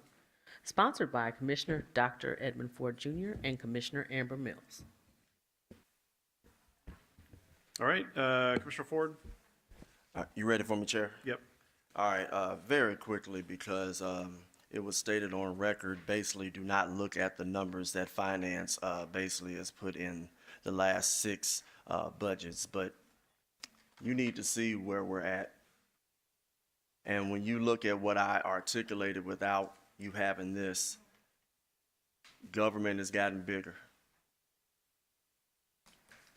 People don't want to talk about salary restrictions, but it's getting to the point to where recruiting and retaining for law enforcement has been a challenge. But Chair, I'm gonna do this since Commissioner Wright's 52D passed, and if it didn't pass, I was gonna substitute my cuts with his. So since I don't have to do that now, or you just let me know what I need to do. So with 52E, I am willing to, since we voted on the 52D cuts, to strike the whereases that include the cuts that Commissioner Mills and I looked at, so that we can continue to have the right cuts.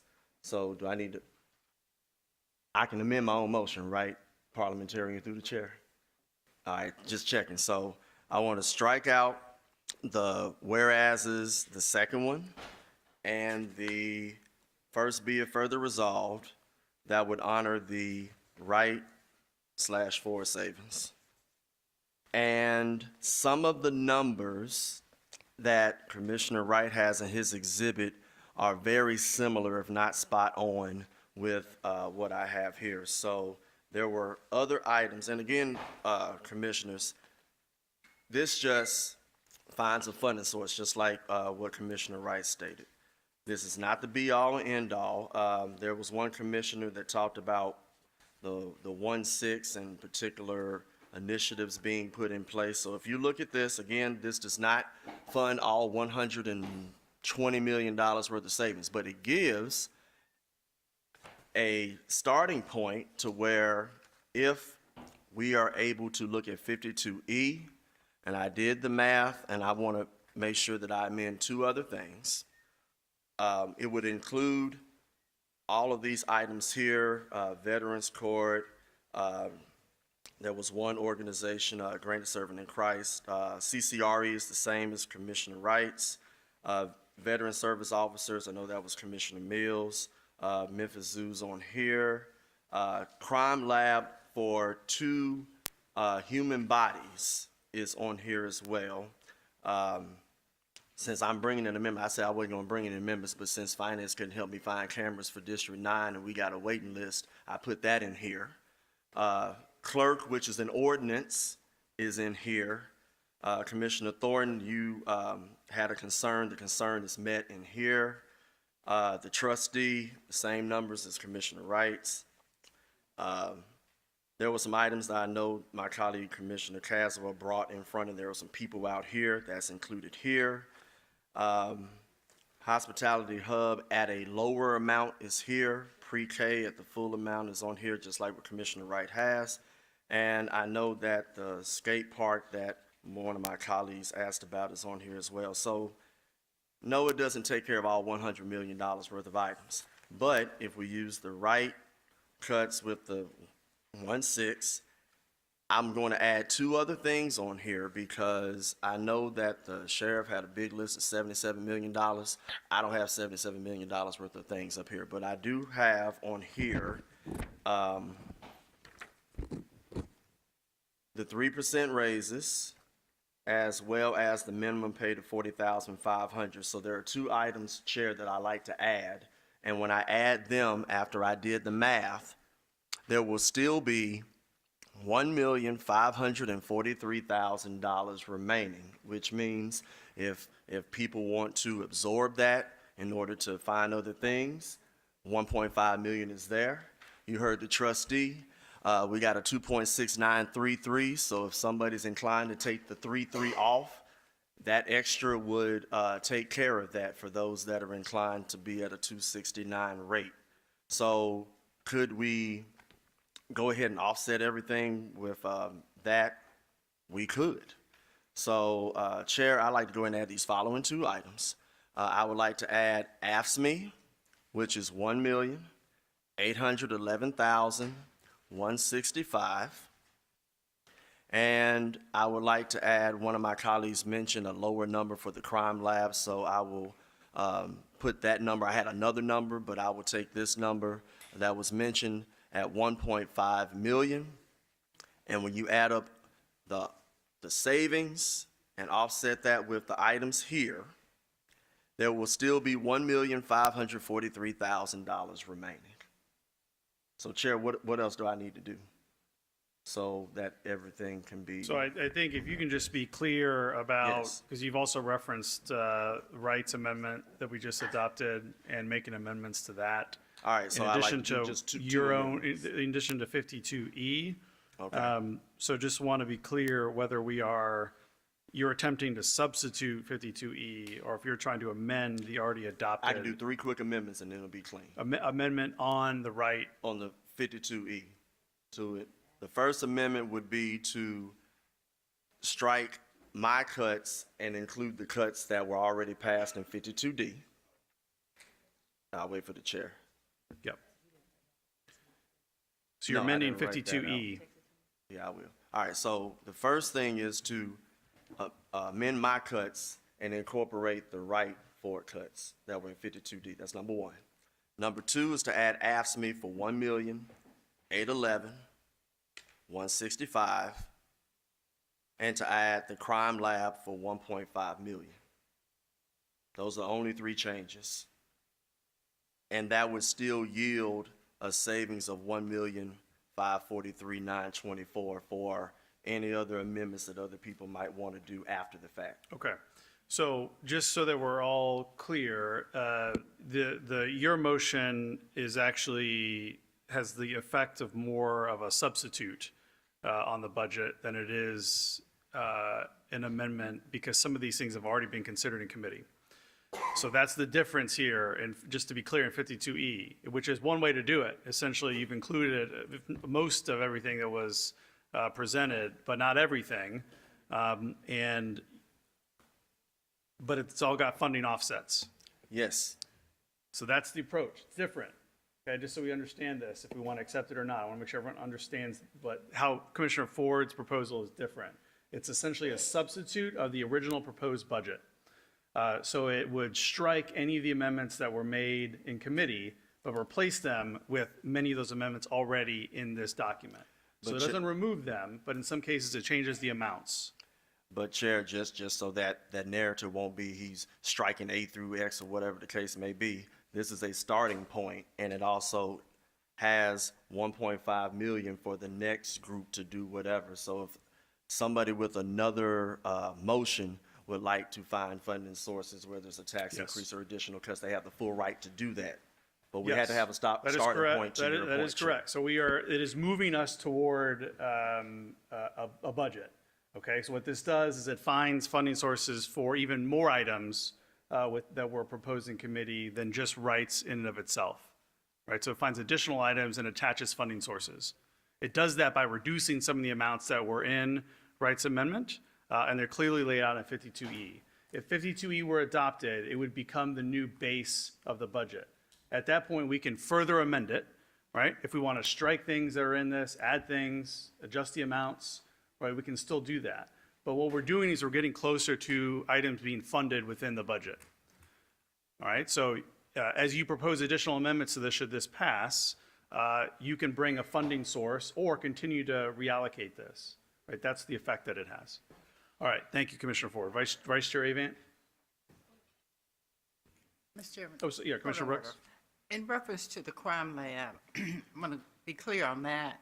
The Director Tipton, the $5 million, is that the total amount that is needed recurring?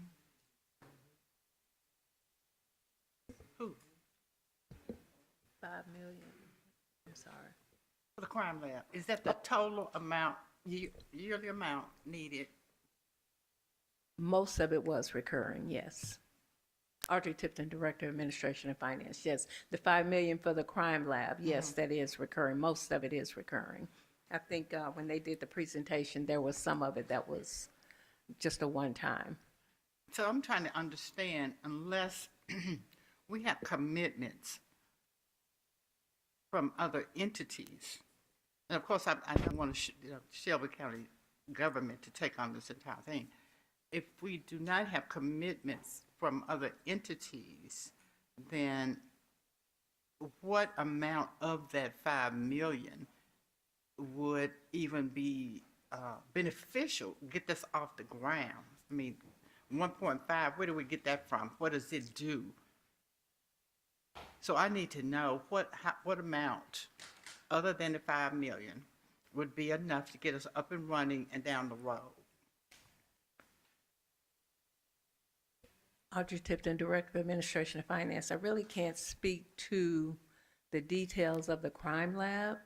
Well, it's the amount of money we're talking about. You said some of it is recurring, but I think the biggest part of the 5 million is is recurring. Some of it is not, some of the small stuff. So I just need to understand, if we are voting for 1.5 million, for what? Because if it's not going to be enough to actually put a dent in what they're trying to do, then we might as well try to find 5 million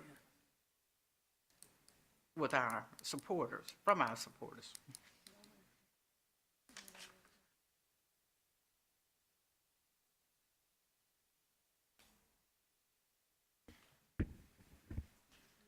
All right. Thank you, Mr. Chairman. Okay, thanks so much. All right, Vice Chair Event? Are we getting an answer to that question? Audrey Tipton, Director of Finance. I don't think I can answer that question as far as what would the 1.5 million be used for the crime lab? So could DA Mulroy, are you prepared to come and answer that question? And while DA Mueller is coming up, we did, in the conversation committee, when the mayor was present, did explain that in the first year, it would be impossible to spend the full amount, but that full amount was the recurring cost. But then fiscal year 26, the amount would be much lower than that amount. That was what was stated in committee, but I think we can re-clarify that today to make sure that we understand the right amount we're putting in the budget. Thank you, Mr. Chairman. DA Steve Mulroy.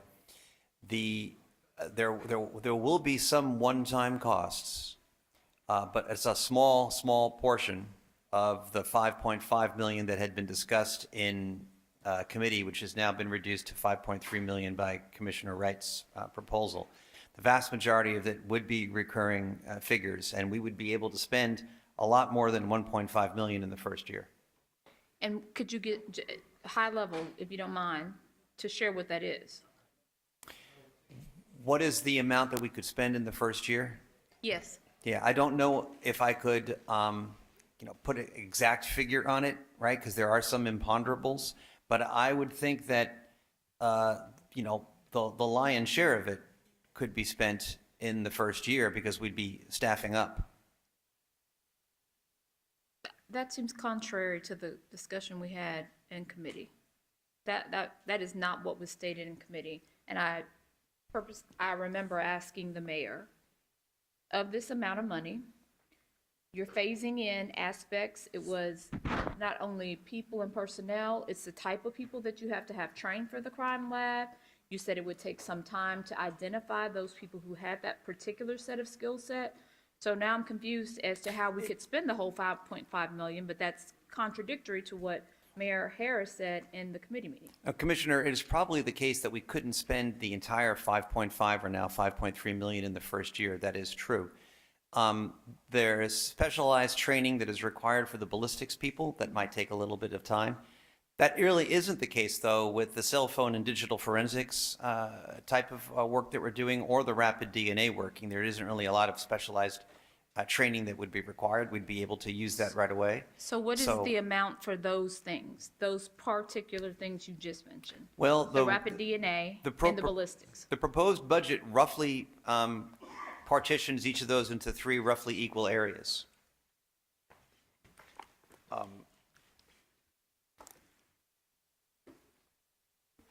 Okay, so there would be some vacancy savings in the first year until all those positions are filled. That is correct. I think probably the one that has the greatest delay would be the ballistics, which would be roughly 1/3 of the budget that was being proposed. But there are still going to be recurring costs, especially in the out years. Okay, all right, thank you. I'll get back in. Okay, thanks. Commissioner Thornton? Thank you, Chair. I just appreciate, again, thank you, Commissioner Ford, for presenting this particular, Commissioners Ford and Commissioner Mills, for presenting 52E. I'm very much so pleased to see the $1.5 million in funds able to be absorbed. I would recommend to Commissioner Caswell, I see that we've cut you short about $500,000 in this plan. So would love to see you bring an amendment to this to be able to claim some of that. I also just have some questions given to me about a constituent related to the crime lab. So DA Mulroy, if you could, there was a report that was produced. It says, in Tennessee, state law requires DNA to be collected from those convicted of violent felonies and processed by TBI, according to the report. But changing the law to allow for the use of rapid DNA testing as booking stations would allow for immediate suspect identification and faster CODIS searches. Yes. This would require FBI authorization, new TBI policies, and investments in equipment and training. So with that being said, does the state law allow for rapid DNA testing by local law enforcement if it must be processed by TBI? Yes, the answer is yes. And in fact, I double-checked with the forensics director for the TBI today and confirmed that in an email, which we have copies of and that we could distribute to you.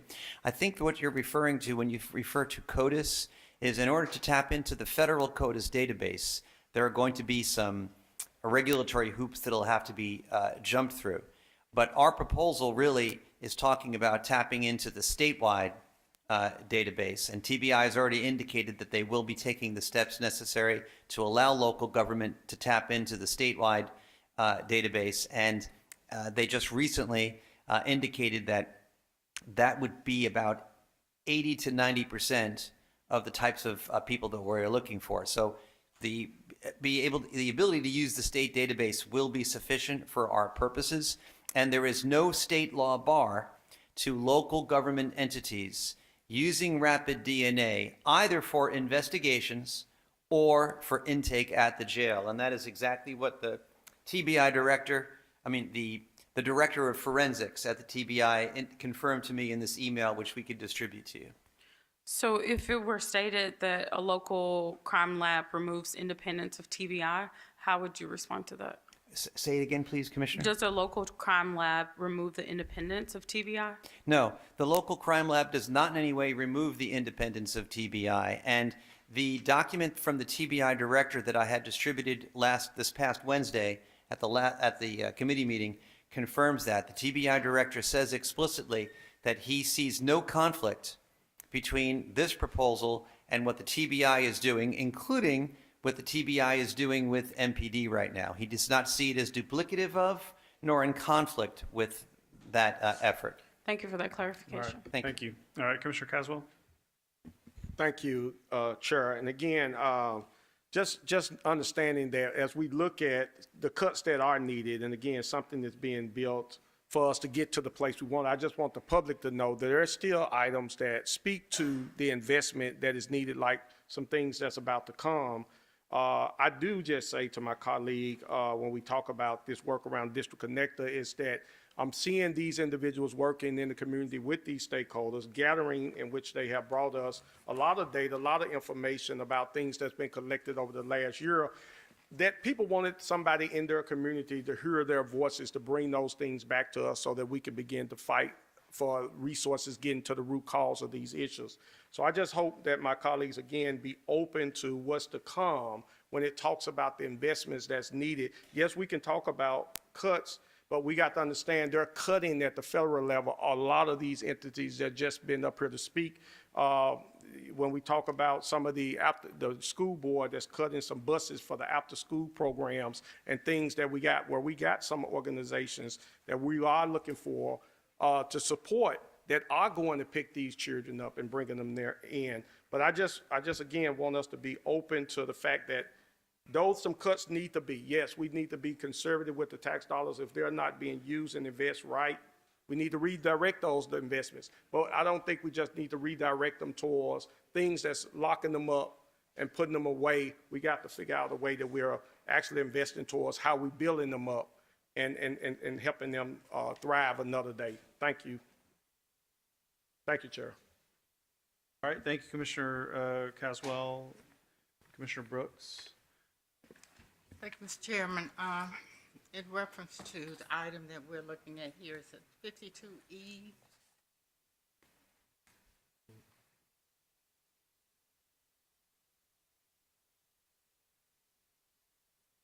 I'm sorry, Commissioner Brooks.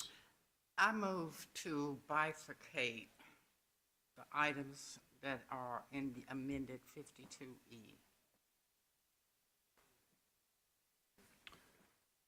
Okay. So you want to take each individual item again? Yes, sir.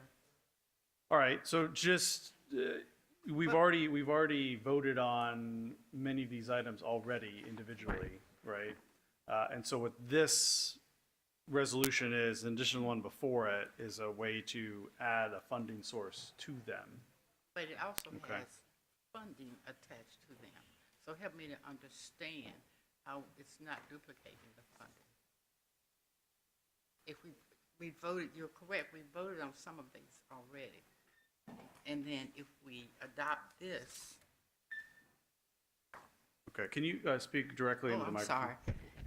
You're correct, we have voted on some of these. But if we go ahead and take this in its totality, it has funding as well as a funding source. So there would be duplicate funding. Is that correct? So this item is essentially the difference between this one and the one before it is that this item is substituting what has already been voted individually. So we can not accept it, and then we're still back on the budget as amended in committee already, with the addition of what Wright added in terms of funding sources to items we've already voted on. So if we can vote, just against taking this, and then we're back to where we were. Okay, so the items, this is amending. This is a substitute, this is essentially substituting the budget. Okay, okay. Okay. I'm still not real clear, but I'll listen. Yeah, okay, all right.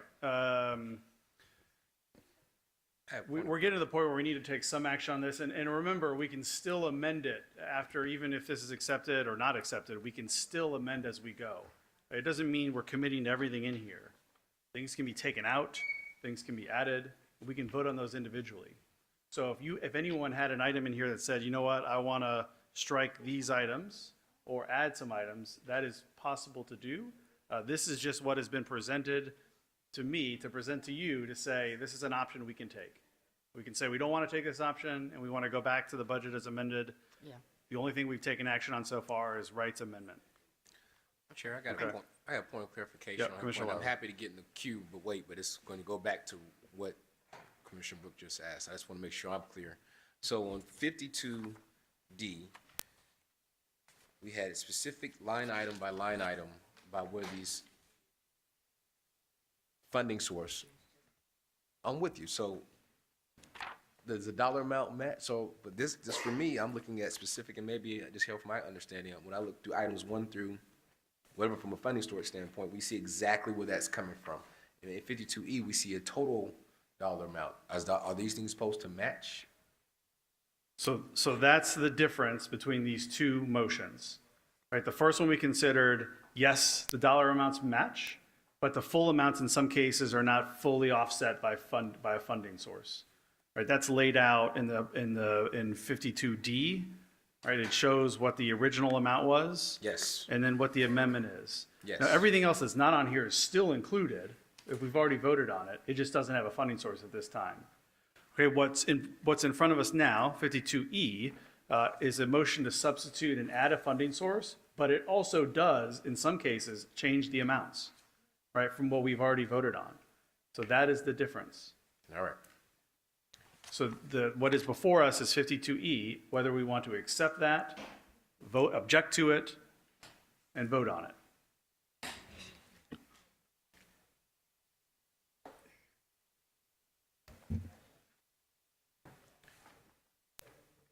Y'all got this. Y'all got it. Or is it just me? All right. So if I'm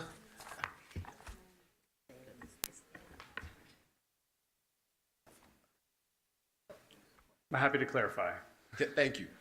So on this, when we're looking, I'm going back to 52D. If we can see each one of these line items here that actually makes an adjustment, and we can see line item adjustments here.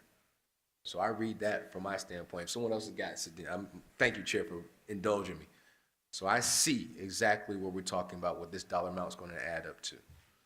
I just want to make sure that, because it sounds like there was a combination there, because then it sounded like 52E was a substitute. No? All right, so this is an addition. So even though this total amount number that we have here, this still equates to each one of these line items here where the adjustments are being made. You're talking about 52E? Yes, sir. Okay, so let's do this so we can try to just seek clarity, because clarity is often always good, right? Clarity is good. Whether we like it or not, being clear is good. All right, so with the action that we've taken, we've done the work of adding a funding offset of about 21.8 million to the items that are highlighted. Now, it doesn't offset the full amount, but some of it, but it doesn't remove anything or change anything of what we've already voted on in committee. What Commissioner Ford has proposed is a substitute that includes some, but not all, of the items that have been voted on us in the past in committee. So what I think we need to do is be very clear, this is to the sponsors, be very clear about each one of these line items, which ones align with action we've already taken, which ones are different, and how are they different. I think that may help us be clear about if we're going to take action on a substitute, we need to know where the items differ and by how much, line by line. Now, the other option, if we didn't want to do that, is that we could also, I think, and parliamentarians, this is a question to you, we can table, right? We can make a motion to table this particular substitute and entertain any other amendments on what we've already got before us, which is the budget as amended with 52D, which is more clear, I think, about where we are. But that is up to the body to decide how you want to proceed. Okay, if we want to proceed by voting or accepting 52E, I would ask the sponsors to go line by line and clarify, cross-reference what's included in this resolution with what's already been approved by Budget Committee. Okay, so just making sure everyone's aware that that's the situation. So if there's no other motion, if no one wants to make a motion now on this item, I will ask the sponsors to go through each line by line and cross-reference it with what we've already voted on. Okay, all right, please. Okay, thank you. And just for clarity, because the three changes before we go cross-reference were to strike the second whereas and the second be it further resolved and incorporate the 52D, which happened to be the 20, hold on. It was the number you referenced, Chair, as well as the 1.6. Both of those gave us the base. So it was 21,895, 746 plus 1.6 million. So that's what was incorporated in the first change. So the second whereas and the first be it further resolved are now the right amendment. Yeah. That's what that is. Okay, I think so that's the funding source. That's the funding source. I think let's go through, go through each item. Right, okay. Expenditure and cross-reference those. All right, so and Commissioner Mills, you helped me out with this since you were sponsor. So Veterans Court, that was brought up by Mr. Easter. The 57,000, that was one of the. Sorry, Commissioner motions. Ford, Yes. before you go further, just to clarify, the Veterans Court amount, was that an item that was voted on in the budget by this body? No, that was a request. Okay. All So it was right. not, so just so we're clear. Okay, I'll tell you which ones were new. Okay, great. All right, thank you. Let's see, the ones that are new are the cameras for District 9. Well, I'll just go down the list. Veterans Court's new, the 57,000 for serving in Christ, that was actually, talked about Wednesday. Yeah, we need to Yeah, be we clear did. about whether it was included within. Yeah, but that A through X, there was a vote on everything. Nothing got tabled or anything. So yes, there was a vote. What was the amount of Veterans Court? I'm sorry, Veterans, no, okay. 62,962 and 25 cents. All right, so to go through, let's see, CCRE, that did get a vote. 3 veteran service officers, that got a vote, right? Or was that new? No, that was new. No. That was new. All right, the zoo got a vote. Funding to crime lab, that's new because I asked the question in committee. Cameras for District 9, that's new. Clerk is an item that was brought up, and it was voted on. The 1.8, Commissioner Thornton did bring that did have a vote. The trustee, we know that got voted on multiple times. Let's see, the minimum pay, that was one of the items that the sheriff brought, so that did get a vote. As far as the items, Raleigh University, Light at Night, and Pure Academy, those are new. The 3% raise, that was one of the items that the sheriff and Ms. Lindsay brought. Hospitality Hub was voted on, pre-K was voted on, and not Wednesday, but there was talk about skate park, so that's a new item. So, and then Chair, the 2 other items that I did bring up were AFSCME, which I amended here, which was voted on on Wednesday.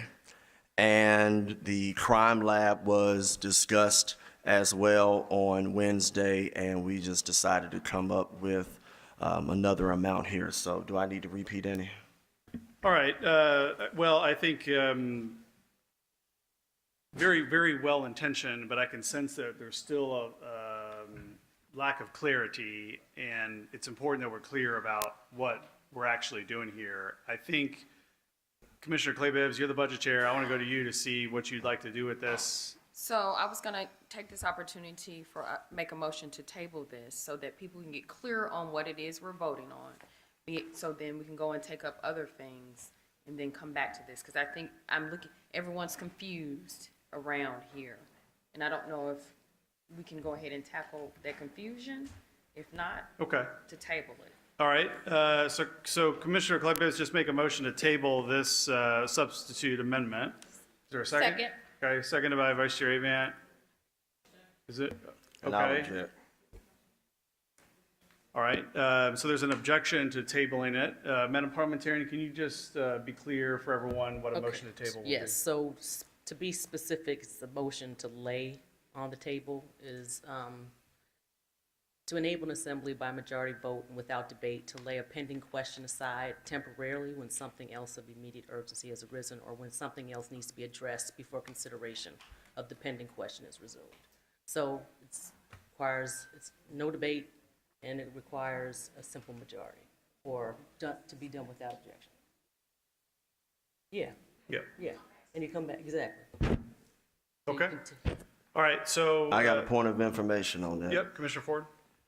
So I know you read what you read regarding table, and it takes a majority, but it also takes that same majority to take it off the table. Isn't that correct? I heard they said that, oh, it can come back, but it will take that same majority to bring back something that's laid on the table. Which means hypothetically, if it's tabled and something else happens and there's not 7 votes to bring it back off the table, then it's a wrap. That could happen, yes. Well, let's check to be clear. If something's laid on the table, it takes a majority to take it off the table.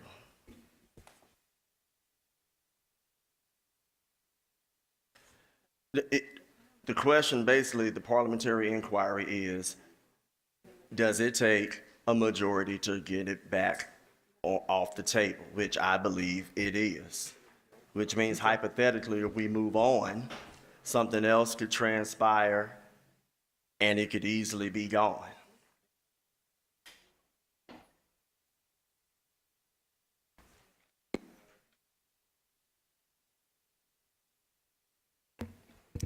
Once tabled, there is no set time for taking the item up again, but consideration of the item can be resumed after the interrupting business has been disposed of by a majority vote of the body. That part right there, by a majority vote, she just said it.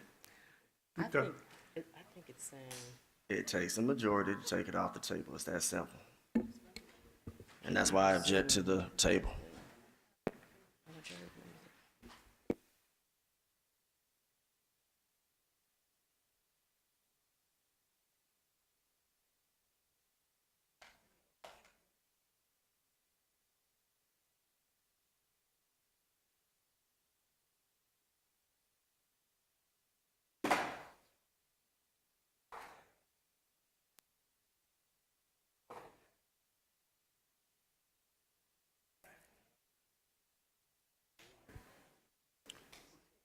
Mr. Chair, after you finish. All right, I we're have just one trying to, question we're for trying to you. clarify that. I think the intent, at least that I would have, is that we do take this up. I mean, at some point, like it seemed to me that we're not all fully understanding what we're looking at, and it would be worthwhile to make sure that we do understand it fully.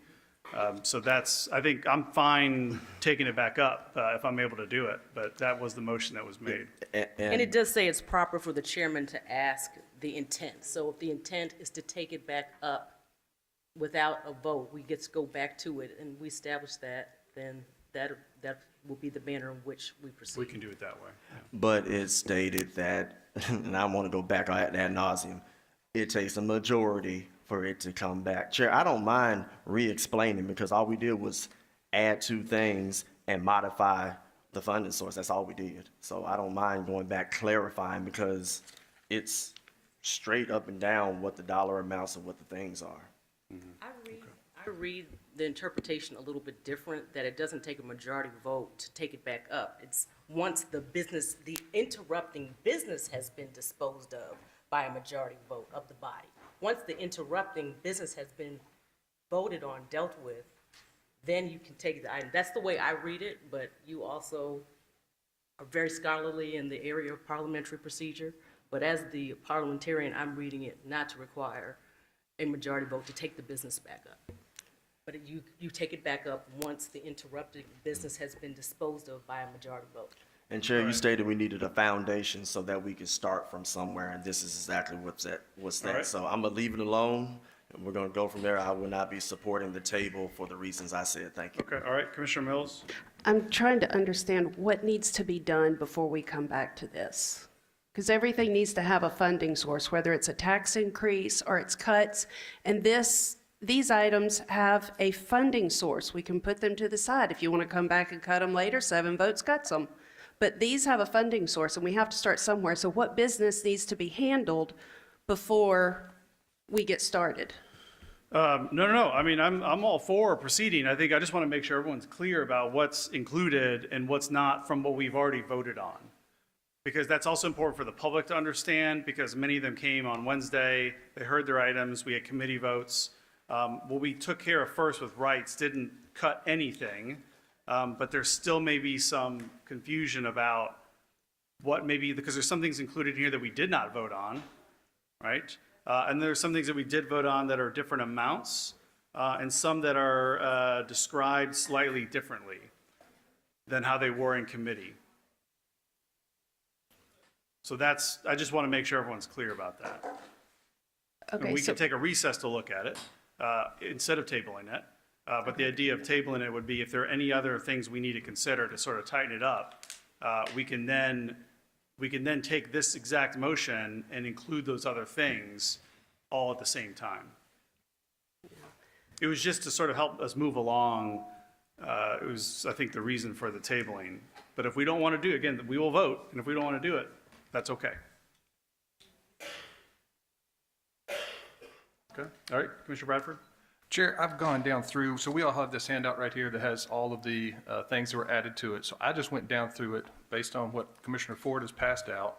If we all want to follow along, then I can tell you what's in it and what's not in it. So 3A is funded fully. 3B is not, anybody have their paperwork? Can you say, point This of one? information, can you actually, because make sure we all are looking at the same. Yeah, up at the top it says motions to amend fiscal year 2025 operating budget as of June 18th, 2024 committee meeting. It is 3 sheets of paper. The first one is front and back. And Commissioner, what's that? Yeah, it has a staple in it. Yeah. And Commissioner Ford and Mills, if you'll just listen as I go through and call me out if I say anything wrong.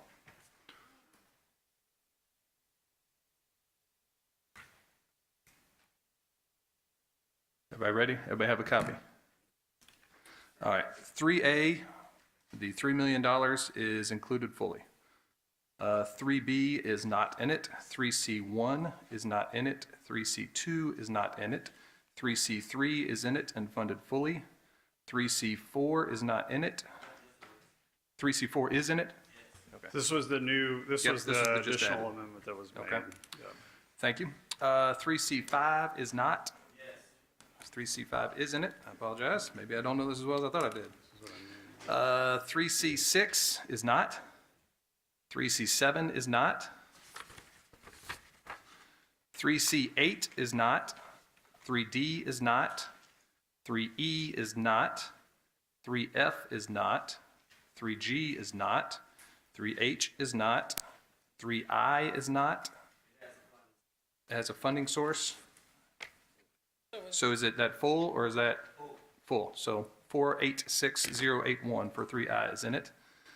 3J is not. 3K is not. 3L is not. 3M is not. 3N is not. 3O is fully 57,000. 3P is at 175,000. 3Q is fully at 265. 3R is fully at 1.5. 3S is not. 3T is not. All right, 3T is partial at how much? Partial at 1. 3U is not. 3, all right. 1.5 for 3U. 3V is not. 3W is not. 3V is? Yeah, I apologize. I missed that one. 3W is not, and 3X is fully at 1.8. Okay. I think that got us all to the same point.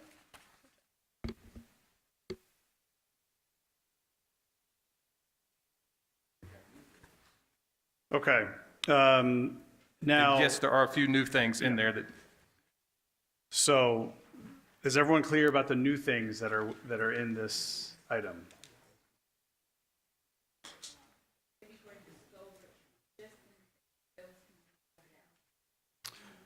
Okay, Commissioner Ford, can you only focus now on anything that is new that is added within this substitute? Okay. From the 52E, Veterans Court, correct, Commissioner Mills? Veteran Service Officers, is that correct? 2 FTE Crime Lab, that's new, because I asked questions in committee. Cameras is new. Raleigh University Light and Pure Academy are new. And the skate park, that's it. I can go back again if need be.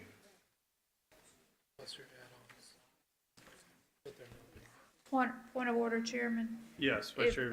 If I could just ask the sponsor, you said the cameras in District 9 are new, and then could you clarify what was stated after that as the new? Sure, I'll go back for everybody. So Veterans Court,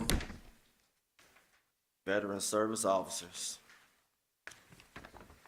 2 FTE for the crime lab, cameras,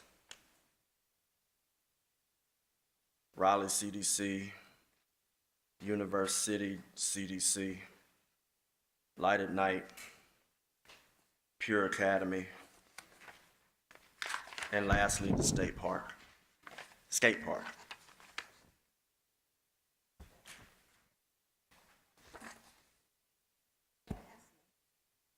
We already talked about that when Bradford went down the list. All right, so that, I think, hopefully that, thank you, Commissioner Bradford, for your assistance as well in that. Hopefully we're getting to a place where we fully better understand it. Again, this is a process, so even if it's accepted, we still can amend. Commissioner Claybibs, you did make a motion to table. I did make a motion to table. Looks like we may not need to do that. Okay. Are people clear? Faces are looking better.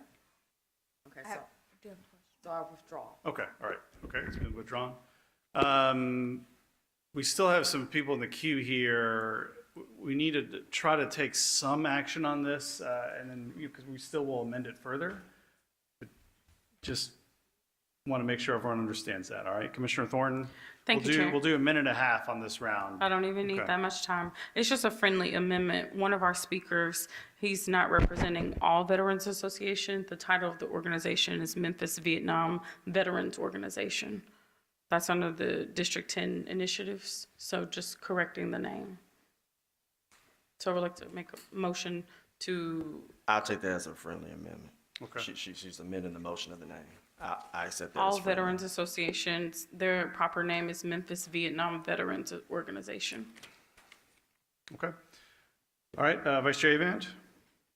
Thank you, Chair. And again, much appreciation and thanks to Commissioner Wright and Commissioner Ford and Commissioner Bradford, who also has helped provide some clarification around this. If we do accept this as a way of just having a funding source, what is the process for, because there are, obviously there's items that we did not vet or talk through in committee that have been added to this particular resolution, that I think people would want to make a decision about whether that's some, because we haven't voted on them, right? Things that we have voted on obviously make more sense for a funding source rather than adding in additional things that were not a part of items we voted on in committee. Yeah. So there are, and please, Madam Parliamentarian, just help make sure we understand this, that we can accept this and then now be working from this document, and then we can make further motions. So a motion could be to add a subset of things, remove a subset of things, right? Add or keep only items that were heard in committee, or only items that were already approved by this body and committee. I mean, these are all sorts of motions one can make, right? And they can happen, but they can't happen until we've got a base. Right, so no one's saying that even if we accept this, we're voting on the budget, we're gonna vote right now, that we can take any variety of motions on what we now have as our new base. So I'm fine with moving forward to accept this. I can support that as long as everyone's clear. I am going to be making a motion for any items that were not voted on in committee on Wednesday, that those are removed, that they're voted on separately. I think it should be a different process because we took time to walk through and had all of these budget amendments last Wednesday. And so just to lump them in now with a funding source when you have all these other items that currently don't have a funding source and that were voted on in committee. Yep, great. No, I think that's perfectly in order. All right, Commissioner Caswell, you have anything else you understand? Okay, Commissioner Ford, we're good? My lastly, just if this item does pass, I want to reiterate, there is $1,543,924 left over for any additional motions that people want to make. I'm going to disagree with my colleague on, yes, there was a lot of work done, But if my colleague who came up with cuts and I came up with cuts, even if it's on the 23rd, have found things to find a foundation for it to be stated that your stuff doesn't count as far as adding additional things. My thing is, if you find the money, you should have the full courtesy to be able to add whatever, even if you didn't bring it up on a Wednesday, because there's going to be some motions today that people are going to bring, either a tax increase or whatever the case may be. So bottom line is, none of the acts from Wednesday had a funding source. No funding sources were found until today.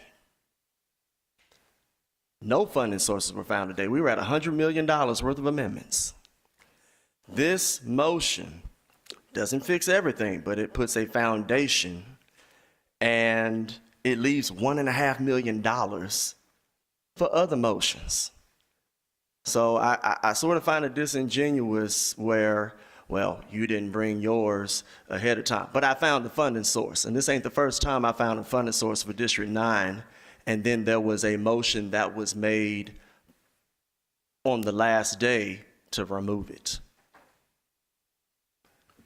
So if I misunderstood, I hate I misunderstood, and I apologize in advance on that. But this is more than balanced. It has $1.5 million left over for future motions, and it provides the foundation that was not there Wednesday or any other time that we had a meeting. So trust me, if somebody wants to take the cameras out, I will be glad to have that meeting in District 9 when I had 25 of the neighborhood associations, and they said, we want more cameras. And if this body decides, well, we're going to vote against it because even though you found the money, you didn't do what I asked you to do, so I'm going to take it away from you, I will make sure I put the vote up there and say, you can't get these cameras. Your commissioner found the money, but other people decided because you came on the day and you helped out finding a foundation on a budget that had no foundation, then your district loses. But again, if I misconstrued, I apologize in advance. All right, so we need to take some action here so that we can move it forward. I see there's more people in the queue, but we're gonna stop it here. At this point, either we're going to accept this without objection, again, knowing that right away we can make more amendments, or you can object and we can take a vote, but we're not gonna discuss this particular item any further because we're gonna be working on this for a while. So can we accept this without objection? Okay, great. Can I have a point of clarity? 'Cause Yeah, Commissioner Clay Bibbs. Before we move forward, I just want to be sure on,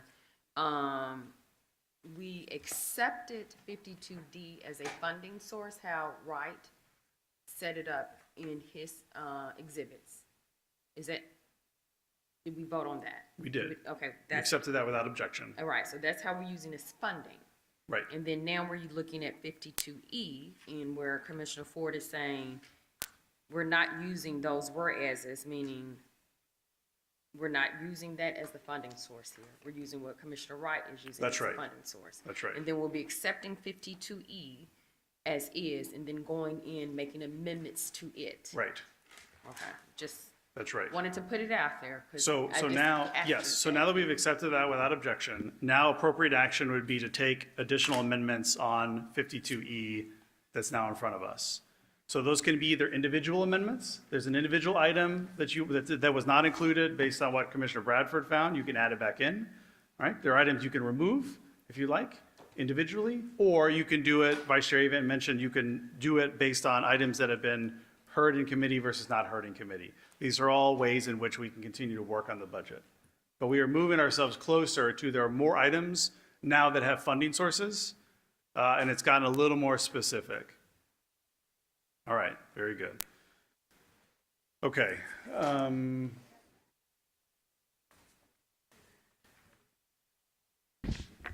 So there's the people in the,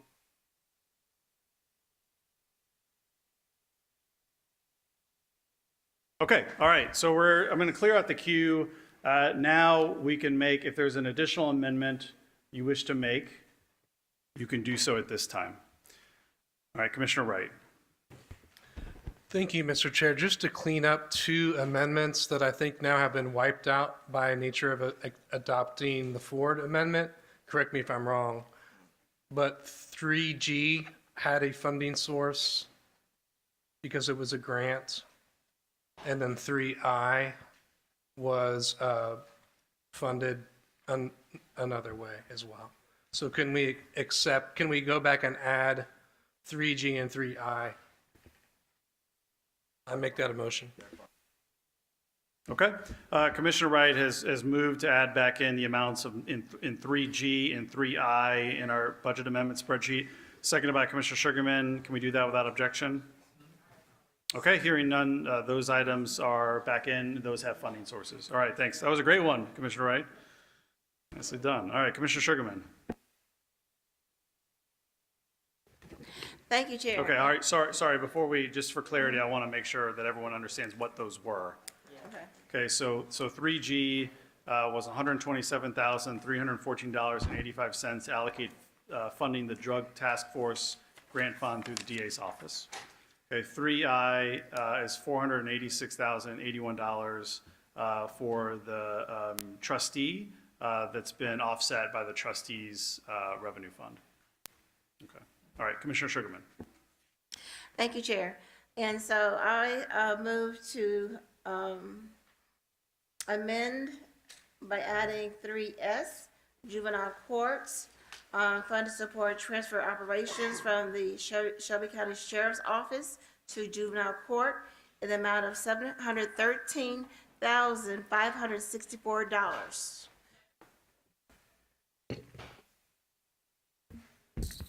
All right, Commissioner Sugarman's moved to add back in item 3S, which is $713,564, which is a motion to amend the budget for the juvenile court. This was also heard in committee favorably. It was seconded by Commissioner Thornton. Commissioner Sugarman, do you want to clarify the funding source for this item?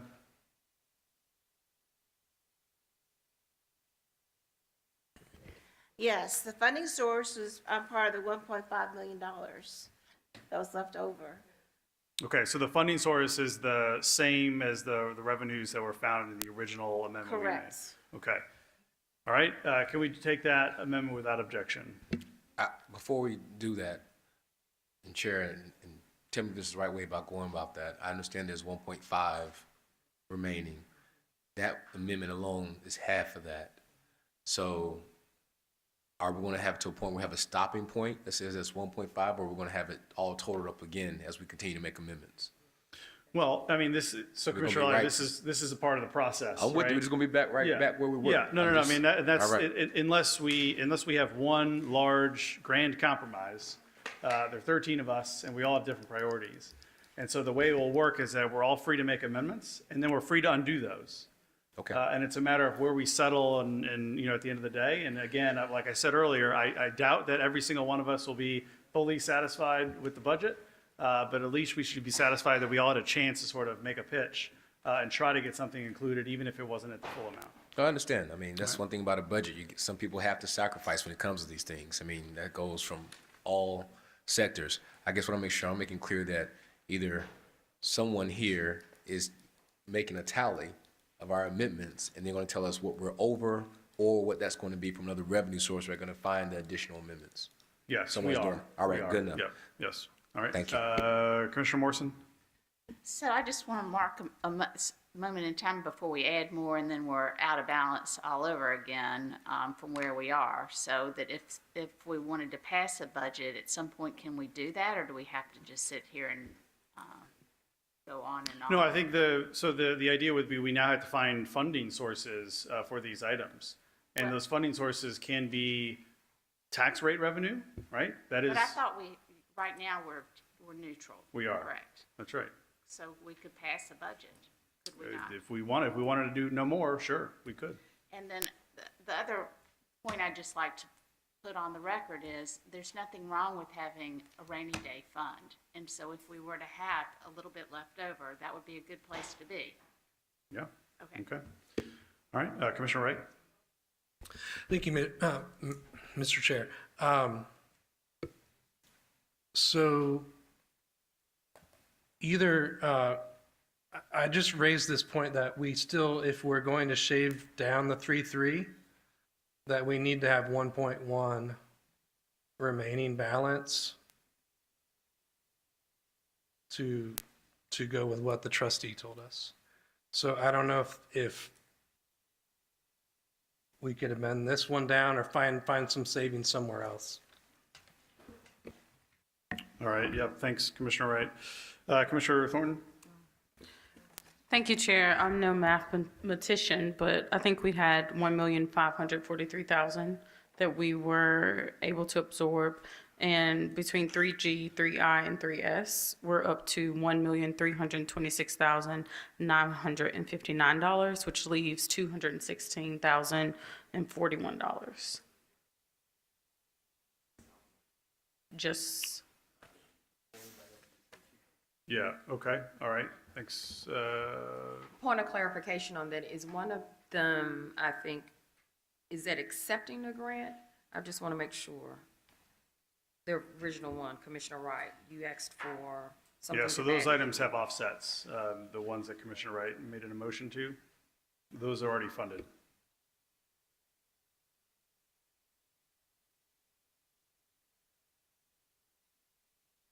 So what's on the floor, again, right now, is a motion to amend, to add in 3S, which is $713,564, which was heard in committee from juvenile court.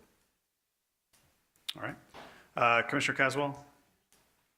Thank you, Chair. Again, colleagues, as I appreciate these items even that's been added for District 6, I still see the big picture that we have to do something when it comes to a majority investment of our opportunity use across this city. I mean, I'm just continuing rings in my ear as I heard, the sheriffs even said in the committee that anything can happen. And if anything happens, then how he has to be prepared for what's coming.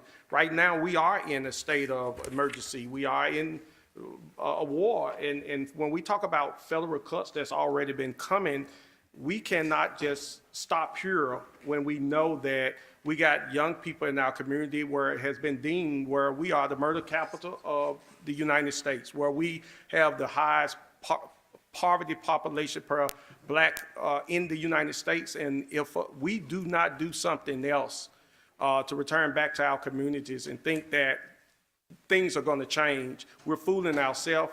And I think that we're going to be faced with even more actions. And I just feel like investments have to be made in the sense that we're not just going to be dealing with a generation of the children not being able to get jobs. Parents are going to be losing jobs. I just was at Amazon the other day where he showed me where these robots was doing the job. And he said one of their other warehouses are really pushing more robots to do the job. So we got to know where our people are going to be when we leave this place tonight.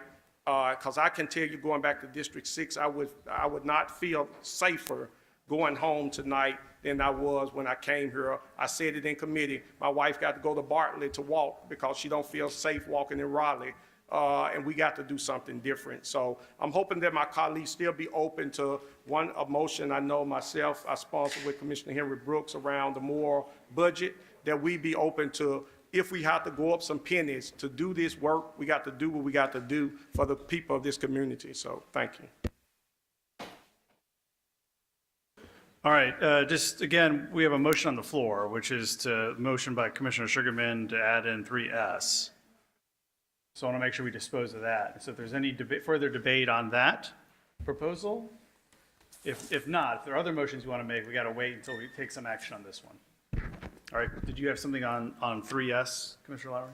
No, I had a motion, but say Okay. so I had a motion. Yeah, all right, okay, we'll can we accept Commissioner Sugarman's motion without objection? Okay. Yeah, all right, so moved. So that's now, 3S is now in the budget as amended. Commissioner Lowry. Thank you, Chair. I'm going to go back to the hospitality hub. And just a reminder, I know everyone knows that organization, we all had made some sacrifices last year, just like we're making some sacrifices this year as well. And, obviously, the public safety issue that we have also correlates with the underhoused population we have as well. So I understand there's some sacrifices we made there, but if the ask here and what was approved was 2.5, I'm going to make a motion to at least fund half of that. So take it to 1.25 instead of just what's in here at $1 million. So understanding some sacrifices need to be made, but at least sacrificing that at 50% instead of the numbers here now, because some other things we've funded it fully. So that's my motion. Okay. Is there a second? Just a point, I'd like to make a friendly amendment. I'd like to ask if the sponsor would be willing to make an amendment for the hospitality hub at 1.5 and lowering the zoo to 1 million. Okay. Wait a second. Just to the sponsor. Yeah, My motion. Commissioner Hold on Lowry, a second. your amendment. What I would possibly be willing, maybe if the body was open to it, maybe lowering the zoo to 1.25 and increasing hospitality hub to 1.25. That would make them both even at those. Okay, well then my motion still remains to put 1.25 at the hospitality hub. Okay, so you're on your original. Yeah, I'm on my original motion. Okay, so but you're not can't doing find anything any with the friendly. zoo. It's Right. just adding 250,000 to the total that's in our new amended budget. Yes. Okay. Is there a second to that? Second. All right, seconded by Vice Chair Avant. So this is just changing the amount from 1 million to 1,250,000. Okay. Yeah, half of the ask. Is there any objection to that? just a point of information, Commissioner Thornton. through the chair to the sponsor. Is your count that we're up at 613,000 or 216,000? Commissioner Bradford was of the opinion that the 3G, 3I are budget neutral, correct? Okay, so with that in mind, we have $613,395 that we now are making this $250,000 amendment around, if anyone's keeping tally. So, Mr. Chair, Yeah, Vice Chair Avant. considering that, thank you, Commissioner Thornton, for helping us as we're calculating this, then I'd like to go back to my friendly amendment to put 1.5 million in for the hospitality hub.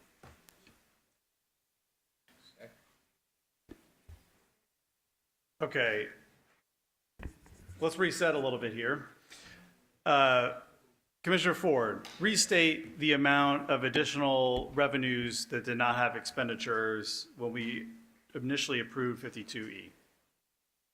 You want me to go back to what was left over? Yes. Before we start, okay. Yes. 1,543,924. Okay.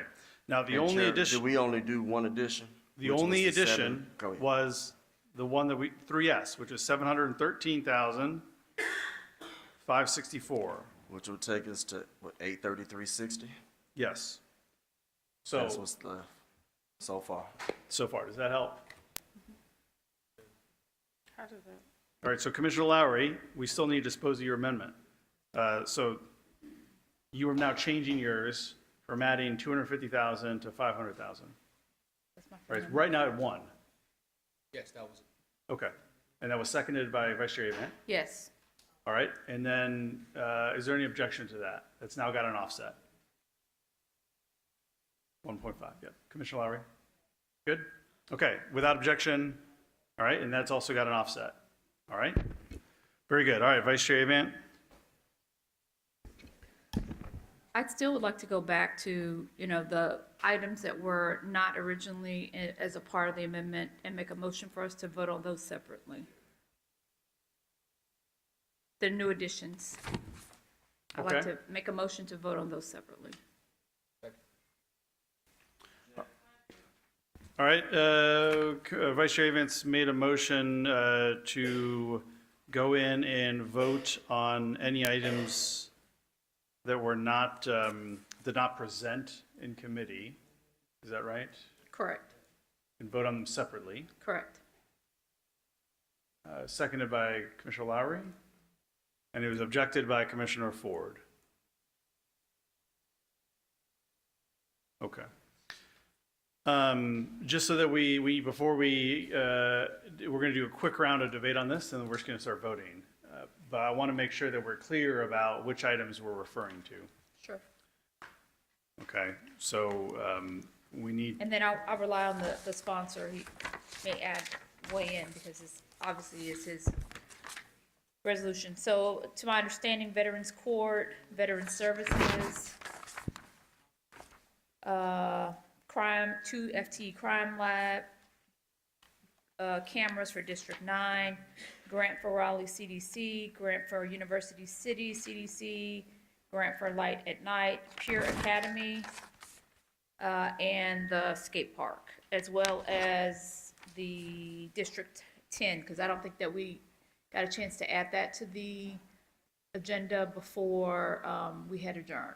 okay, all As right. a point of information, it did get passed favorably from committee. Thank you.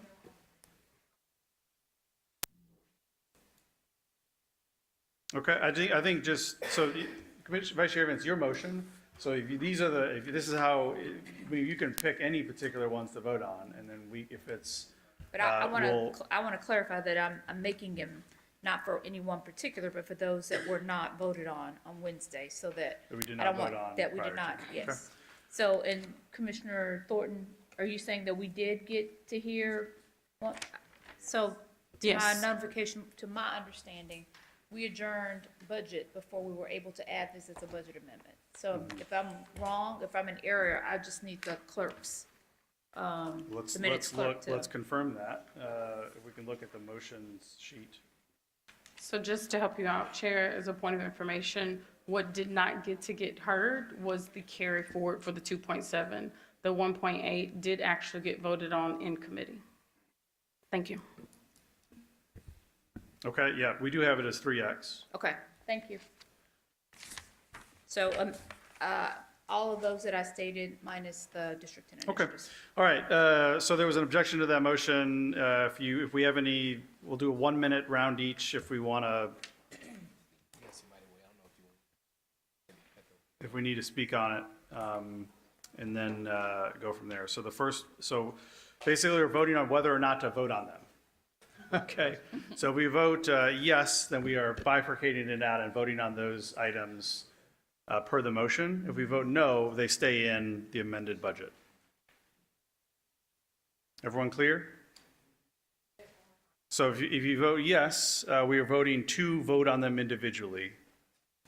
I vote yes to vote some more. Okay, if we vote no, we do not vote on them individually. Yeah?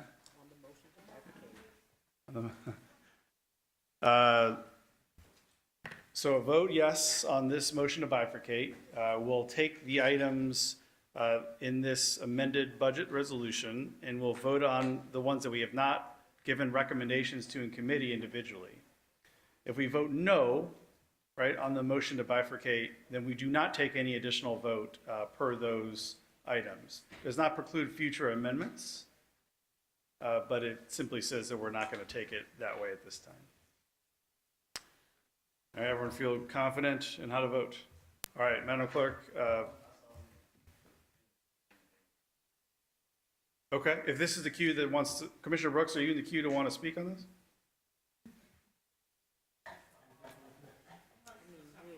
You good? Okay, great. All right. Commissioner Thornton, did you want to, we'll do 1 minute. Yes, Chair. I just want to just point out, I was trying to do the tally. I think that every commissioner has some item that is in this particular slate. And the cameras in District 9, the nonprofits in District 6, the skate park in District 12.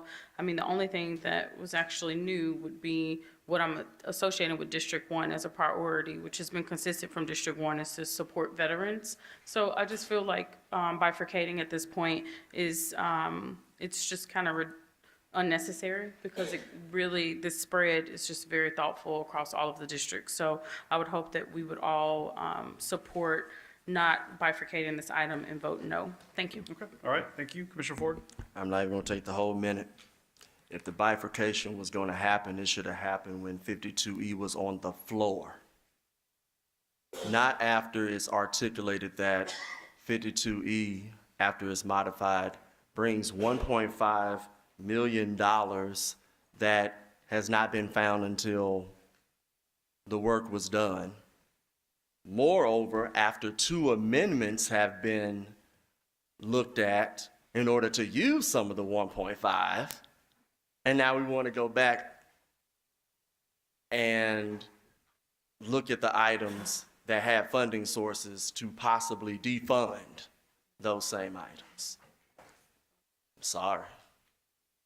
That's basically saying, I'm sorry, I didn't do the work, but let me get credit for not doing the work.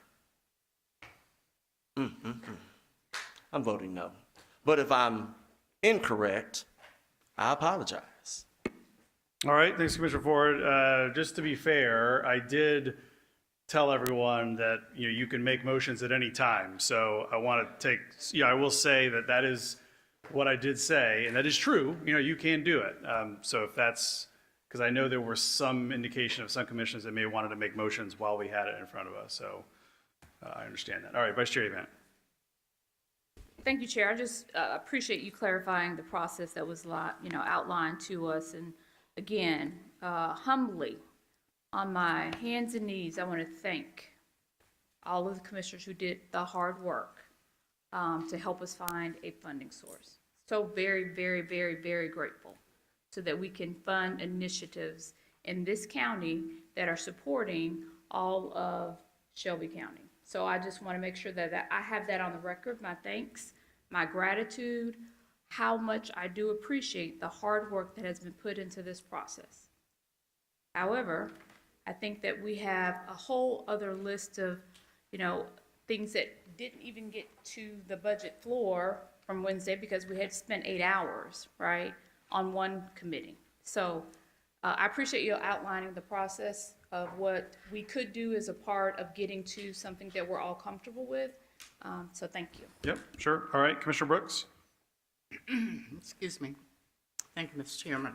I just want to add that we need to be considerate of the individuals who came to committee and spent the entire day to present their resolutions, their justifications for it, to talk with us. And I think it would be fair for us to give them a vote.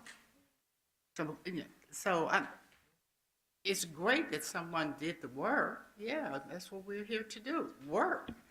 And the individuals who came up here to give us their justifications for our vote, then we need to be fair with them and give them a vote, up or down. Thank you. Yeah, okay, all right. All right, Madam Clerk, we're going to vote on the motion to bifurcate the items that were not heard in committee.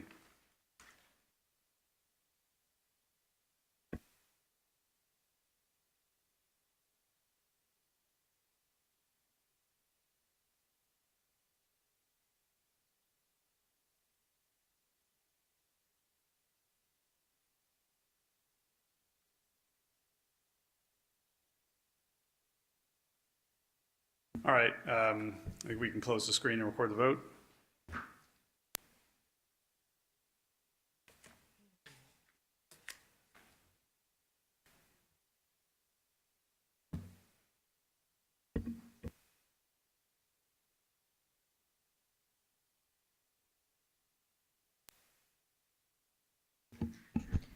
We have aye votes from Commissioners Clay Bibbs, Brooks, Lowry, and Avant. Commissioners Caswell, Sugarman, Mills, Ford, Wright, Thornton, and Morrison have voted no. We have 4 ayes and 7 noes. Okay, all right, the motion fails. We're still on the budget as amended. There's, again, still opportunity if we wish to amend, to call the question. I mean, there's lots of things that can happen. All right, Commissioner Brooks. Thank you, Mr. Chairman. I move to remove 3F. Now, 3E and 3F was one resolution. It was bifurcated. I think 3E funds both the Public Defender's Office and the DA's office. 3F funds the District Attorney's paralegal position technical litigation, licensure, and something else. Sorry, Commissioner Brooks, you're asking, so they are not currently included. I'm sorry? So I thought I heard you say make a motion to remove. Yeah. to Okay, delete they are it. not in there now. They're not? No. Oh, I'm sorry. Oh, I'm on the wrong button. All right, that's okay. Motion's withdrawn. Commissioner Caswell? So I want to be clear, so Commissioner Brooks was asking to remove the cram lab. Was that one of the items? No, okay. I just wanted to make sure. And is the cram lab in 52D? Okay, thank you. So related to that, what is included is the crime lab at a different amount, so 1.5. In addition, there is a amount here for 2 FTEs for $320,000. Both of those are included now in the amended proposal. To that point, Chair, if the DA, if I can get him back for 1 minute, I just Okay. want to get some clarity. All right. And I do DA know Mulroy? that it was talked about ramping up to that place. So with the 1.5 and then the 2 FTEs, would that give you the capacity to get this crime lab going with the digital and the DNA that you spoke of? District Attorney Steve Mulroy, thank you for the question, Commissioner. My understanding is the $320,000 for the 2 FTEs, if I understand correctly, the idea is that won't be part of the local crime lab. Those will be 2 people who will work as TBI employees out of the Jackson, Tennessee State TBI Crime Lab, except that the Shelby County will pay for those 2 TBIs. I could be wrong about that, but that's my understanding. So I consider that to be separate from the local crime lab. So in terms of the local crime lab, right now what I understand is that the current funding amount is $1.5 million. And, obviously, I think that we would be able to spend in our first year a lot more than that. But if that's in the commission's wisdom, that's what they think that they can afford, we'll certainly do our best with that. And we will hire as many people in the digital cell phone ballistics and rapid DNA areas that we can. And not just say, DA, if we can, I know you said you're going to be looking at the state and others for funding, like talking really with these other municipalities that like Bartlett went up 26 cents. They focusing on public safety for their community. Like if that would be a good collaboration, if we can get the other municipalities to put some skin in. Commissioner, that's certainly an idea worth exploring, and I'll be happy to explore that going forward. I should point out that, as I pointed out in committee, we have a letter from Congressman Cohen's office saying that he has put in a request for federal grant funding for equipment one time. So that's one potential contribution. And we have a letter that you all should have received today, and I referred to it in committee, where we have a solid commitment of up to $200,000 in one-time equipment funding from the West Tennessee Drug Task Force. So we are getting other entities to be chipping into this entity. It's not for lack of effort on our part. And while I have the microphone, if I could just for 20 seconds, there is an item 3E that's been discussed. It's an O&M amount. It's only $217,000. It is extremely essential. We won't be able to store our documents without it. And this commission was kind enough in the past to level up the disparity between county employees and state employees. That work won't be finished without that. It's actually $124,000 for us plus the match and the public defender. So I'd strongly urge at least 3E be considered. All right, thank you. Commissioner Caswell. Yeah, I'm back in the queue, Madam Chair. I wanted to get some clarity too on one of the items. Again, never mind. Let's move forward. Because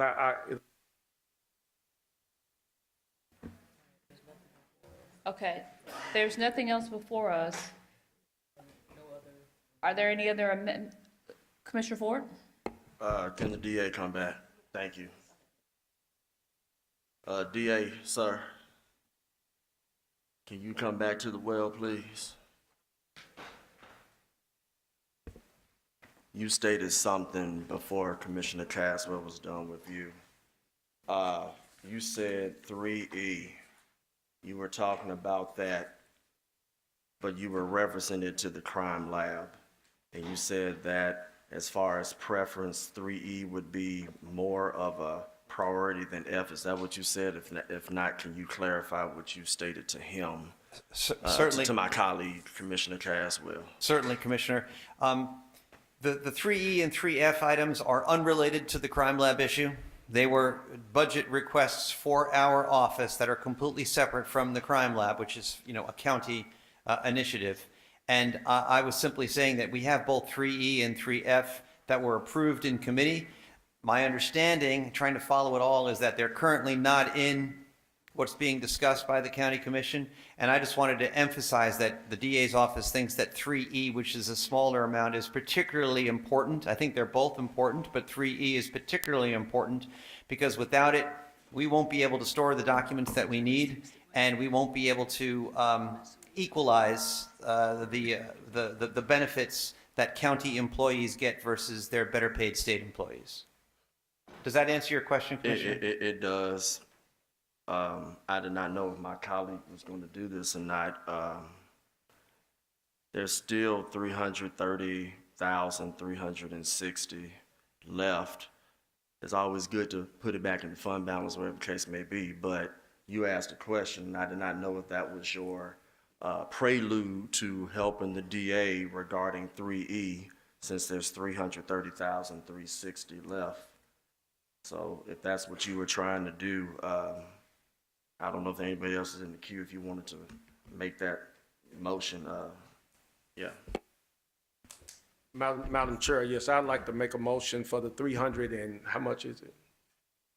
You trying to use up? Well, he's asking for 217,875, 200. but there's 330 to Okay. cover it. But Okay. you do what you want. It's your motion. No. Let's go with the 217. 875. I would like to make a motion for that to go to the district attorney. So, Commissioner Caswell, you're making a motion for 3E? Yes. 3E to be added back to the budget. And I have a motion by Commissioner Caswell and a second by Commissioner Sugarman. In the full amount? In the full amount. Are there any objections? We have an objection by Commissioner Brooks. Okay, so we're going to clear the queue, and so we'll be now voting, we'll have discussion on the objection.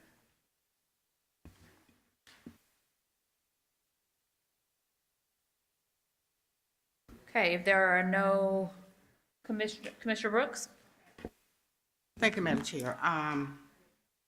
DA Mulroy, would you articulate again exactly what this funding for would be used for? Yes. As you articulated on Wednesday of last week. Yes, Commissioner. DA Steve Mulroy, thank you for the question. 37,000 is for much-needed off-site storage, and we anticipate that within the next couple of years, we'll be able to eliminate that cost and offload it onto the state. But right now, we have no choice but to spend it for off-site storage. And then the other two categories are roughly the same amount, $37,000 for the privilege tax and Board of Professional Responsibility increase. Let me just briefly explain. It is very common for employers, including government employers, to pay for their attorney staff the privilege tax and Board of Professional Responsibility annual fees costs. It is commonly done. In my office, it is only done for the state employees. Because as this body knows well, because a year and a half ago, we came to you and talked about the historic disparity between state employees and county employees. We don't have the ability to do the same thing for our state employee attorneys that we're doing for our county employees attorneys. So that's the point of that. And then also the training budget is the same thing. Right now, we can only afford to do training, including required continuing legal education credit training that attorneys have to do every year. We can only do that for state lawyers. We can't do it for county lawyers. And whenever we have such opportunities, we only send the state employees to get the training because the state will pay for that, but we don't have that for the county employees. So it's off-site storage plus 2 categories of things to eliminate the unfair disparity between what county prosecutors and state prosecutors have every year at the DA's office. We have, excuse me, 1 second, Commissioner, I'm being corrected on something. Yes, so the off-site storage and the privilege tax BPR increase are the same amount, and then the training is 50,000. That's set out in Commissioner Sugarman's resolution. Commissioner Brooks, does that answer your question, or do you need to get back in queue? I just need to respond to that. Okay. I'm back in queue. Okay, thank you. Commissioner Mills? Commissioner Mills, would you like to be recognized? Thank you. Yes. My question, I've been on the phone with Director, I've been a lot on this. So my question to you that they couldn't answer, that I haven't had the answer to with the crime lab yet, is this more for investigative reasons to get people into jail, just arrested? Or is it more so on the backside for the evidence side in court to have them sentenced to prison? Commissioner Mills, DA Steve Mulroy, no, it is clearly on the investigative side. So what this will help do is this will help law enforcement identify suspects more quickly so they can follow up on that, or in some cases, eliminate suspects so that they won't be harassed. It will help to clear those who are innocent, but it'll also put the law enforcement more quickly on the trail of those people that are in fact guilty so that they can bring those cases to us. Okay. So then my question is, doesn't the sheriff office already have some of these, like a ballistics, digital or whatever, set up, a whole department set up for that? There are a few people that do cell phone forensics, but as we discussed when we were in committee, the demand far exceeds the supply. And I think, law enforcement officials, including the letters we got from the Bartlett and Collierville Police Departments, indicate, as does the TBI director's letter, that we really have an unmet need. So even though there are a few people doing cell phone forensics, we only have the capacity to do it in just some homicide cases where we really need to do it a lot more. And that's the point of the local crime lab proposal. The same is true with respect to rapid DNA, which really no one is doing right now. It's an emerging technology. And then with respect to ballistics, Commissioner, the problem is that TBI can do it, but there are really long wait times. Right now in West Tennessee, the turnaround time for ballistics testing is 70 weeks. That's 70 weeks. Now, of course, I can drop a footnote and say in individual cases we might be able to expedited review, but we can't prioritize everything. So with ballistics, it'll mean getting the results quicker than we can get them right now. And with the cell phone, it's being able to do it in a wider variety of cases than we currently have capacity to do. And then with the rapid DNA, it's an emerging technology that no one is really doing yet. Yeah. Well, in my other phone call, to my colleague's point that was made earlier, everybody supports, in theory it's great, and everybody supports and wants this, but when it comes to helping with the funding side, they don't want to do that. They support it, but they don't want to fund it, to what was said earlier. That's a hard one for me, to get a letter of support. Yeah, we support it. No, we're not going to help you.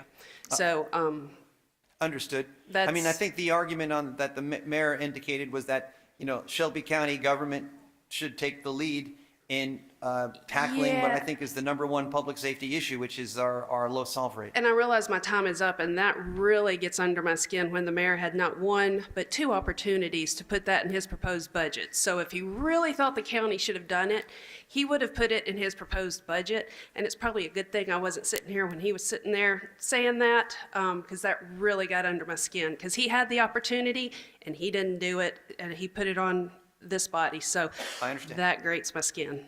Thank you. I understand. Thank you, Chair. Thank you. Commissioner Brooks? Thank you, Madam Chair. We all have to make a sacrifice, okay? Some of us are going to get something, some of our constituents will get something, some will get nothing. So we all have to try to make do, and we all have to compromise. Considering the fact that we just gave a state-county parity raise to the DA's office, I voted for that gladly and just got beat up. We're doing it. Some of the same people right now sitting here looking at me. So now they're supporting something that I know and you know, and people who are listening know that in the context of not having dollars for youth, families, unhoused individuals, this improvements in the jail, you want us to pay for storage, lawyers, license, privilege taxes, lawyers who just got these huge pay raises, licenses, and training. You know, I'm going to suggest, and I support you, I do, even if you don't, you know, hold people accountable that we know are guilty. You know, that's something else. But let me just say, I think that it's important for you to take a hit as well.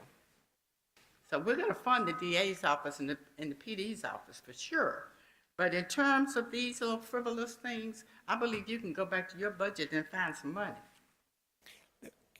Commissioner, we don't have anything, we don't have any flexible pots of money in our budget in order to do Well, they these need things. to pay it themselves. If we don't, that is. When it comes to hungry children and paying a lawyer's license fee, I'm going to feed the hungry child. Commissioner Brooks, I won't argue with you about that. I think all those things are Thank important. The only point I'll make, if I could just very quickly finish, is it's a question of parity between county employees and state employees, and it makes it hard for us to do recruitment and retention of qualified prosecutors when we have a two-tiered system where you have county people that are in second-class citizens. And given that it's only $124,000, we thought it was a useful priority. All right, thank you. So we are now voting on the motion for adding, there was an objection. We're voting on the motion of adding 3E. We're not voting on the entirety of 52. We are still on the motion of adding 3E back into the budget, which is the allocating $124,000 to the Attorney General's budget and $93,375 to the Public Defender's budget. That is what we're voting on, 3E. Commissioner Brooks, you're recognized. Thank you, Madam Chair. Before we vote, I just want to appeal to my colleagues' humanity here. Just think about all the things that you're cutting when it comes to families, women, children, youth who are not connected to the courts in any way. We're not doing anything for them. And then how are you going to sit here and fund lawyers' licenses and privilege taxes and storage? Come on. We don't need to do this. You know that. And I mean, we got all kinds of ways you can get creative about training, virtual licenses. You know, let them pay it themselves for right now. We just gave them a huge raise. Same thing with the privilege tax. We just gave them a huge raise. And storage? Get creative, get digital. Y'all, I'm gonna tell you right now, people are listening. And we haven't done anything for children, families, and communities whose food banks have been cut by the feds. And now, I was listening this morning, and they're seeing this, thousands of families that they can't service. And you're gonna pay the lawyer's license fee. Okay, seeing no other commissioners in the queue, we are voting on the motion of amending and adding in 3E. If you're voting yes to adding 3E. If you're voting no, then you are voting no to adding that as a budget amendment. Please prepare the screen for a vote.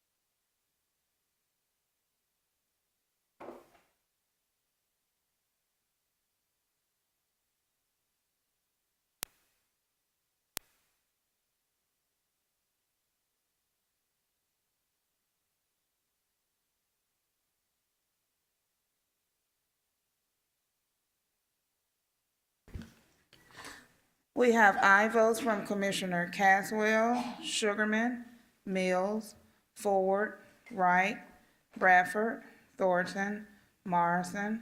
We have no votes from Commissioner Bibbs, Brooks, Avant. We have 8 ayes, 3 noes. All right, that motion passes. So we're now Mr. back Chairman? on the main motion. I just wanted to, on the record, thank Commissioner Ford for making the suggestion to Commissioner Caswell. Want to get that on the record. All right, thank you. So that passes. That was now included in the motion as amended.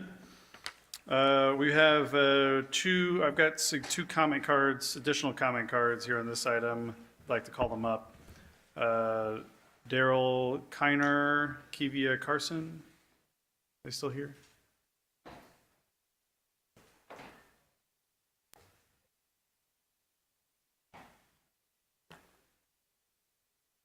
All right, come on down. You state your name and address. You have 2 minutes. Good evening. I'm Dr. Kivia Porter Carson, and the address is 3885 Chulahoma Road. My name is Daryl Kiner, address 3885 Chulahoma Road. Greetings, Commissioner. I know this has been a long process and a long night, but I wanted to come before you and ask for your support for our clinic, the Wellness and Stress Clinic of Memphis. It's located at 3885 Chulahoma Road. We are a free clinic that provides services for people within Shelby County. When I say free, we don't accept any money at all. All of our resources are either donated or sometimes in the past we have received grant funding. We offer wraparound services at this clinic. Some of the services include primary care, where we partner with the University of Tennessee Health Science Center. Their medical students come out and provide free primary care. We have social work and social services from the University of Memphis. We also have mental health care, where we have someone from Alliance Healthcare Services there on Monday night.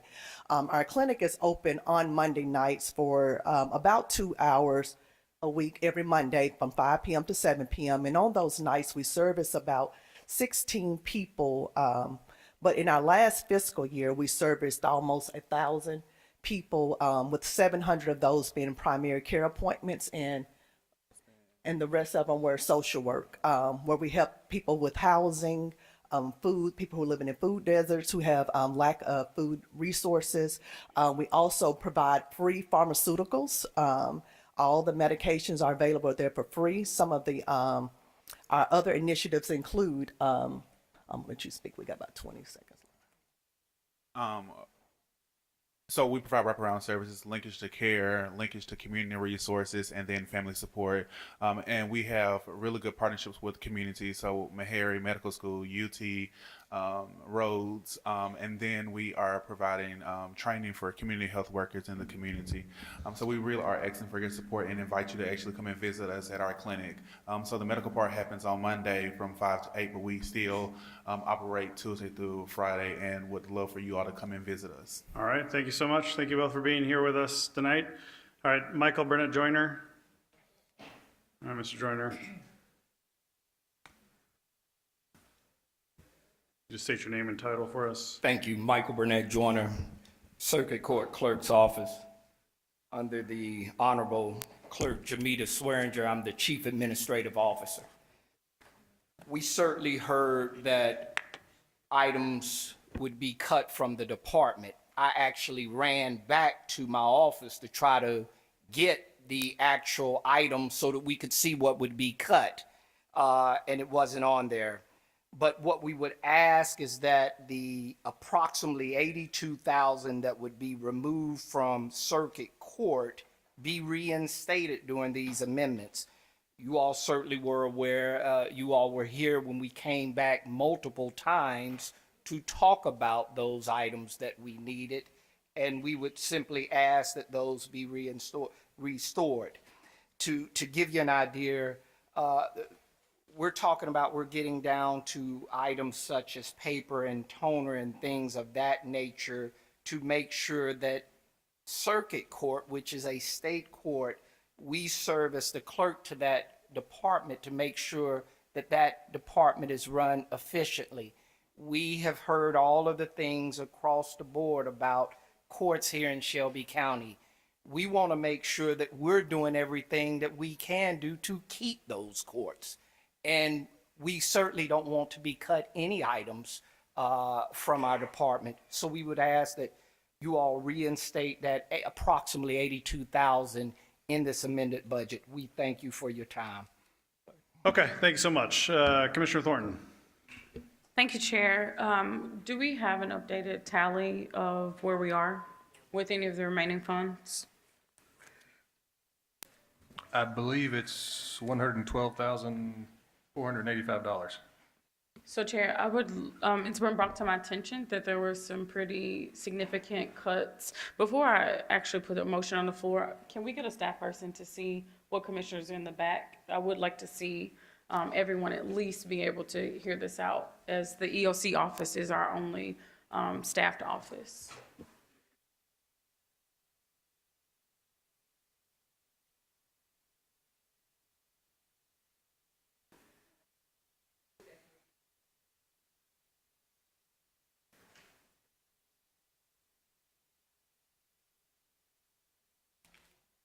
I understand that we've been here for a minute, so I want to be respectful to colleagues that might need a break. Point of information. Yes, Commissioner Shelby. Okay. What is their ask? Is their ask 82,000? Is that all you're asking?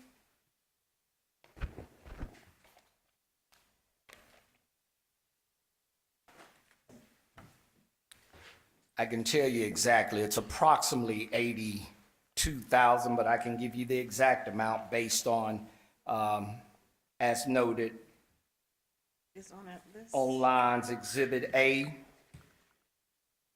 lines number 22, 23, and 24. 22 is $28,100. 23 is $48,370. And 24 is $5,081. Okay, all right. Okay. Sorry, Commissioner Thornton. So with the 45 seconds that I have left, I see a number of Democrats, so I just want to elevate this issue. We have approximately 112,000 left that has not been absorbed, and EOC has been cut just under 200,000. And it's my understanding that what has been cut is going to impact our ability to train local entrepreneurs. They've had over 4 successful cohorts of trainings. I've attended their graduations and have heard the feedback from small businesses who are EOC certified and have just gone through their programming. It has very positive remarks, and I do think that our body should invest in the EOC's training and development budget. So I would like to make a motion to use the 112 unallocated dollars for the EOC office to restore it. All right. Seconded by Commissioner Lowry. Can we do that without objection? Commissioner Thornton, please clarify the total amount. So it is my understanding that we have just 112,000 left. Okay, So I'm 112. asking to allocate the full 112. All right, can we do that without objection? All right, hearing none, the item is so amended. All right, Vice Chair Avant? I'd like to call the question. Okay. Question's been called. Item 52. I want to be, let me be point of privilege. So if we call the question, that's voting on the budget rate of where we are with no Voting on more item amendments? 52. We still have 53, 54, the tax rate, and some carry forwards, and we've got a couple add-ons. Okay, all right. Chair, just so that we're clear, we've now kind of exhausted this particular item, which added information back, added line items into the budget, right? They now have a funding source, that we've gone through those, which was the resolution that was brought by Commissioner Ford. So that's what we are voting on now. That's right. All the offsets of existing revenues have been worked through already on item 52. So we still have to take up, the tax rate to to ensure that we've got the right revenues, but that item will come at the end after all the other budget items. Okay. Okay. All right, so the question has been called on item 52 as amended. Madam Clerk, please prepare the screen to vote.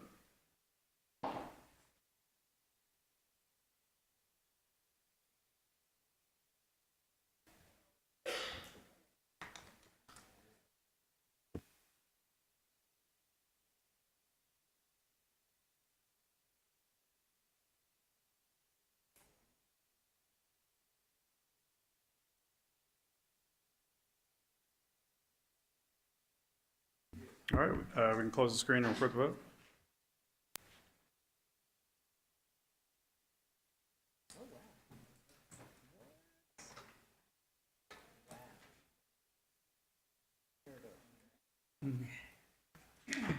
We have aye votes from Commissioners Clay Bibbs, Caswell, Sugarman, Mills, Ford, Wright, Bradford, Thornton, Morrison, Brooks, Lowry, Avon, and Chairman Whaley, who have 13 aye votes. All right, item 52 passes. We're going to go, as I said earlier, to item 61, which is the carry forward. This one should be quick. We'll read it in. Item 61. Item 61 comes from the Budget and Finance Committee, which is chaired by Commissioner Clay Bibbs. Item 61 is a resolution to carry forward $1,621,042 of the $1,800,000 allocated to juvenile court for wraparound youth programs into the FY 2026 operating budget, sponsored by Commissioner Charlie Caswell Jr. This item was sent down without recommendation in June 18th, 2025 committee meeting. All right, we need a mover and seconder for item 61. Moved by Commissioner Bradford, seconded by Commissioner Thornton. Commissioner Clay Bibbs, can we have a committee report? This item came down without a recommendation. Okay, thank you very much. Do we have anyone wish to speak on this item? I think it's pretty clear. All right, Madam Clerk, please prepare the screen to vote on item 61.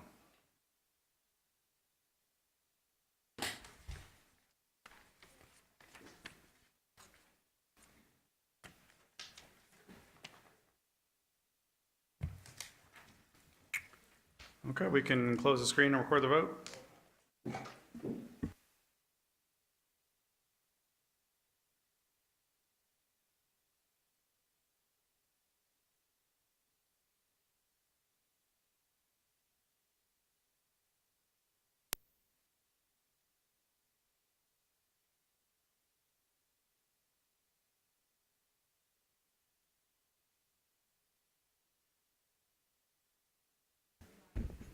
Maurice said maybe we do from the administration.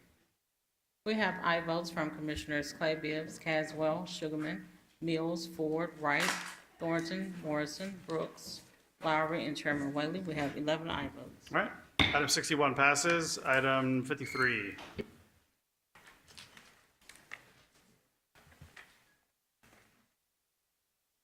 Item 53 comes from the Budget and Finance Committee, which is chaired by Commissioner Clay Bibbs.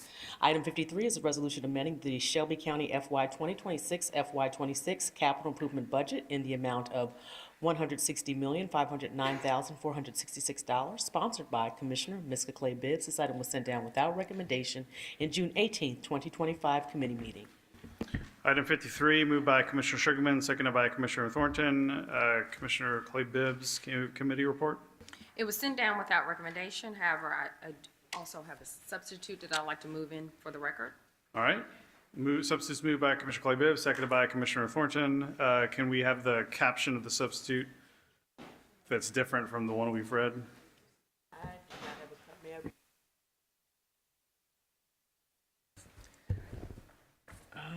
Let's see. Okay, looks like the amount has changed.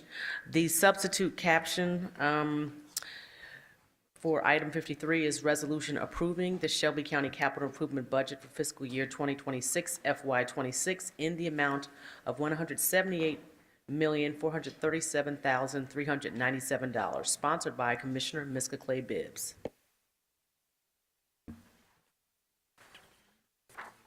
All right, can we accept the substitute without objection?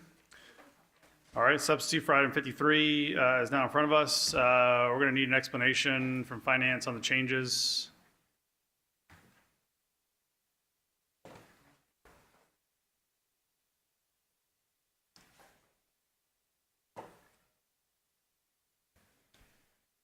Director Thompson. Michael Thompson, Deputy CFO, Shelby County Government. The changes were the inclusion of Hacks Cross Road for a portion of bonded dollars and also federal dollars for the FY26 budget year. Okay, Commissioner Bradford? I just had a question. I think in committee we had an item about programming for the jail. Did that make it into the CIP budget? No, it did not. Okay, that's all.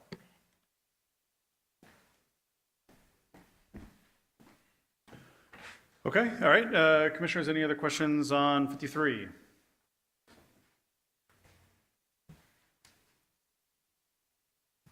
Okay. I think we can vote then if we're feeling good. All right, Madam Clerk, please prepare the screen to vote on item 53.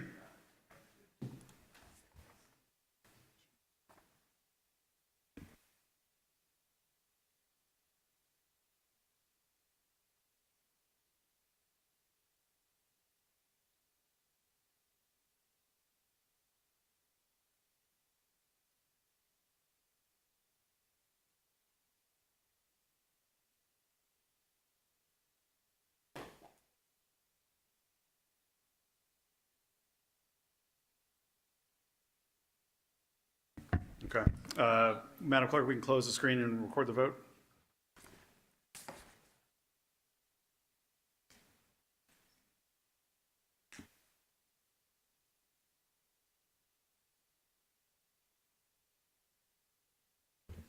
We have, okay.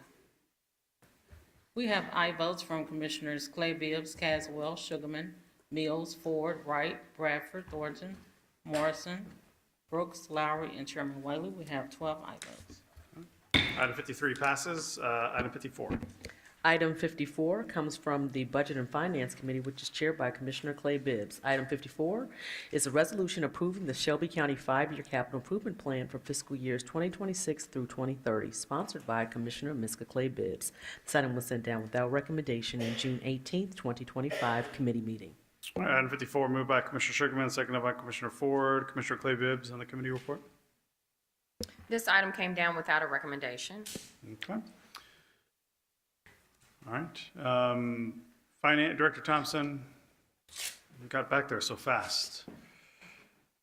I just need you to clarify for us to make sure the FY26 substitute is correctly correctly noted within the 5-year plan. Michael Thompson, Deputy CFO, Shelby County Government. Yes. Okay. Yes. All right. Any commissioners wishing to speak on 54, the 5-year plan?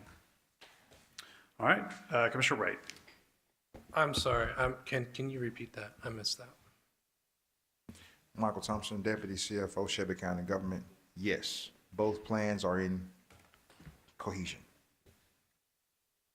I guess I have a question about, there's been a question about the Regional 1, is it at 350 or 500? Can we clarify? Michael Thompson, Deputy CFO, Shelby County Government. The 5-year plan, as you all approved last year, includes a future column. That future column ensures a overall capital proposed amount of $500 million. Okay. In 5 years, it's about $300 million, but that future column covers every fiscal year you all approve a new budget. That column comes into the latter year. So it's not within the 5 years of 500, it's within 5 years plus future. Yeah. All right, I call the question. All right, questions have been called on item 54. Madam Clerk, please prepare the screen to vote.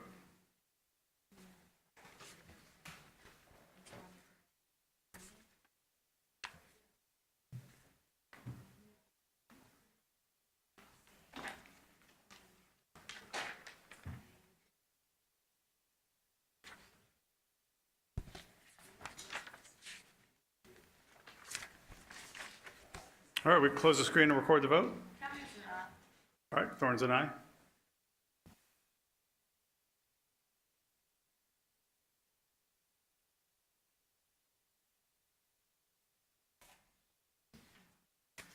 We have aye votes from Commissioners Clay Bibbs, Caswell, Sugarman, Mills, Ford, Wright, Bradford, Thornton, Morrison, Brooks, Lowry, Avon, and Chairman Whalen. We have 13 aye votes. Item 54 passes. Item 47.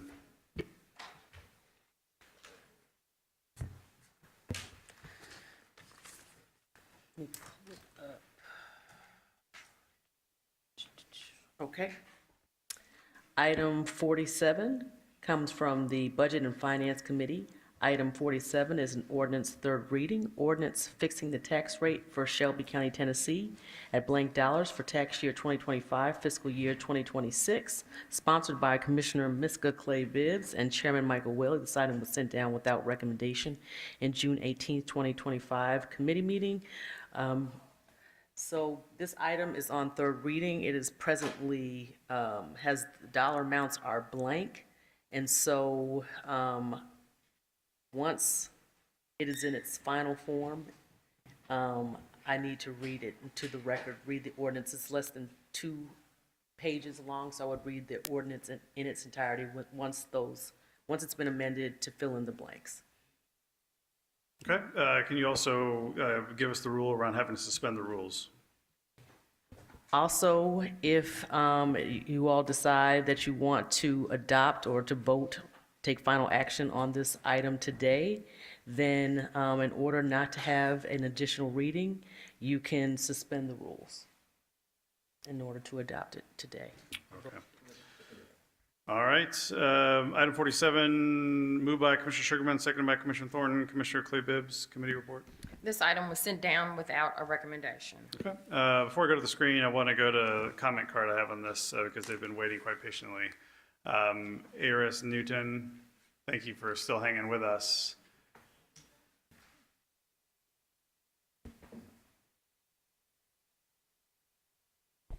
So State when your I name and read, address, you have 2 minutes. Thank you. yeah, Eris Newton, 3973 Pfizer Avenue, 38111, District 10. So when I wrote my remarks, it was in the afternoon, so I have to update them a little bit to evening, night, is it? But good evening, commissioners and all of the Shelby County folks here and watching online. I'm here today representing the Moral Budget Coalition, and I'm asking that each one of you stand today in support of community investment and in support of setting the tax rate at a level that will allow us to make those community investments. There's been a lot of conversation this evening trying to get things to fit within that $2.69 tax rate, and sounds like a lot of difficult decisions are trying to be made. But there's a slightly easier decision that if we just set the tax rate just a little bit higher, we can support the things that our county needs. Last week, I had the opportunity to speak in committee in support of 9 cents worth of community investments in areas such as housing, opportunity youth, youth mental health, public safety, and education in the YES Fund. And so I decided to run some numbers for myself in my current situation. My property was assessed at $108,400 in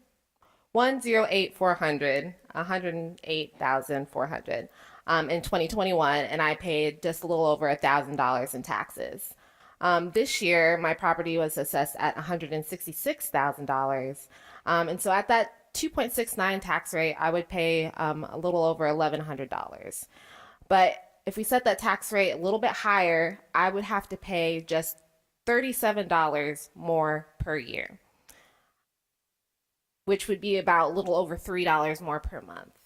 And to me, it's worth it to pay $3 more per month if that means that my neighbors can send their kids to preschool, if my neighbors can have good quality education for their children, if my neighbors are able to have safe, healthy housing, if my neighbors are able to feel safe when we walk down the streets. So I'm asking you today to set the tax rate at a level that will support community investments. So whether that be $2.78 to support those 9 cents or a little higher so we can support everything that we need. But definitely need a little bit more than that $2.69, and I'm asking that everyone be willing to just pitch in a little bit. All right, thank you so much. Thank you. All right, Commissioner Wright. Thank you, Mr. Chair. I would like to recommend we fill in at least this top blank as 269.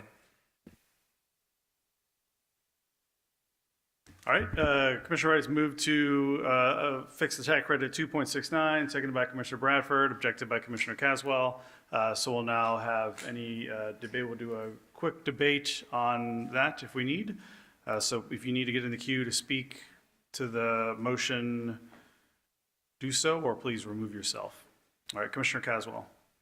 Thank you, Chair. And again, hearing from the public today, I want to say to the public, some of those things that we asked for in the MORE budget, when we talk about pre-K, it's taken care of in this. We talk about the forensic center, it's been taken care of in this. So, you know, again, to my colleagues, I still say we still have some gaps when we talk about opportunity youth, some other things that we have to do to address our young people in this community, as well as having some funds there for things that will come up. We already heard that we could be short in some way. If we had just a few pennies over, and I would be suggesting about $2.74, about 4 cents over for those things that could come up when we hear that our sheriff, as he said, we want to be there as a county. I've been through a storm in this county when we had the straight line winds, and tell the truth, the county didn't even show up. Whether they didn't have the resources in 2017, and when the city showed up, they showed up with some stale tater chips. And we were there feeding our community as a community in Fraser, and we cannot continue to leave our communities here. Anything can happen. I'm just saying, let's put just a little bit more so that we can make sure that the sheriff department and our sheriff's deputies are getting what they need. Our other community stakeholders are getting what they need, and we're doing something for our community. Again, I object to this 269, and I will ask that our colleagues look at a little higher number of 274. Thank you.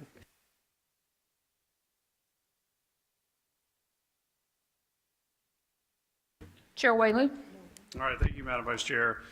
Just briefly want to share my thoughts on this particular item.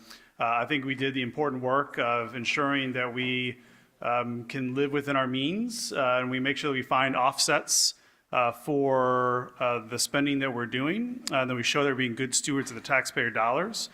But I also believe that we have an opportunity to make really long-term investments in things like pre-K and forensics. We were able to include it to some degree in this budget. We were able to fully fund the pre-K for all program for next year, which I think is quite an accomplishment. But I also want us to think about long-term, like how do we keep funding those things? So for one, I would support, like Commissioner Caswell, additional revenues if they were to go to those exact things, to be able to invest boldly in pre-K for the future, and to be able to invest in a real working crime lab that has state-of-the-art forensics. So I certainly appreciate the work that we've done today. I think this is what we should have done, but I would be willing to support a modest increase to ensure that we're delivering for the citizens of Shelby County. All right, thank you, Madam Vice Chair. Commissioner Brooks. Thank you, Madam. Excuse me. Thank you, Madam Chair. I echo the sentiments of my chairman. This is an opportunity because this is an opportunity for us to invest in what I just talked about earlier, families, children, and women, children who are not impacted by the court. We have totally forgotten about them. And we've justifiably given money to juvenile court, and they need more. But there are other children who need to be invested in. So if you talk about, we need to do something about, youth negative behavior, then we need to invest in it. We must invest in it. Youth mental health, it's a real issue. There are so many other psychosocial issues that we can invest in that we have not invested in. And all we have to do, we're not putting a burden on the taxpayers because we have the money from the assessments. So I agree with my chairman. I agree with my colleague. We can spend some extra dollars to invest in our community, our taxpayers, our constituents, our employees. So I hope that we will have the courage to invest in communities, families, children, and education. Thank you.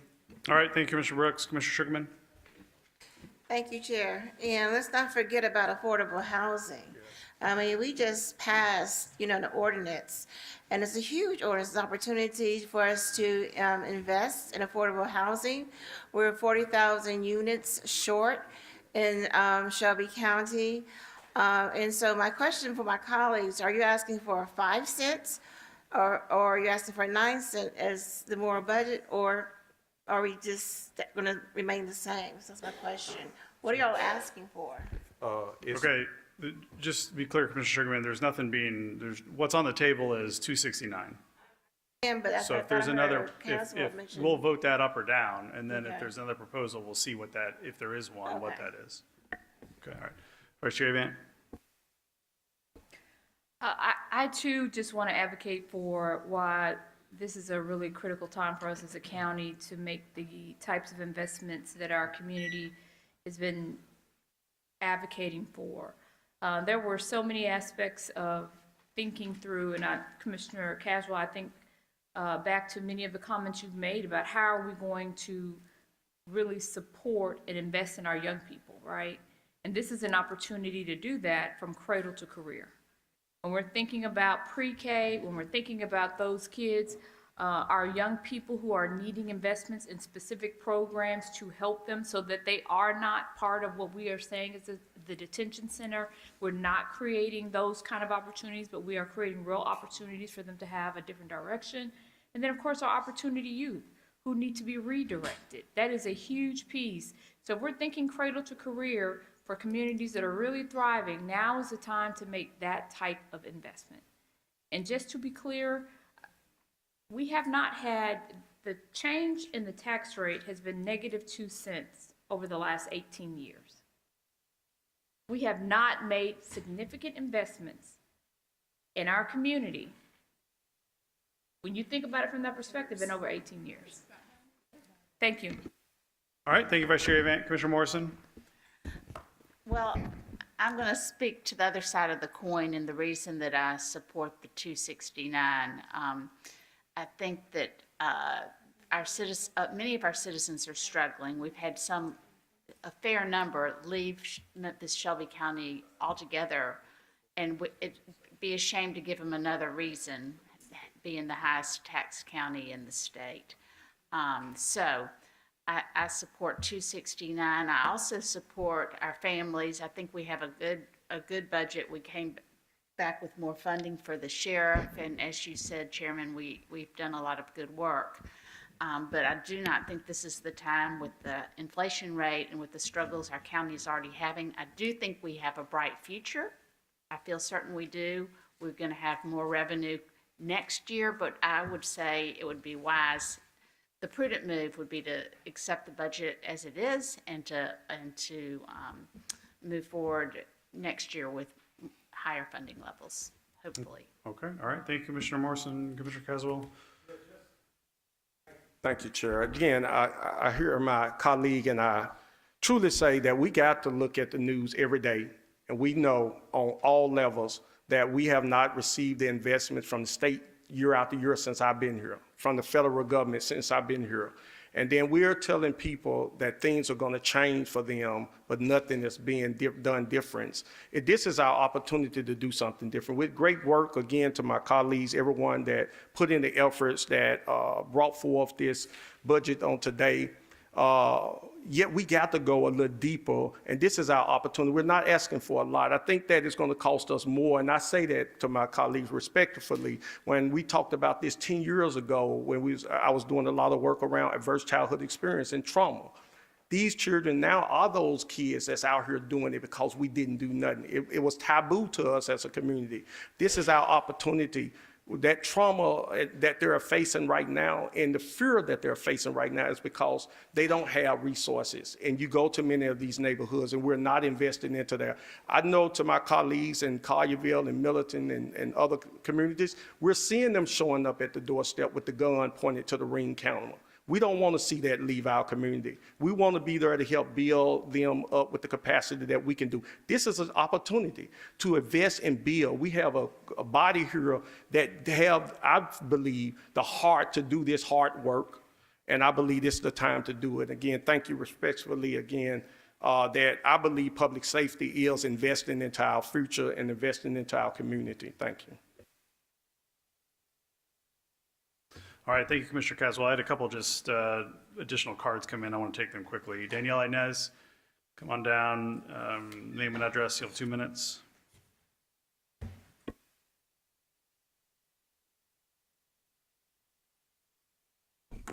Hey, you guys, Danielle Inez, 158 Vance Avenue. Very happy to be here, and frankly, very happy to hear the conversation over the last couple of minutes. I've told many of y'all that in my one-on-one conversations, I hear nothing but courage every time we talk about the need for investment. But what I also hear is a lack of trust that your peers will do the right thing for our community. One thing that I want to flag is in the last couple of minutes, I've heard the use of the word modest as where we need to invest. And I've also heard someone mention that people are leaving. People are leaving because we're not investing in this community. We're not investing in our public schools. We're not having serious conversations about regional transit. We're not investing in our neighborhoods. We're not investing in ways that matter. And I don't want us to be modest. I want us to be very intentional. I want us to try to accelerate. Commissioner Thornton asked an important question in last week's meeting to First 8, and it proved to us that they came in pre-negotiating based off of a belief that we might only give them a little bit. Let's give them what they need. Let's give them what they can handle, and let's encourage them to accelerate. We need our kids, all of our kids, and as many of our kids as we can possibly have. We need them to be ready when they go to kindergarten. If our teachers don't know how to teach literacy, we need to get Memphis Teacher Residency on the line, and we need to accelerate making sure that our educators are prepared to teach our kids, because we've said we've had a literacy problem for years. I don't want us to think about investments as waste. I know there's been a ton of that. I'm not encouraging waste. I'm encouraging us to take advantage of this opportunity. Trust your peers to do the right thing. I believe everybody up here should be willing to vote for us to fund something that is less than $339, so it will absolutely not be a tax increase, but more than just holding the line. We got to do more than hold the line. At this point, we have to accelerate. Lastly, thank you, Commissioner Brooks, for leading. You were, I think, the first person to say, y'all, let's get serious about the needs in our community. And also thank you to Commissioner Caswell and many others in the conversation today and last week that just continue to drive the conversation and saying we must start investing right now. Thank you. All right, thank you. David Upton. All right, Mr. Upton, name and address. Yeah, David Upton, 1910 Madison.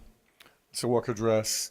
I think I live in Commission 10, I think.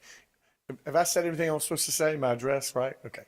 I think I just wanted to speak in support of Caswell's amendment and echo some of the things you all have said.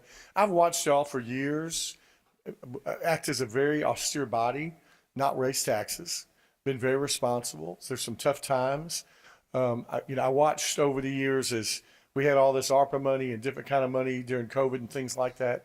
And a lot of times you're able to fund some things that you couldn't fund the tax base. But I mean, those days are over. I know that you've got a lot of big things that you're looking at. You got to finish a hospital. There's talk about moving a jail or improving a jail. And I just think y'all are going to have a lot. You've got a lot of things on your plate that you want to do that you know we need to do.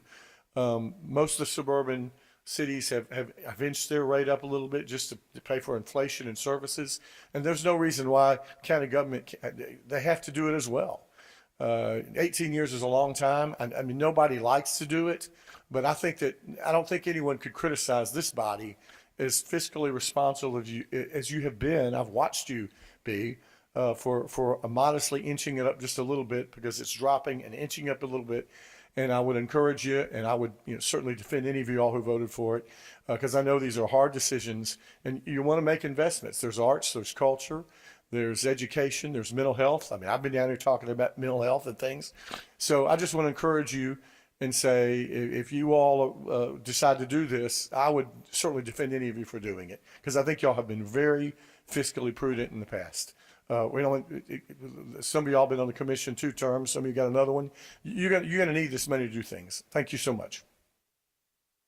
All right, thank you very much. We're now prepared to vote on Wright's amendment to the tax rate ordinance at 2.69, which was seconded by Commissioner Bradford and objected to. So a vote yes will vote for 2.69. A vote no is against 2.69. Madam Clerk, please prepare a screen to vote.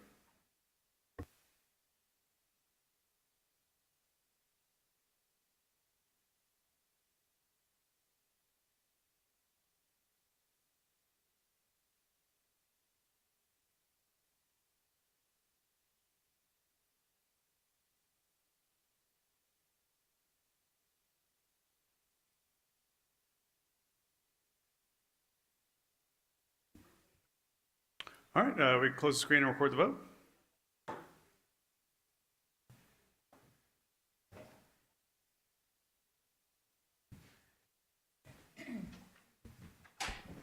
We have aye votes from Commissioners Mills, Ford, Wright, Bradford, and Morrison. Commissioners Clay Bibbs, Caswell, Sugarman, Thornton, Brooks, Lowry, Avon, and Chairman Whaley have voted no. We have 5 ayes and 8 noes. Okay, that motion fails. So we're still on the main motion. We still have to fill in the blanks. We're on item 47. All right, Commissioner Caswell?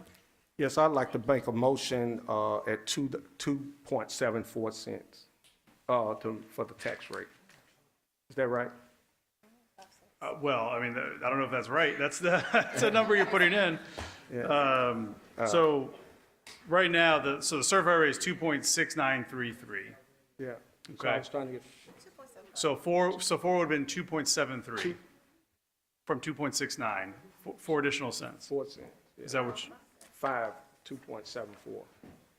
okay, Yeah. all right. Okay, Commissioner Avon?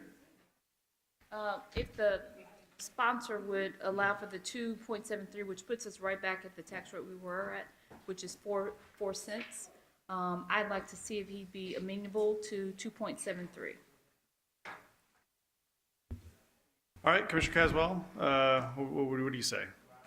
I accept the friendly amendment. Thank you. All right, Commissioner Caswell has made a motion to fill in the tax rate at 2.73. That was seconded by That's 4 cents.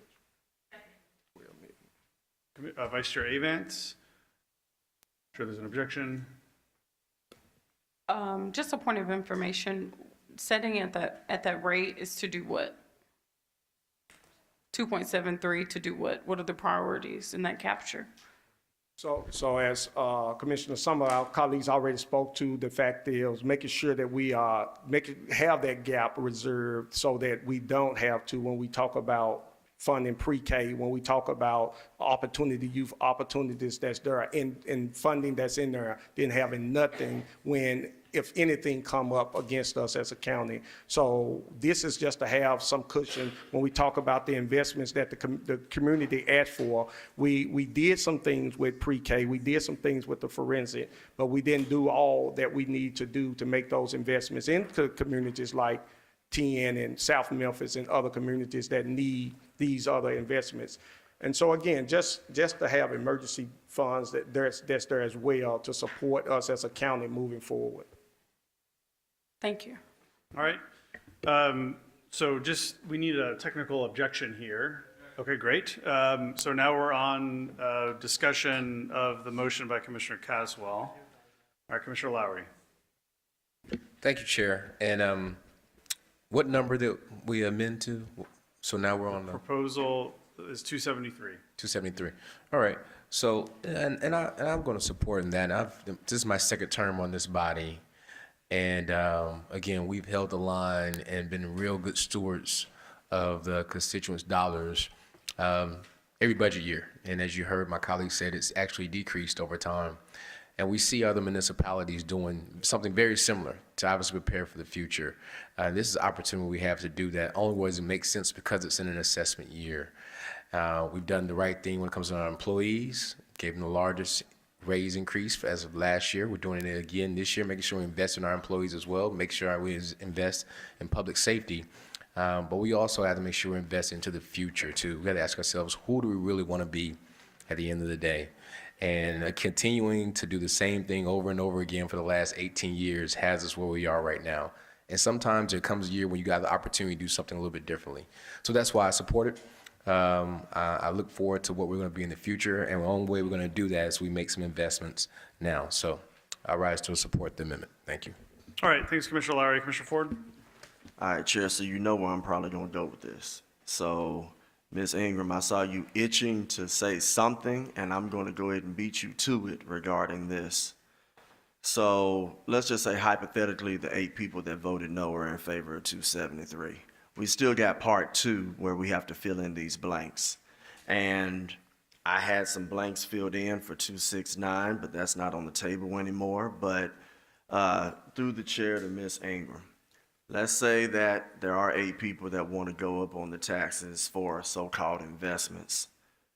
I will have people that will be asking, okay, how do we know it went to those investments? We got 3 slots. We have general fund, we have education, and we have debt service. I'm asking this because this question came up last time there was a tax increase that was considered. Let's say hypothetically this 273 goes.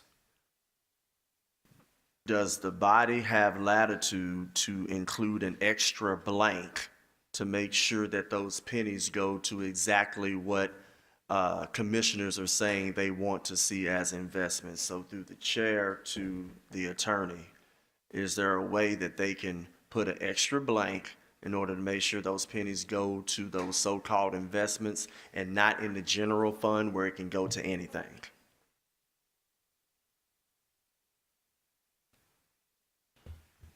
Marcy Ingram, County Attorney's Office.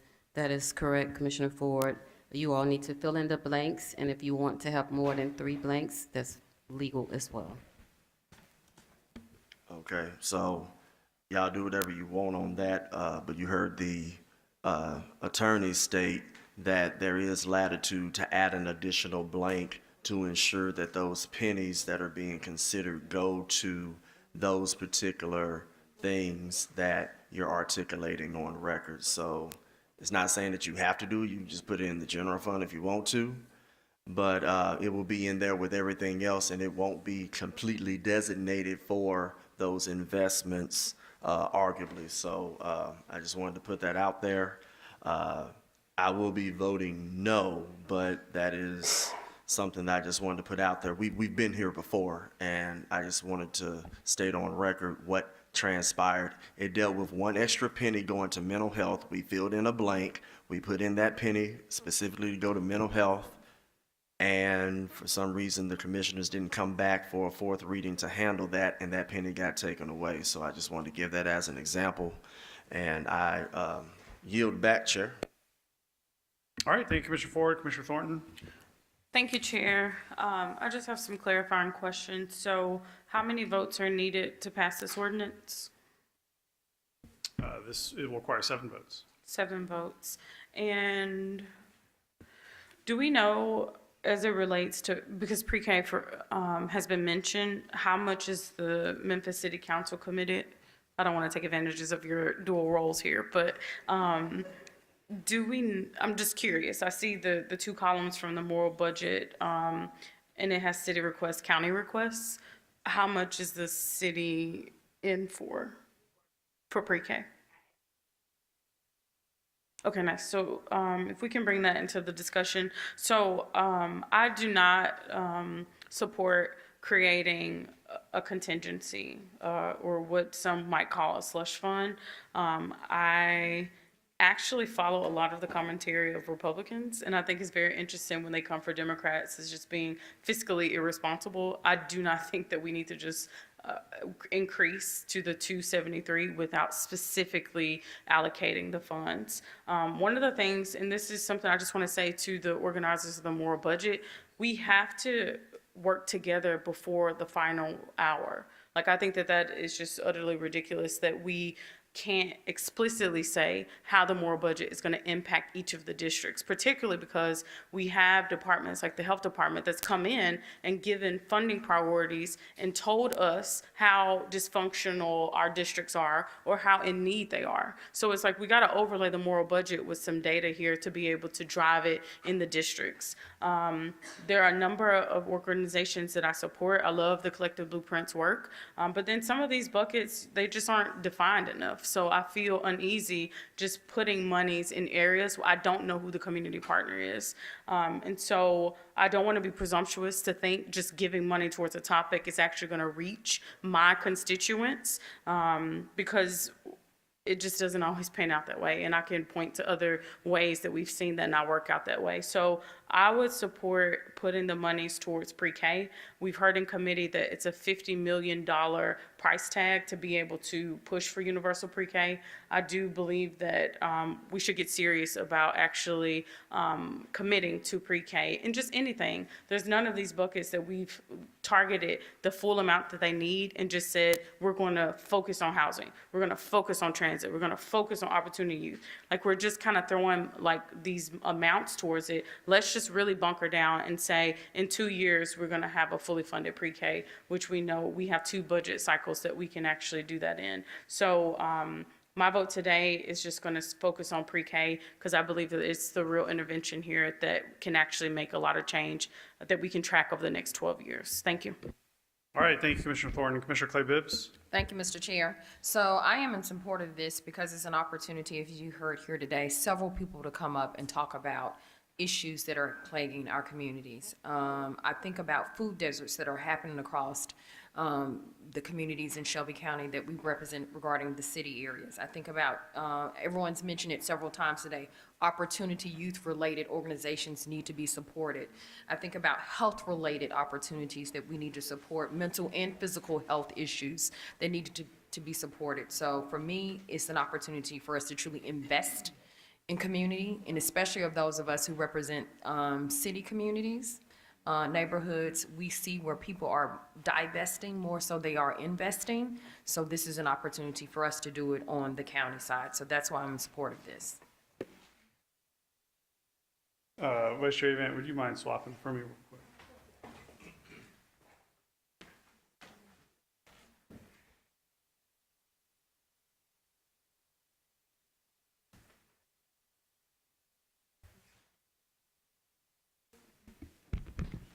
Chairman Whaley? All right, thank you, Madam Vice Chair.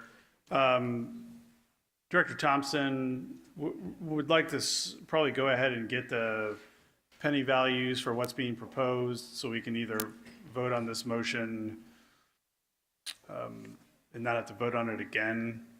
But I would like to explore if what's being proposed is 4 cents, well, actually 3.67 cents over the recertified rate.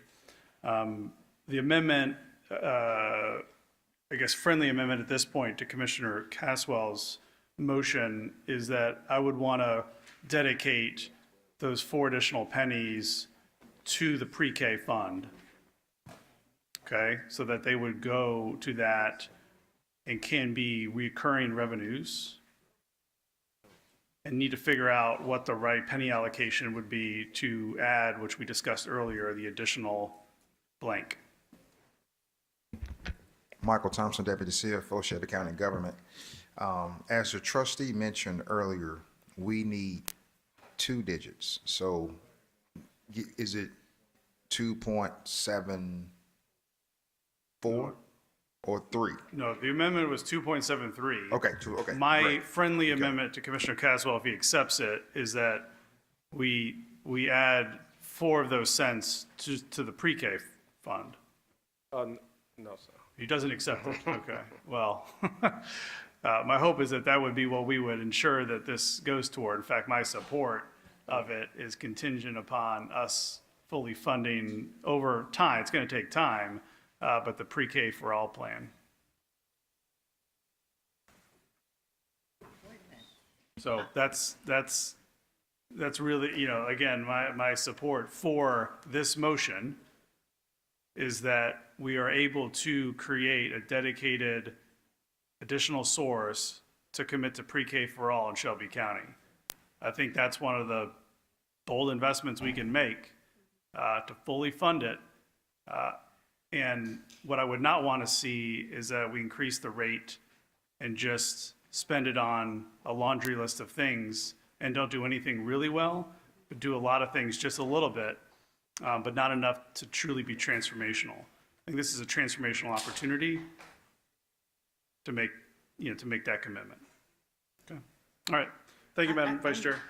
I want a clarification to the chair. Commissioner Brooks? Thank you, Madam Chair. I just need to ask the sponsor regarding his comments. You spoke to, I need to wait till you finish talking to Gail.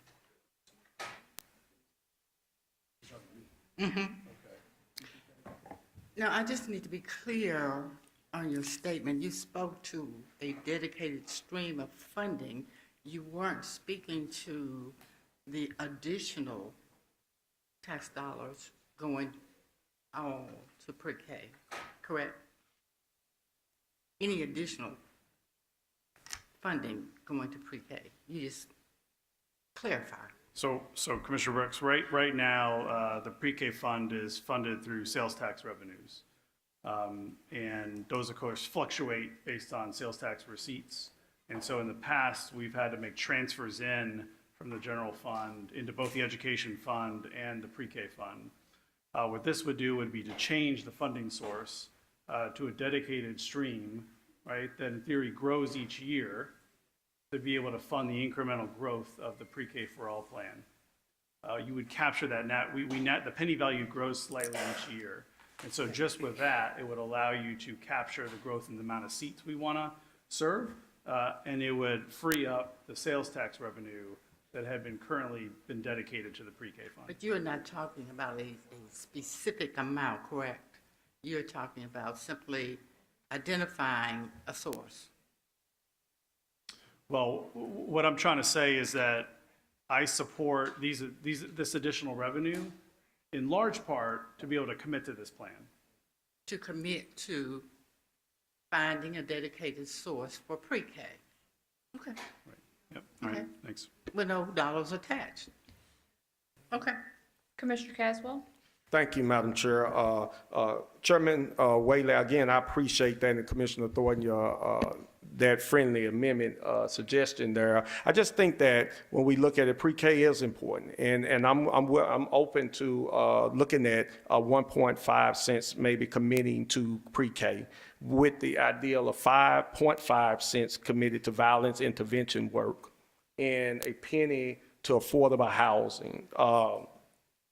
Yeah, so that gives us 4 cents, a penny to affordable housing initiative, a penny to mental health through the department to the community service department, and then 1.5 cents to pre-K and 0.5 cents to violence intervention through the joint office for violence intervention. Again, allowing us holistically, again, I know pre-K is important to you, Chairman and Commissioner Thornton, yet I'd say holistically when we talk about the mental health, when we talk about affordable housing, us having the opportunity right now to do something in these communities. We just passed an ordinance tonight that's going to do something around housing in those communities, but we got to have resources to bag that work up. And this gives us that opportunity to do that. Thank you. Commissioner Sugarman? Yes, and again, I support Commissioner Caswell, although we were fighting over the pennies over here.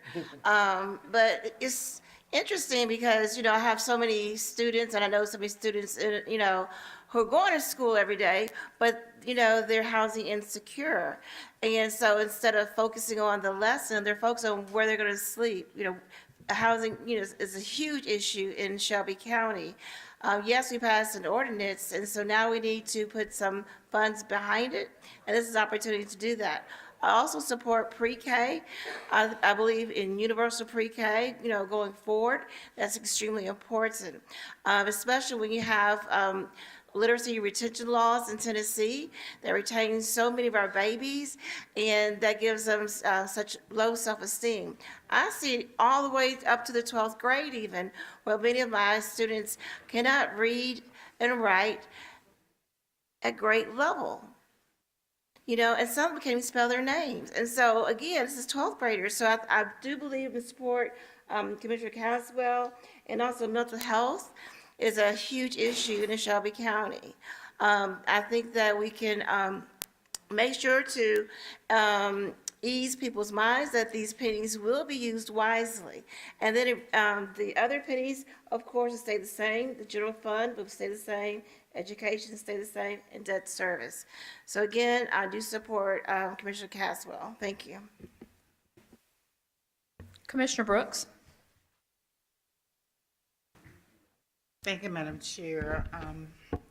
I support some of this, but I think we're still leaving our children who have not been impacted by justice. And we need to focus on them, put some focus on them to keep them, to divert them, keep them from becoming involved. So I'd like to put a penny on opportunity youth.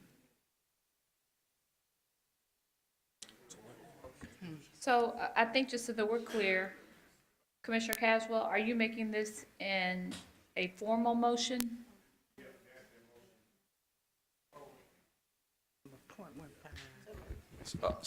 Commissioner Brooks, again, I want to make sure that if we can get all our commissioners who just voted to make this investment into our community feasible, and the only way I could see this too is that either we go down to half penny on the housing, or we take a half penny off the pre-K and put that towards opportunity youth.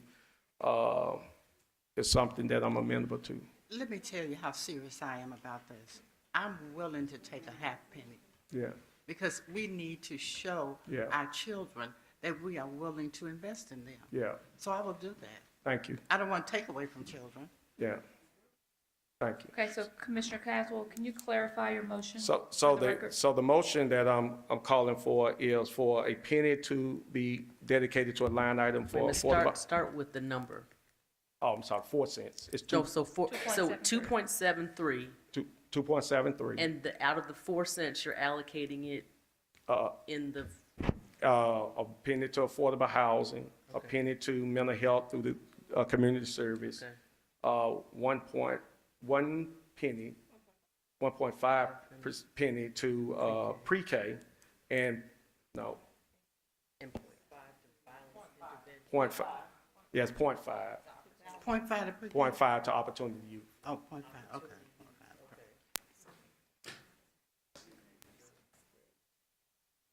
Okay. Commissioner Caswell has made a motion for 2.73 to be set as a tax rate with an allocation of 1 cent to affordable housing, 1 cent to mental health and community services, 1.5 to pre-K, and a half a cent to opportunity youth. Do we have a second? I have a second by Commissioner Sugarman. Are we doing that without objection? I Okay. object. I have an objection, so we're now on the motion, and we'll take discussion on the motion. That's going to go over it again.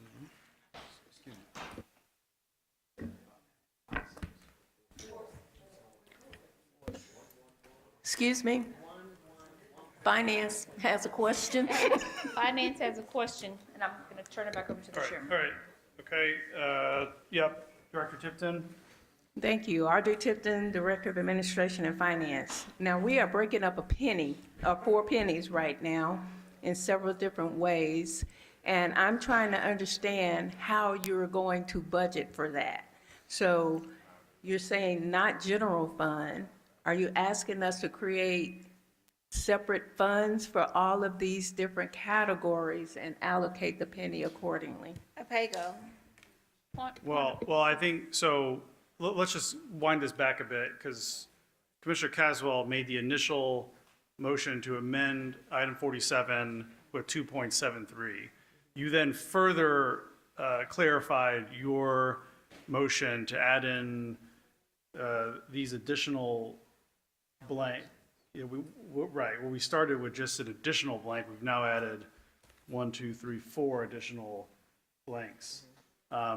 So I'm not sure, and there was already an objection by Commissioner Bradford to the initial motion to add 273. So what we're actually voting on is the whole thing, your motion to amend to 273 and any subsequent changes that you made to your own motion. So what we'll vote on now is yes, a vote yes accepts 273 plus this breakdown here of pennies. A vote no says no to all of it, and we go back to a blank. That's what we're voting on. Anyone unclear? Point of information. Can we vote it separately, like the tax rate? And No, then- we're not going to do that. No, Okay. we need to fill all the blanks in. So we'll figure it out, but we need to fill the whole thing in. All right, Madam Clerk, please prepare the screen to vote. Hold on. Yeah, I object Oh, sorry. for a reason. Commissioner Ford? All right, so I appreciate those who are trying to put forth sense in, trying to figure out the best way. Chair, before you went back and assumed the chair, I went back and asked a question on whether additional blanks as a few years ago could be put in. It sounds like where we're at is 269 plus 4, and now the maker of the motion is trying to create 4 blanks. That would be a pre-K blank, a housing blank, a mental health blank, an opportunity youth blank. And the other 3 blanks that we have not filled in yet would be the other 269. So my recommendation is, and then I'll go back to the attorney through the chair. You heard what the motion is.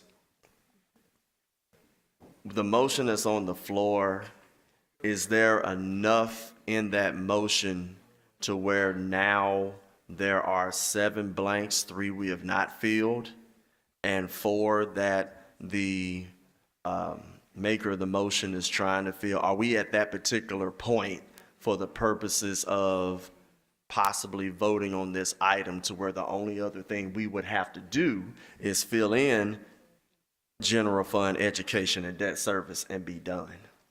That's why I'm asking, are we at that level with the motion that's on the floor to where 4 blanks would be created? And remember, y'all, each penny is $3.2 million.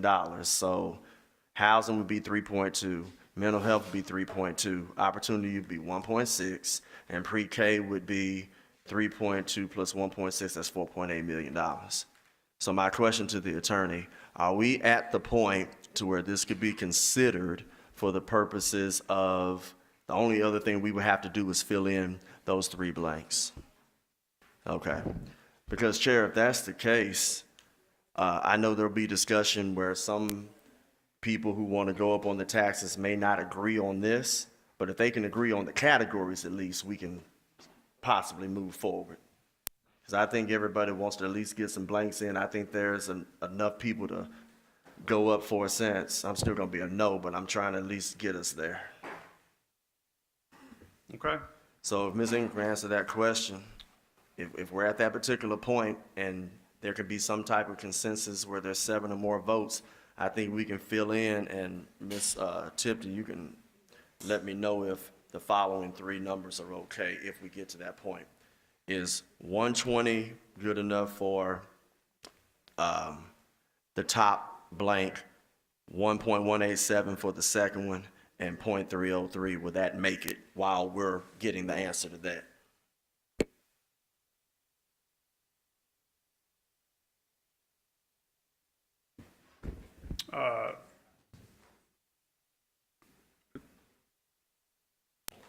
Attorney Ingram, did you want to respond? Marcy Ingram, County Attorney's Office. I was waiting on Commissioner Ford. Since he asked a question, I was going to respond back to him. Okay, well, while we're waiting, let's go to Commissioner Thornton.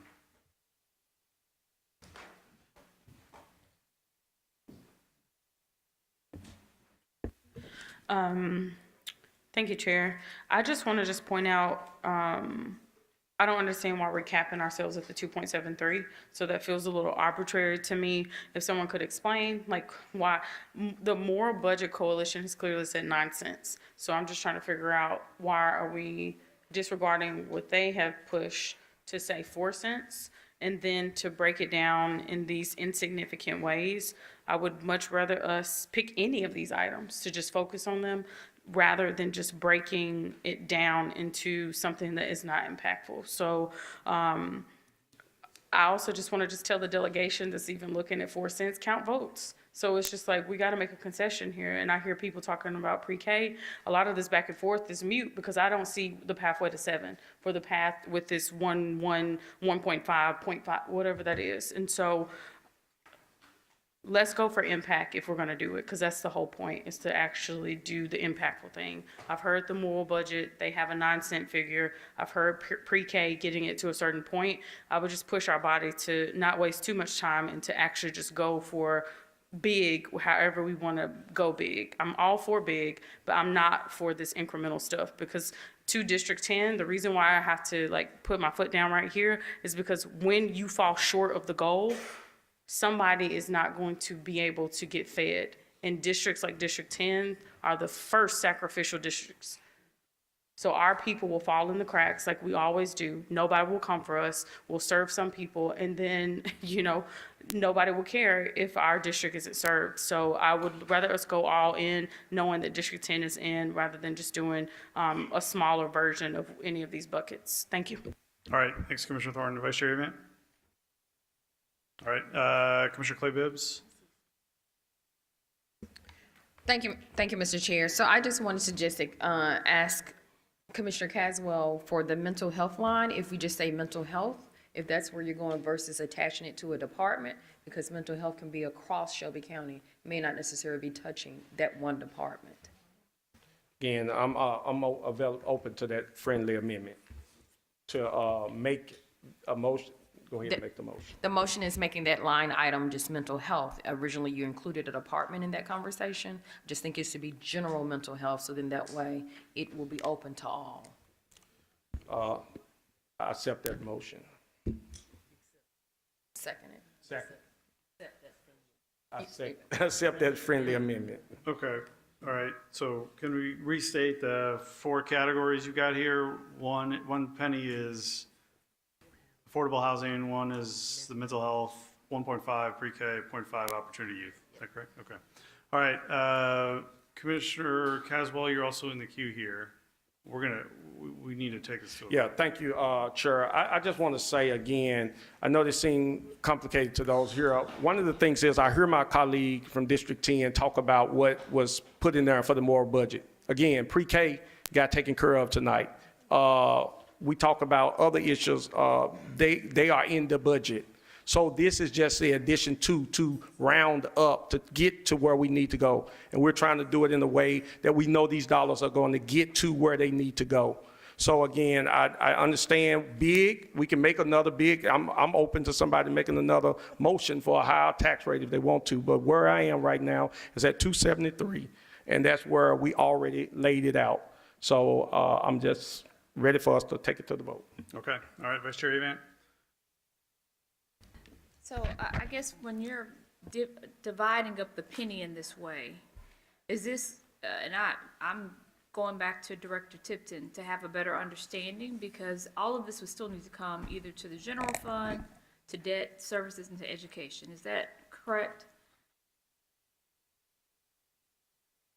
Director Tipton? And Mayor Harris, I'd love for you to be able, yeah, go ahead. I mean, because we talked through several scenarios, right? We didn't want another regressive tax, which is why we didn't want to put the wheel tax in there. We rejected that when you came and made your presentation.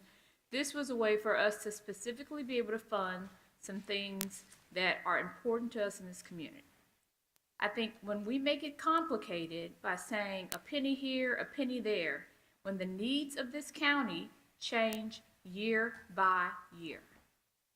We were in a pandemic. We didn't know what we needed until we needed it. So when we lock ourselves in this way, I think we are being very short-sighted that we also have to be thinking about the needs of the county overall. So, I mean, I hear what my colleagues say, and I support as well. I want to make sure we have funding for pre-K. I think the whole cradle to career is what we should be thinking about, and there's so many aspects of that. But I think when we put out nickel and dime ourselves this way, and you don't know the needs of the county, each year we've talked about something that we did need in the county that wasn't a need the year before. Mayor. If I might, thank you, Mr. Chairman, and thanks members of the commission, and particularly thank you for your longevity and your durability to be going this long. I agree with what Commissioner Avant says. I also see the spirit of what Commissioner Caswell is trying to do. It would be better if we had a narrow set of items, and I think that over all the conversations I've had, that narrow set of items seems to be pre-K and seems to be forensics. And there may be other items here or there, but those seem to be the big items when the conversation has turned to additional revenues, at least the conversations I've had. All that said, if I may make a comment on the process of where we are right now, Chairman Whaley, if this is the appropriate time. So let me say a word about the process where we are right now. The commission is entitled to do whatever it wants, including setting the tax rate at 339, 369, or anywhere in between. However, where we sit right now, if you set the tax rate anywhere other than 269, if you set the tax rate anywhere other than 269, then procedurally, you will need more than 7 votes. And so that is hard to do tonight. And that rule would only apply tonight. It won't apply if you meet again. If you meet again at any other time, it only takes 7 votes. But just for tonight, it would take more than 7. And given that that special, extraordinary vote is required tonight, you might set a tax rate tonight, you might have discussion tonight, but recognize that you'll have to come back. And obviously, a lot of us are down for coming back. But I just want to set the terms so that you know that there may be additional opportunities for discussion other than tonight. That's all I want to say. Thank you, Mr. Chairman. Okay, thanks, Mayor Harris. Commissioner Ford? Okay. Where'd he go? Oh, he went back over there. The trustee has stated that she can only get to 2 digits because of what she stated before. The half cent on pre-K and opportunity youth is messing up the number to where we're trying to get to the trustee having 2 digits out.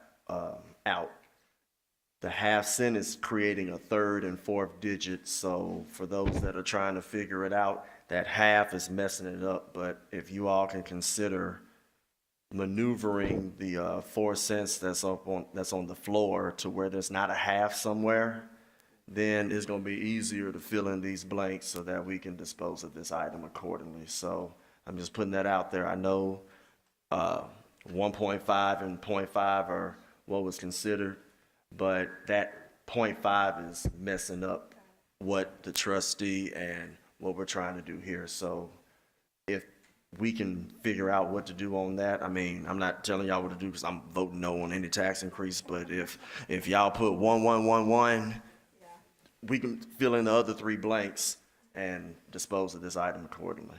That's all I have, Chair. And if you want to go back and reset where we're at on this, just so people will know. Yeah, all right. Commissioner Sherman, briefly, we need to vote. Okay, so briefly, thank you, Chair. So, you're the sponsor, so what if we go to 1 for affordable housing, 1 for mental health, 1 for pre-K, and 1 for opportunity youth? Would that be a friendly amendment? I accept that friendly amendment. Then I have a question for the attorney through the chair. Okay, so the mayor just confused me. So if we increase it by 4 cents, we then need to come back another time Is that correct? And voted on again? Or can you explain the process, Attorney Ingram?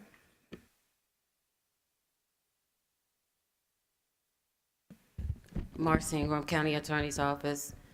I believe what the mayor was speaking to is your rules of procedure that require, since you are amending it on the third reading, that you would have to have a fourth reading unless you suspend your rules, which will require supermajority or two-third vote of those present and voting.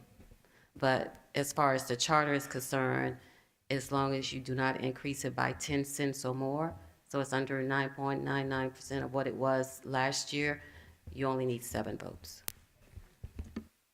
Great. Thank you, Commissioner Sugarman. We're now voting on Commissioner Caswell's amendment to amend the rate to 273 with 1 penny each for those 4 items. All right. Madam Clerk, please prepare the screen to vote.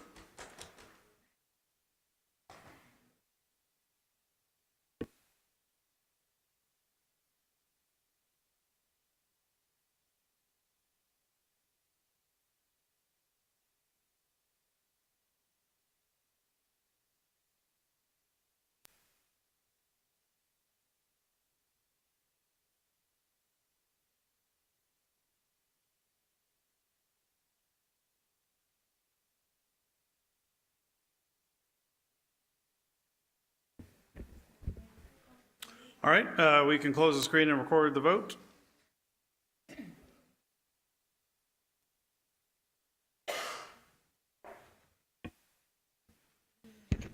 We have aye votes from Commissioners Clay Bibbs, Caswell, Sugarman, Brooks, Lowry, and Avant. Commissioners Mills, Ford, Wright, Bradford, Thornton, Morrison, and Chairman Whaley have voted no. We have 6 ayes and 7 noes.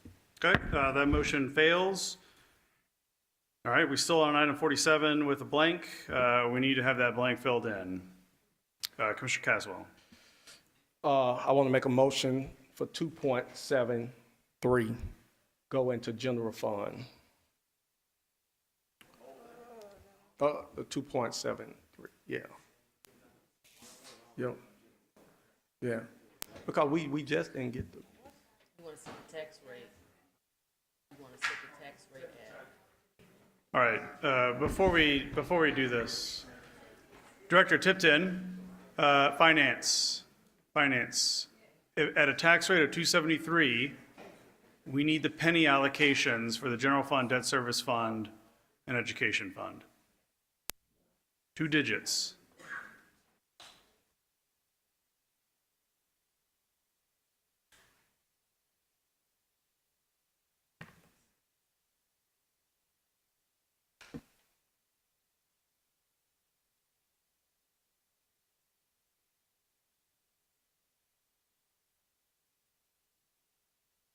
Yeah. So I want to make a, You still have the floor. I just want to make sure we get the numbers for the allocations for the general fund, debt service fund, and education fund. so I'm just setting the rate at 2.73. Just set the tax rate at 2.73.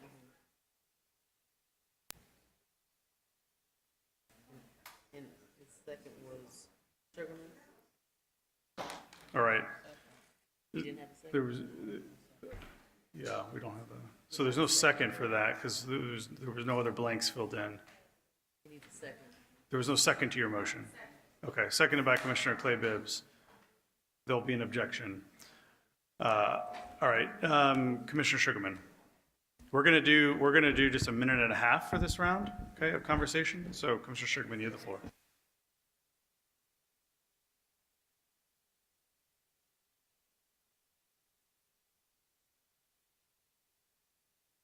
Okay, thank you, Chair. So I would like to go ahead and move that we accept the 2.73, 4 pennies. The general fund will be same, 1.40. Education, the same, 1.54. Debt services, 0.45. And I'm gonna try this. 2 pennies for affordable housing and 2 pennies for pre-K.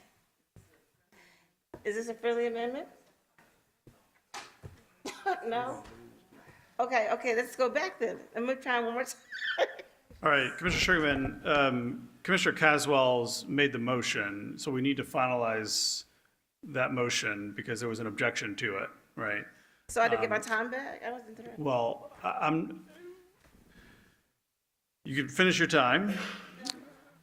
All right. 30 seconds. Is this a friendly amendment to the sponsor? Okay, again, 2.73, the general fund 1.40, education 1.54, debt service 0.45, affordable housing 1.0, mental health 1.0, pre-K 1.0, and opportunity youth 1.0. Is that a friendly amendment? I accept the amendment.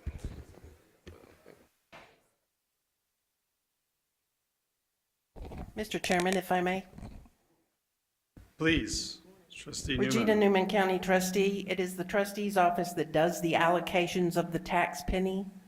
In recent history, there have only been 3 allocations. In distant history, there was a 4th called rural school bonds. It has long since expired. We occasionally get $1 on it. You'll see it on the total receipts report. But we do not know at this time if we can allocate more than 4 categories automatically in an automated fashion. So that would be schools, debt service, and general fund, and perhaps one more.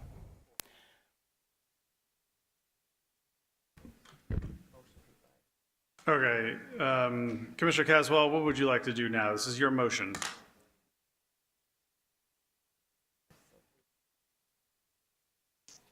Yeah, Mayor Harris.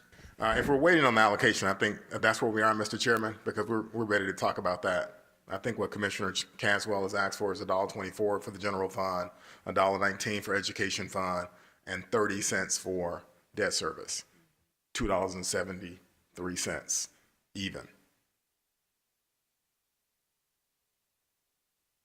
$1.24 for the general fund, $1.19 for education fund, 30 cents for debt service. More or less, it's a 4-cent increase in the general fund without being dedicated at this time.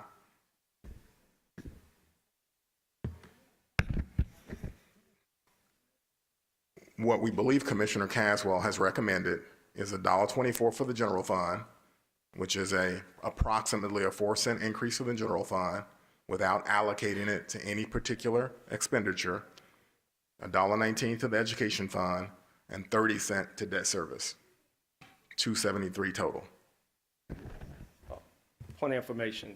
Okay, Commissioner Caswell. Sure, just hearing from our attorney that we have an opportunity to put it into a resolution and restrict the funds. Is that something?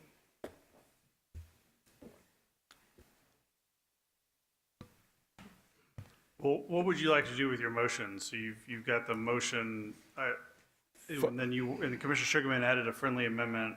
Yeah, so again, I know we still, the vote's probably not there to do what we're trying to break it down to. So I said, if we just do it this way, that we put it in the resolution and then just restrict the funds, then we can do it. I guess this body can vote on what we want these dollars to go to. Okay. We're gonna just move through this queue real quick to some folks that haven't jumped in yet. Remember, 90 seconds. Commissioner Bradford? My question, and I think it's kind of what Commissioner Caswell is trying to do, can tonight we just put it in the general fund, this extra 4 cents, and then we can come back in July and we can debate on how that's going to be spent? Because I don't think we're going to get to any resolution right now. It seems like there's 8 different votes, wanting to move it 8 different ways. So let's go home, get a good night's sleep, have a few weeks off from the commission, and then come back and we can discuss how we're going to get this extra 4 cents spent. Well, we'll have to come back sooner than a couple weeks. Yeah. Okay. All right. Commissioner Ford? Thank you, Commissioner Bradford, for saying half of what I was going to say. I was going to say we're at 1 or 2 spots. Either you put it in with the general fund, but you're going to have to let your people know that it's in there with everything else. Or, like what the trustee said, she has room for 1 blank, and you put the 4 cents in its own respective blank which will make it 120, 119, 30 cents, 4 cents. You got it in that one blank by itself, and you come back and you figure out, hey, out of that 4 cents and that $13 million, you do what you got to do. Otherwise, and I think that might be better, because then you don't have to go get it out of the general fund when it's a hodgepodge of everything else. So for simplicity, to get the 273, which I'm still going to vote no, you could do 120, 119, 30 cents, 4 cents, and that'd be it. Otherwise, you got to do what Commissioner Bradford said. So in order to get us across the finish line, Chair, I think those are the two best options, but it's going to be up to whatever Commissioner Caswell wants to do. At least with the 4 being by itself, at least constituents will know, hey, this is where the money is for the purposes. If it's not colluded with the other pots. It has its own separate pot, but it's whatever Commissioner Caswell wants to do. I think one of the two options is going to be the best one, so we can be done. All right, thank you. All right, Commissioner Thornton? Again, I just say we're still talking about 4 cents. I would much rather just focus on the 9 cents that has been presented by community stakeholders, because it's unclear to me which of the partners are going to get cut. So I saw your comment that you made on my post, said that there were community partners that you passed out, Iris. So if you came down to say 9 cents and we're saying 4 cents, which of those community partners are being cut? No, I said I don't want to underdo it. So I think that was Amber's voice that I heard. I want to fund the. We need to, I'm saying. Commissioner Thornton. Just for clarity, because I do think it's important. You've been here, so I think it's important to talk about it. I do not want to underfund. I'm willing to fund the 9 cents. 4 cents is unclear to me. I mean, who is getting cut from the process? So we're just doing something. We don't even know what we're doing at this point. So right. I feel like, listen, as well as people in the audience, I'm a trained organizer. We would never be sent into a place to go half on our ask. Our ask was 9 cents.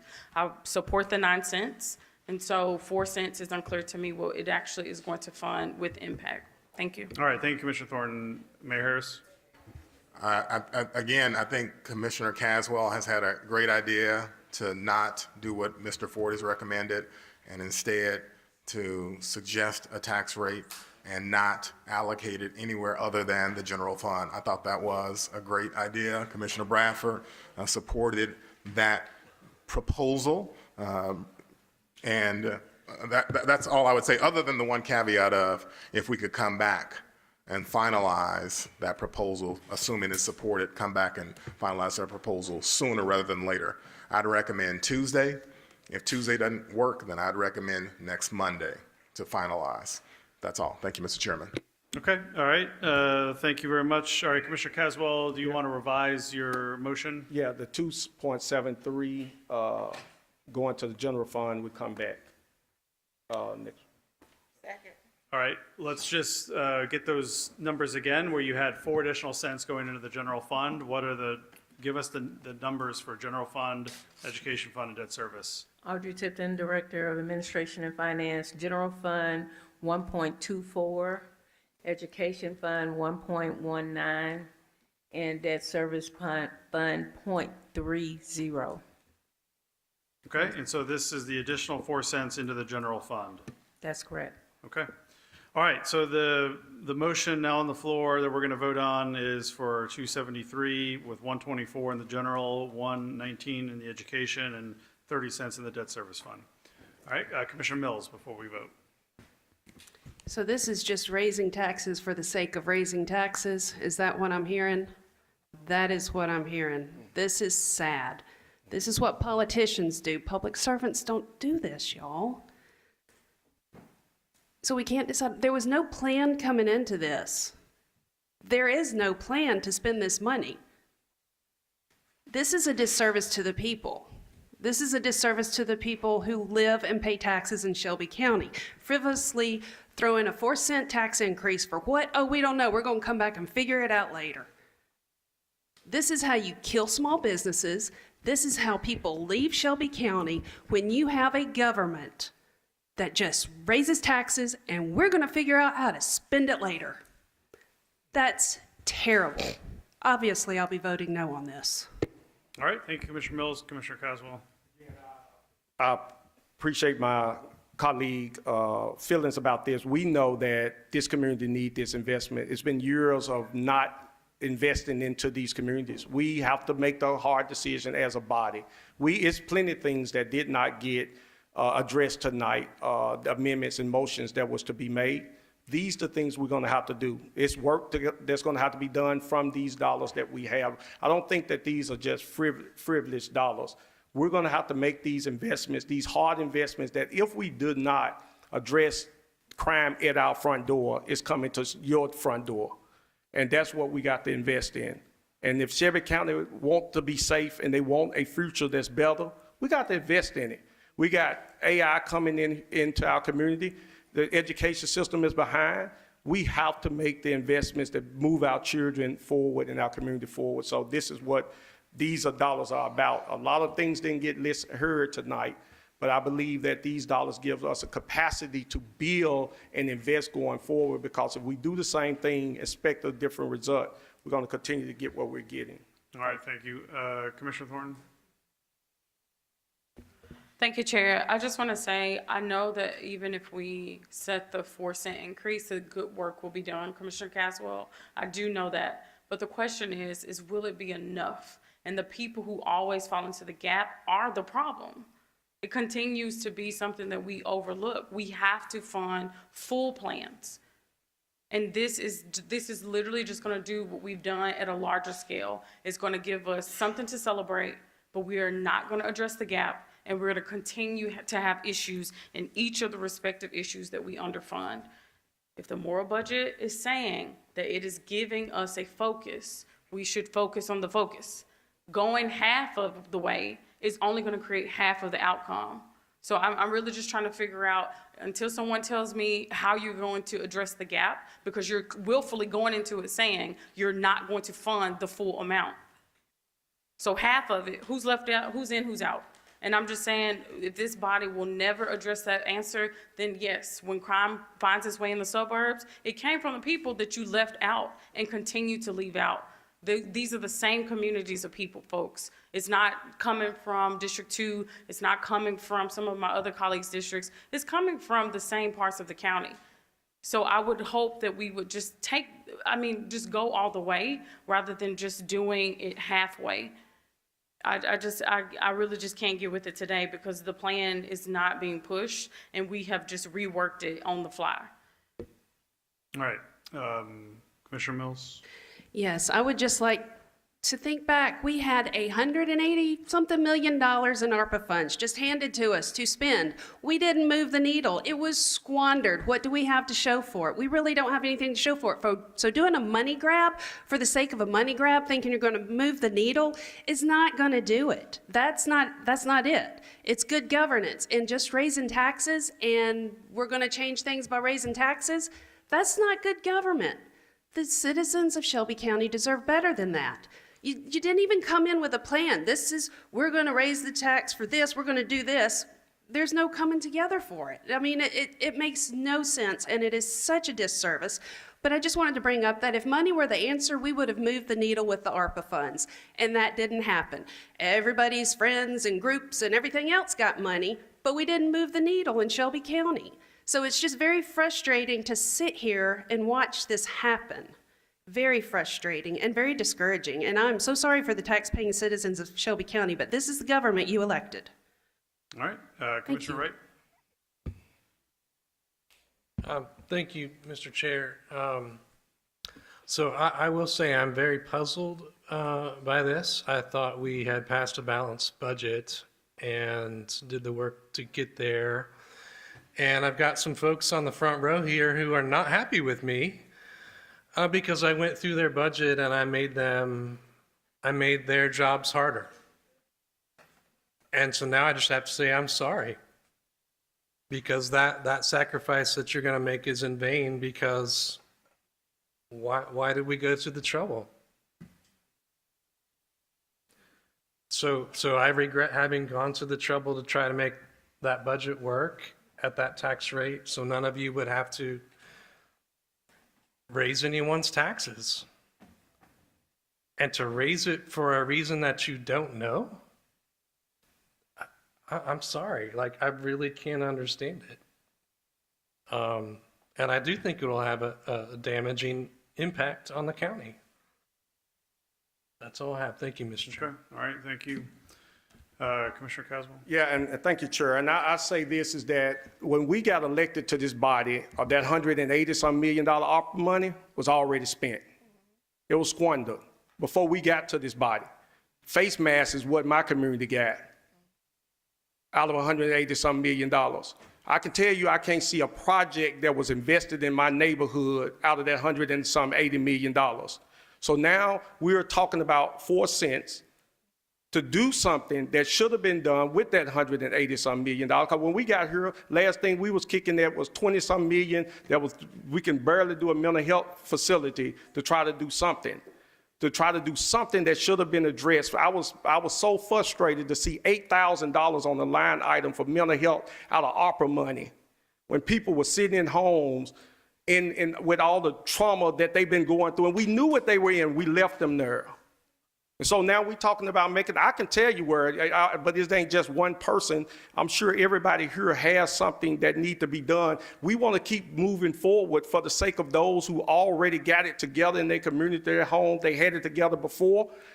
But we got to do something in these communities. I can tell you 1,000 things, but again, this ain't just one person. This is all of us. I'm bringing this forward because I know that it's more homeless people out there that we still have to address. It's more, and we're going to be dealing with more of that if we continue at the rate we are and not investing into these opportunities with affordable housing. And to my colleague about the moral budget, again, y'all who out there know, pre-K was in it. Those things got funded. So we're not at 9 cents. We're not still having that conversation. Thank you. All right. Commissioner Ford? Chair, can we reset what's on the floor right now? What's on the floor is a proposal to set the tax rate at 273 with the additional 4 cents above the certified rate going to the general fund at 1.24, 1.19 to the education fund, and 0.30 to debt service. Okay. I appreciate the commentary on both sides. I think we've gotten to a particular point to where we can vote on this item. I know there are people in the queue, and I'm going to go ahead and move the previous question on this item so that we can dispose of this item accordingly. All right, the question's been called on it, but Commissioner Morrison, you were in the queue, so. I'd like to speak on it one more time. I concur with my colleagues' comments about the work to get the budget balanced and then to take it back out. But I've been listening to a lot of podcasts, and this will be brief. And there's the mayor of Miami is one I've just been learning about, and I can't think of his name, but he's transformed that city largely. And the way he's done it is public safety and keeping taxes down. And so, you know, if we want a recipe for success in every neighborhood, I just believe fundamentally that's the way to get there. Okay, thank you. Commissioner Kessler, the question's been called, okay? We're going to vote. All right, Madam Clerk, please press screen to vote.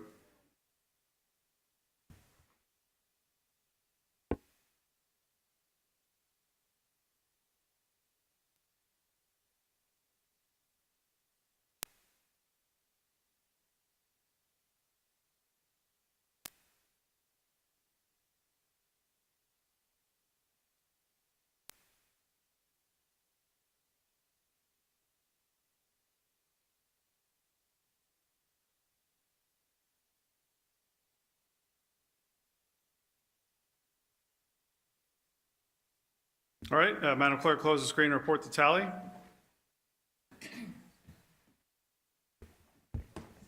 We have aye votes from Commissioners Clay Bibbs, Caswell, Sugarman, Brooks, Lowry, and Avant. Commissioners Mills, Ford, Wright, Bradford, Thornton, and Morrison, and Chairman Whaley have voted no. We have 6 ayes and 7 noes. Okay, that motion fails. Commissioners, we still are on item 47. We need to fill in the blank. Commissioner Wright. Why not? Let's try 263. All right. I don't think there's a second for that. I'll second it. Okay.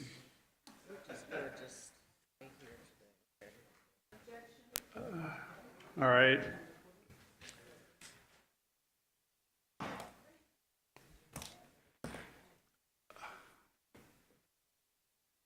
Okay, Commissioner Wright has moved to set the tax rate at 263. It was seconded by, who seconded that? Morrison, objected by Avant. For the sake of time and respect, I'm going to withdraw my second. Okay, thank you.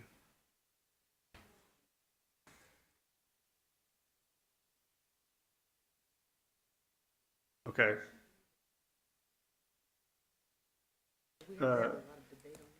No, Commissioners, we can take up, if Commissioner Wright wants to keep this motion, we're going to just vote on it without debate, because I think we need to eventually get to something that we can all agree on.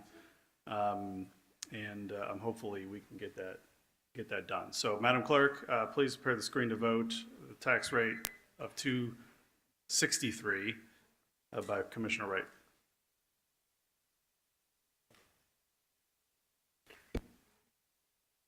Mr. Chairman, Yes, Attorney Ingram.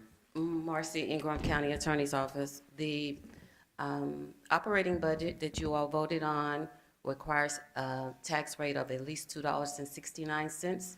Anything below that would create an unbalanced budget, which is against state law.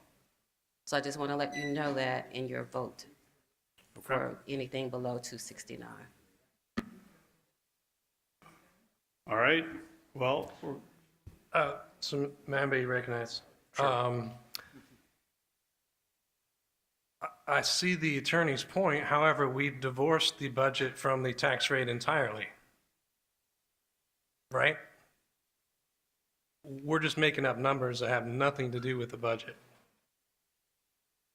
So if it works to go up, why couldn't it work to go down is my logic. I know that that's probably not financially wise. So I will withdraw the motion. all right, thank you, Commissioner Wright is withdrawing the motion.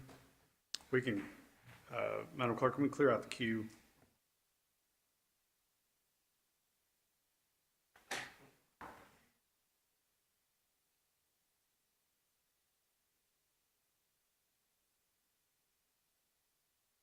Okay. All right, we're back on 47. Commissioner Ford? Chair, I don't think this is going to make it all, but I want to put something out there just so that I think you, when you relinquished the chair and you brought something, it didn't get what attention it might needed to get. So I don't know if that was the reason of the no vote. I'm not going to ask you on record regarding that because you're not supposed to. But just to start the conversation on what we may need to do,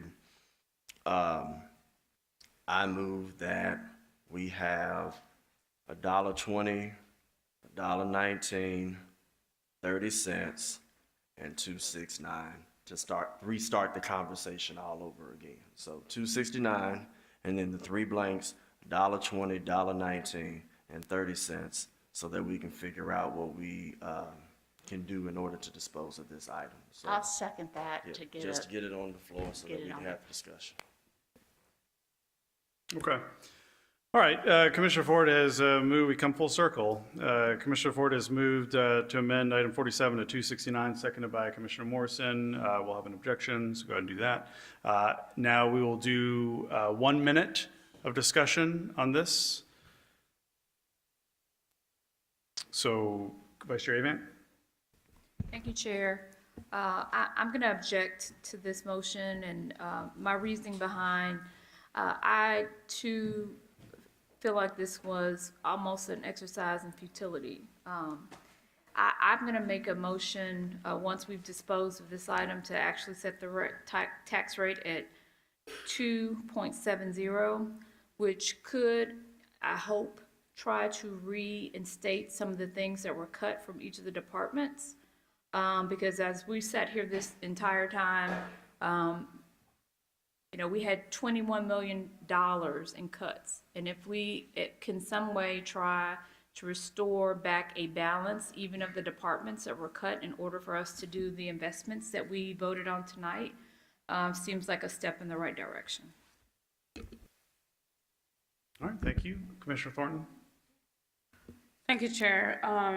We've had a number of constituents come down to push what is supposed to be a catalytic investment. It was set at 9 cents. So I would actually like to see us put the 9 cents to a vote so that they can walk away knowing how they need to figure out how to get to the votes that they need for that particular item. So I would not like to go to the 2.69 so that we could increase it by the 9 cents to get the vote for the item. All right, thanks, Commissioner Thornton. Commissioner Ford?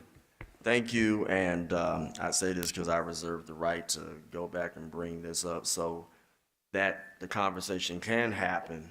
I'm going to withdraw the motion for the purposes of that motion to be entertained.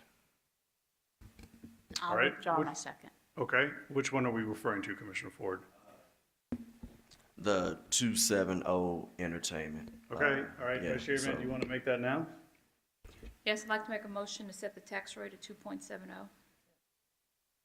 All right, seconded by Commissioner Brooks. Commissioner, Vice Chair Avent, can you please name the pennies? Yes. 1.75, 1.19, 0.30. Sorry, say that one more time. Tell me what the current general fund, what's the penny? So currently, it's 1.20, 1.19, 0.30. 1.21. I'm sorry, say that again, Chair. So you're right, 1.21, Yep. And then 1.19, 1.19 and Point 0.30 30. cents. Yep. Okay, And again, my reason for doing this is I thought we were going to have an opportunity to really fund some investments that were going to make sense.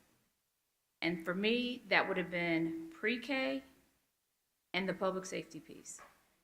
Keeping in mind that we would have also had some resources for what we know are investments that need to happen for children and youth along the whole cradle to career pipeline. But since we are not able as adults to come to, we're not able to come together on that, I would at least like to put something back in the budget that helps the departments that were cut in this whole process. For the, employees of Shelby County who now have to go back and scramble because we've made these changes thinking we were gonna do something catalytic, and now we've just made their job harder. So, I apologize, the 3.2 is not gonna get everyone back where they need to be, but I think it's just it's trying to be some goodwill in this process. all right, Commissioner Brooks. Call the question. All right, we'll go to Commissioner Lowry first, but the question's been called. Commissioner Lowry? Thank you, Chair. So, it sounded like earlier there were some folks here who were amenable to that investment if it was in pre-K. So I want to go back to make that a friendly amendment because we have an opportunity here that if we can't agree on, because we have a myriad of issues, right? Public safety, housing, myriad of issues. Some of those things have been funded earlier this year. Housing has been. We made investments in the sheriff as well, public safety. We made somewhat of an investment in pre-K, and we can do that when we talk about changing the culture of our county. So, if the sponsor is amenable, I'm going to go back to that with that investment being fully in pre-K to 272. It's 273. Trying to find a happy medium there. Okay. Vice Chair Avent, what would you like to do? I'll accept the friendly amendment of 272, and that it is focused in pre-K. And that hopefully gets us to the pre-K for all plan over the next few years. So can we just clarify you said 272? Okay. And can you So, yes. clarify the penny allocations? 1.23, 1.19, 0.30. Okay, now where does the pre-K piece come into that? Oh, I'm sorry. So if the pre-K, 3 cents? Good. So 1.20,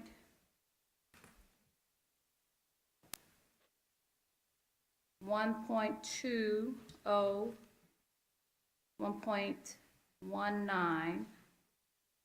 0.30, and then the remaining cents go to pre-K. Okay, so that's 0.03. Okay. Yes. All right, so, and that's the friendly amendment for Commissioner Lowry, you're good. All right, Commissioner Brooks? Call the question. Okay, questions been called, we'll go to Thornton, and then we're gonna take the vote.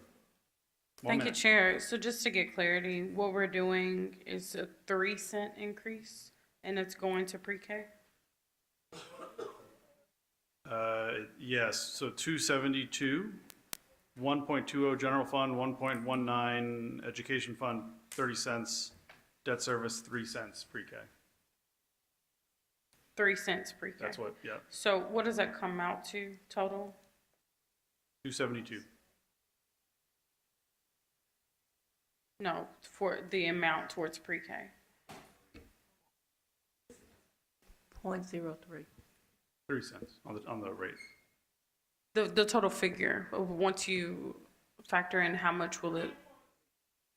Thank you. 9.6 million. So just trying to figure out, so pre-K has said that they need 50 million to be able to fully fund universal pre-K. So my question is this setting us on a 2-year or 3-year cycle to be able to actually create a funding plan for universal pre-K? This is the amendment that we are considering from Vice Chair Avant to dedicate. So the additional revenue beyond the certified rate is being clearly dedicated to expanding pre-K education. And just to the public, again, the whole practice is not just to do things willy-nilly. Are we trying to do it 2 years or 3 years? And I think that matters because we have 2 more budget cycles. So to push it off to a 3-year full funding plan is going to push it into the next administration that we have no control over. So is it the will of the sponsor of this amendment to do it in 2 or 3 years? To my colleague, I think I'd have to go back and look at the plan, the pre-K plan that was presented to us with the dollars that we have. I don't know if that's a 2-year plan or a 3-year plan, but I think we'd have to amend it based on the amount of revenue that's available. Where we thought we'd have X amount of classrooms that we could add to this year, if we're able to make this increase for pre-K, I think we'd have to go back to that plan to see exactly where that would put us. Okay, thank you, colleague. All right, thanks. All right, Madam Clerk, please prepare the screen to vote. The new amendment here is for 272, 120 general, 119 education fund, 30 cents debt, 3 cents pre-K.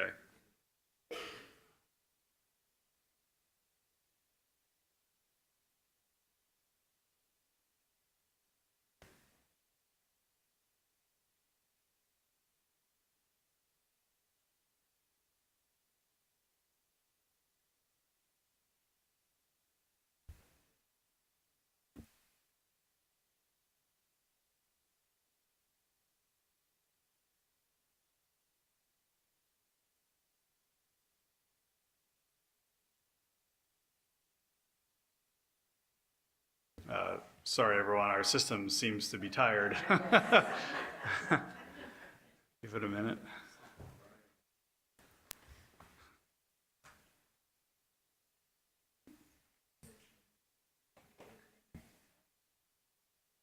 Yeah.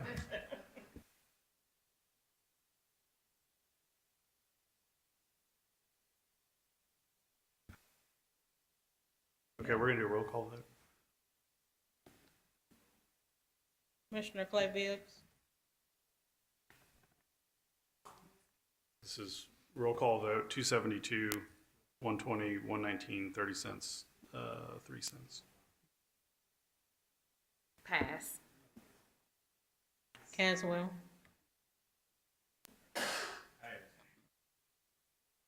Sugarman. Mills. No. Ford. I need the computer to be back up. I'm a no. Wright. No. Bradford. No. Thornton. No. Morrison. No. Brooks. Lowry. Yes. Avent. Yes. Chairman Whalen. Yes. Commissioner Clay Bibbs. No. Caswell. Sugarman. We have aye votes from Commissioners Brooks, Lowry, Avent, and Chairman Whaley. Commissioners Clay Bibbs, Caswell, Sugarman, Mills, Ford, Wright, Bradford, Thornton, and Morrison have voted no. We have 4 ayes and 9 noes. All right, that motion fails.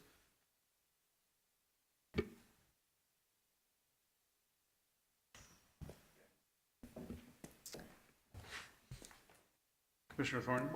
I would like to make a motion for a 9-cent increase to 2.78, I believe, to be able to fund the request of the Moore Budget Coalition.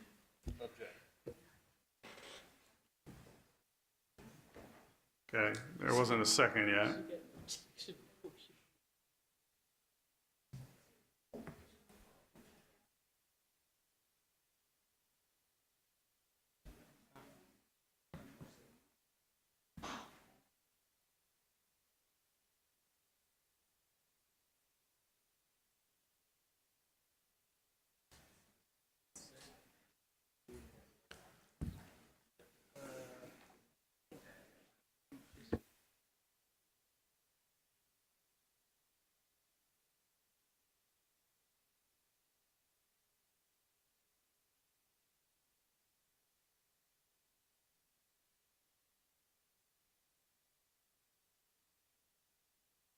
Chairman, just Yeah, Vice Chair Event? point of order, since there was not a second to that motion, does that Yeah, motion so not- we move on. Okay. I know Commissioner Sugarman's in the queue, but I wanted to make a motion to set a tax rate. Yes, I would like to make a motion to set a tax rate at 2.73 with the 4 cents going to a separate account, like a pay-go. And then we can decide on how we're going to divide up the pennies. Now a second?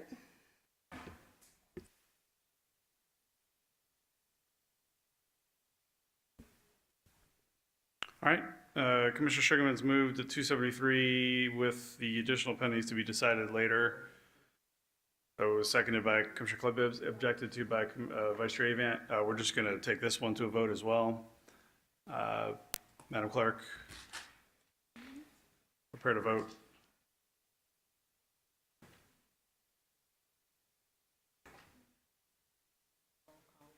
Yeah, roll call. It is, yeah.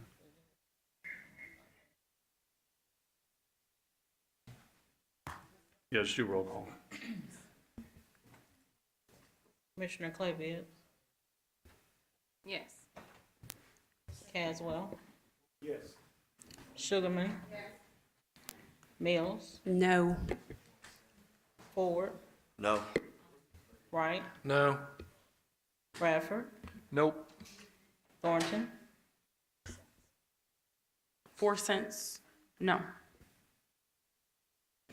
Morrison. No. Brooks.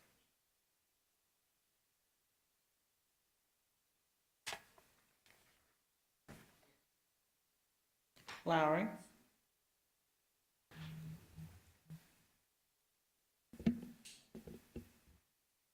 Yes.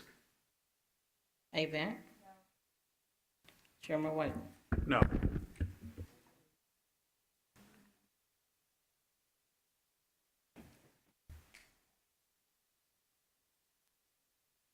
We have aye votes from Commissioners Clay Bibbs, Caswell, Sugarman, Brooks, and Lowry. Commissioners Mills, Ford, Wright, Bradford, Thornton, Morrison, Avon, and Chairman Whaley have voted no. We have 5 ayes and 8 noes. All right, that motion fails. Mayor Harris, did you want to weigh in? Sure. Thank you, Mr. Chairman and members. Just to make sure that we know where we are, at least from my perspective, at this point, there are 2 options, only 2.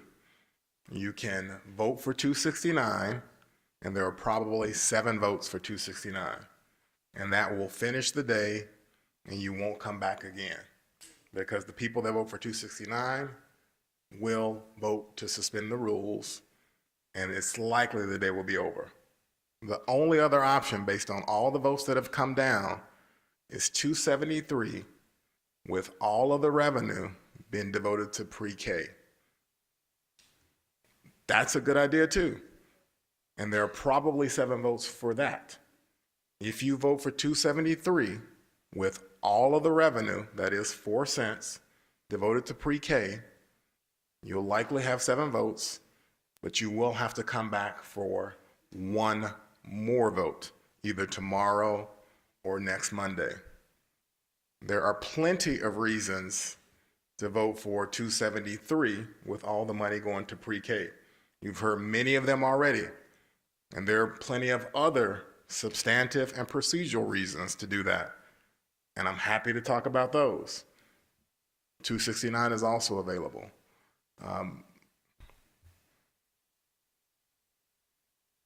I think I'll stop right there. I think I'll stop there. I don't want to overly complicate it, but those are the 2 options. There's no other option that has presented itself based on the actions of this body so far.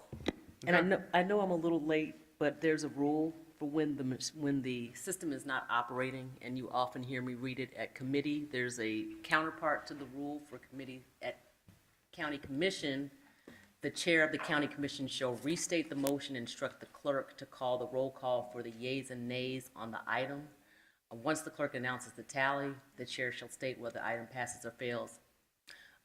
So I want you all to know that the proper way to say it is either an A or a nay.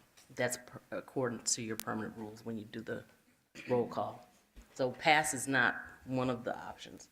Aye or a nay. Okay. Vice Chair Van, did you want to make okay, all right.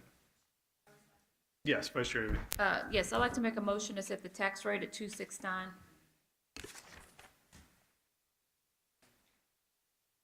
All right. Seconded by Commissioner Ford. So the 120, 119, 30? Vice Chair Van?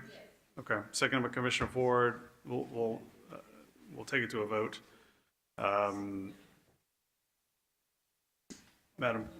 okay.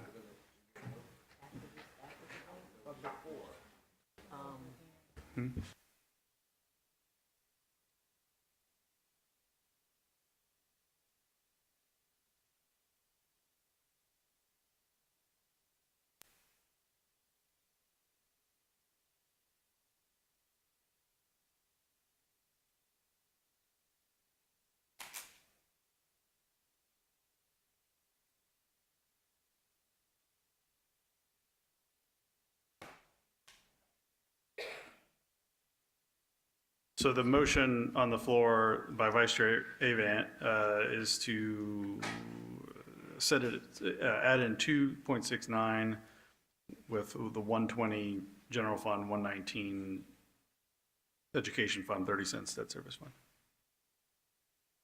Okay. Seconded by Ford, yep. Commissioner Clay Bibbs. Caswell.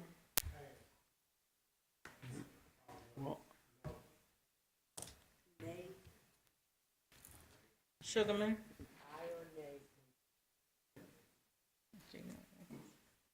Mills. Aye. Ford. Aye, yay, whatever the parliamentarian says is a yes. actually says yay in one part of the rule and it says aye, so you can say yay or aye. Thank you. Wright, Yay or aye? Bradford, Aye in favor. Thornton, Aye. Morrison, Aye. Brooks,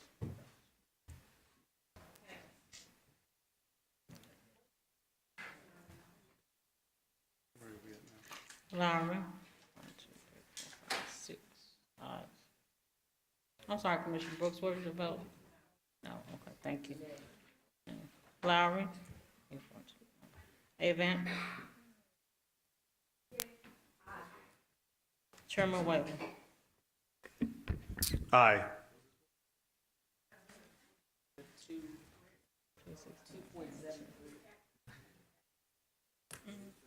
Commissioner Clay Bibbs. I'm sorry. It's 269. Okay.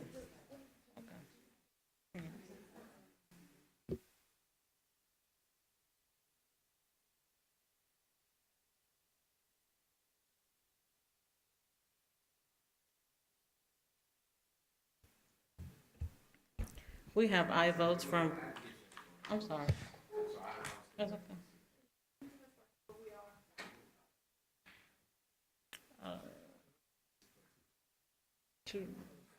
Yes, 269.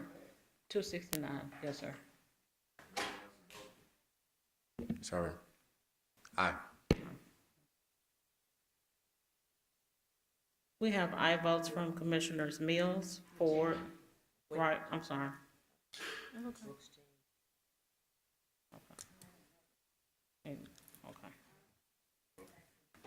Okay, I apologize. Commissioner Brooks, Jason, Commissioner Clay Bibbs. Yes, ma'am. Okay. And Commissioner Shelby, you want to vote? Yes? Yeah, I'm just asking a question. I'm not trying to give you a vote. Thank you. Okay, we have aye votes from Commissioners Clay Bibbs, Sugarman, Mills, Ford, Wright, Bradford, Thornton, Morrison, Brooks, Lowry, Avant, and Chairman Whaley. Commissioner Caswell has voted no. We have 12 ayes and 1 no. Okay, Vice Chair Avant, all right, the motion passes. So we now have a tax rate filled in. At this point, we would need a motion to suspend the rules to make this the final reading. So if there's someone who wants to make that. Mr. Okay. Chair, sorry, Marcy Ingram, County Attorney's Office. The charter requires, based on your rules, the parliamentarian to read the ordinance in its entirety, since it's the third reading and it's less than 3 pages. Okay, well, so we'll do that, and then we will also need to suspend the rule. I need the penny breakdown, because I don't have that.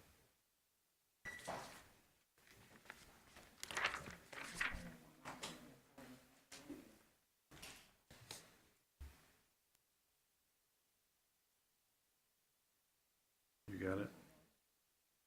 130. That's it right there.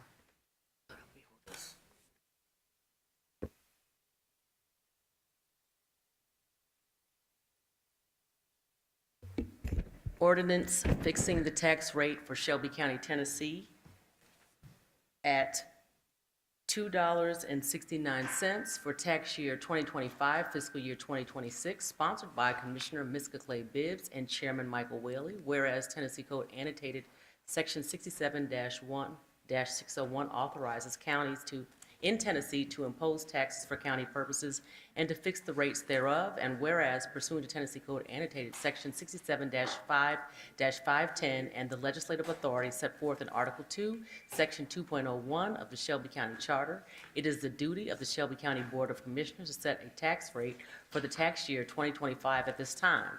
And whereas the 2025 tax rate shall be allocated and apportioned to the designated funds of the county government as follows. Education Fund, $2.69. County, no? Oh, that's the total. Okay, wait a minute. So it's Education Fund 119. Okay, got it. Excuse me, Education Fund, $1.20. No, 119. Sorry, these are, What the is way we that? did it was different. So give me, which, General Fund is 120.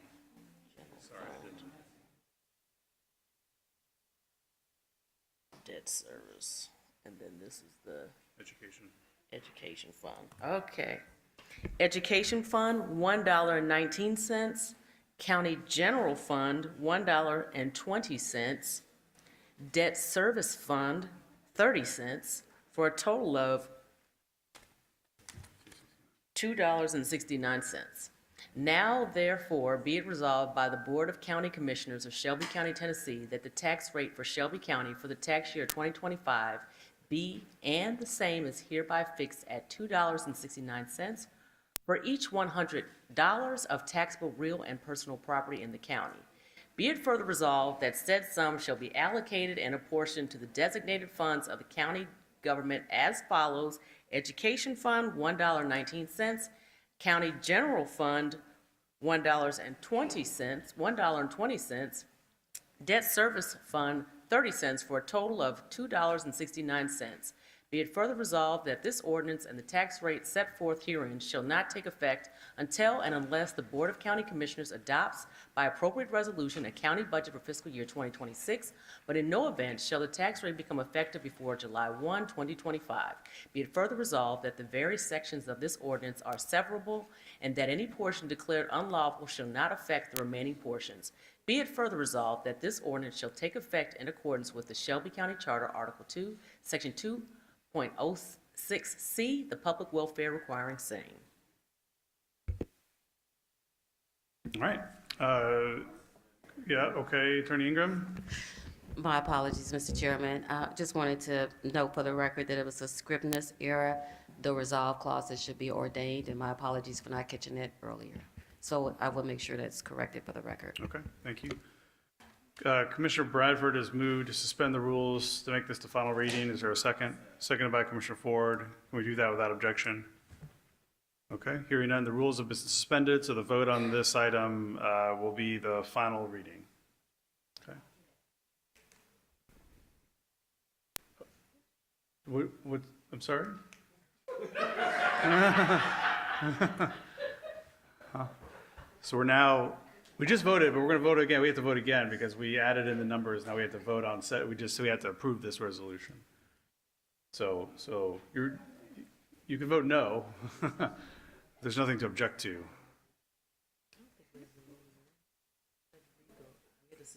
No, I think we have to vote because Attorney Ingram, we have to vote, right? Because we voted on it. We have motion to amend it. We didn't vote on item 47 yet. Did we? Also, we just voted on the amendment.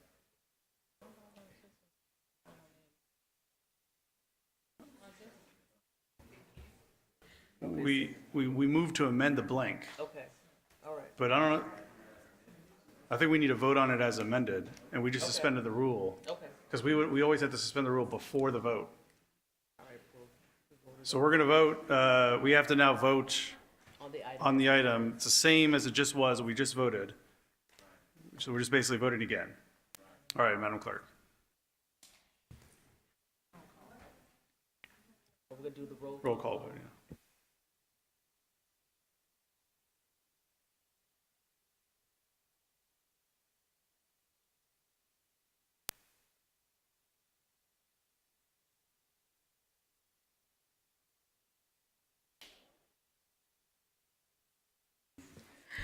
Commissioner Clay Bibbs.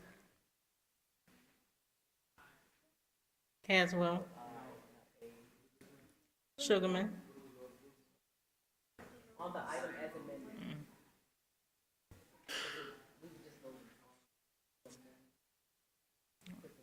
Mills. Aye. Ford. Aye, yes, yay, all of it. Wright. Aye. Bradford. Aye. Thornton. Aye. Morrison. Aye. Brooks. Lowry. Aye. Avant. Chairman Wayne. Aye.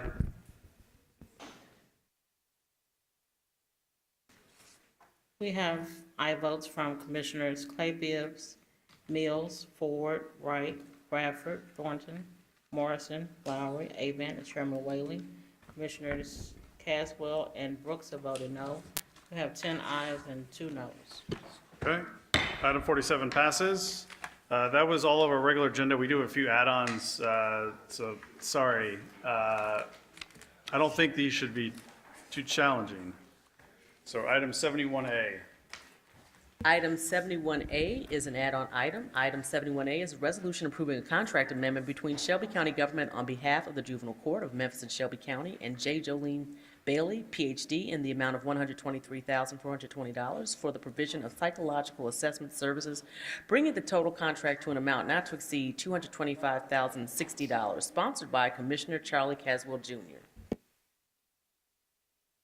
All right, if we get a mover and seconder for 71B, the system's frozen right now, so, okay, moved by Commissioner Ford, seconded by Commissioner Thornton. Any commissioners wish to ask questions?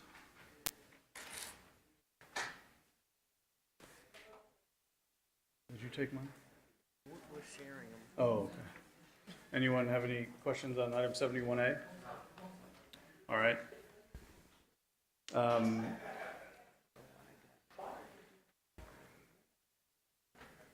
Madam Clerk, please call the roll for 71A. Commissioner Clay Bibbs, Caswell, Sugarman, Mills,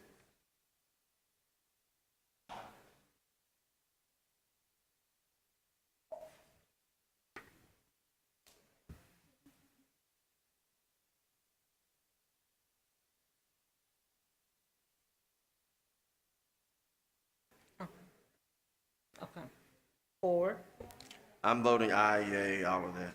Wright, Yes. Bradford, Aye. Thornton, Aye. Morrison, Aye. Brooks, Lowry, Avant,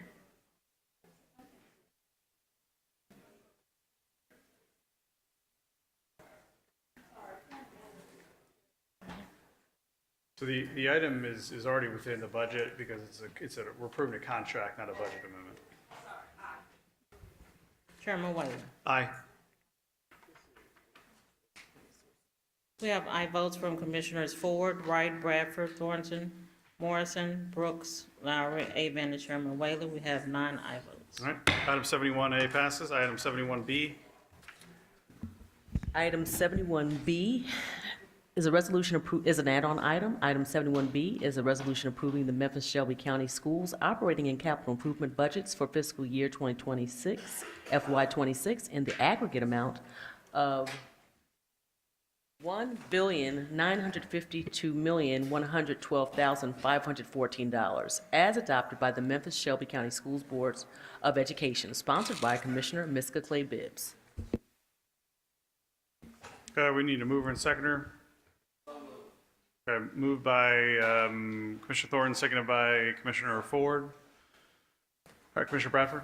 I just need to disclose that my company is currently doing work for the school through some capital projects, so I will be recusing on this item. Okay, thank you. Chair, Commissioner Ford. we about to lose a quorum.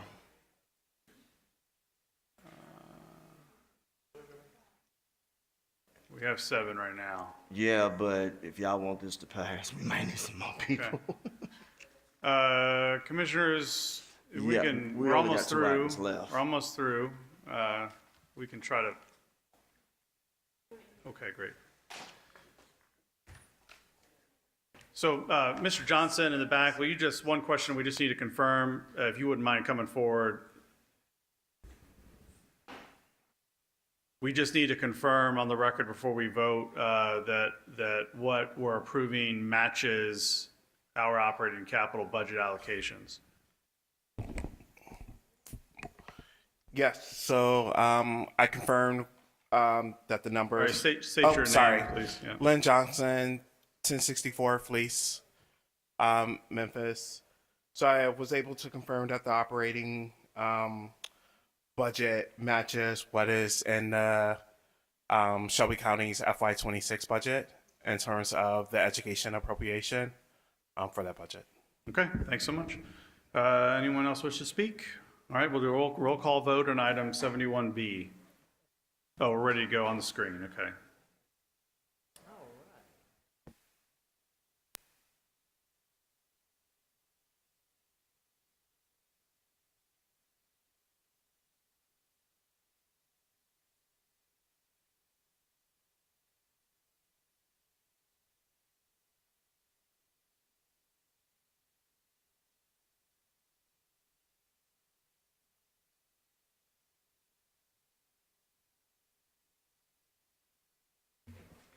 Clay Bibbs, we Commissioner need Clay you. Bibbs, if you'd like to come vote on this item.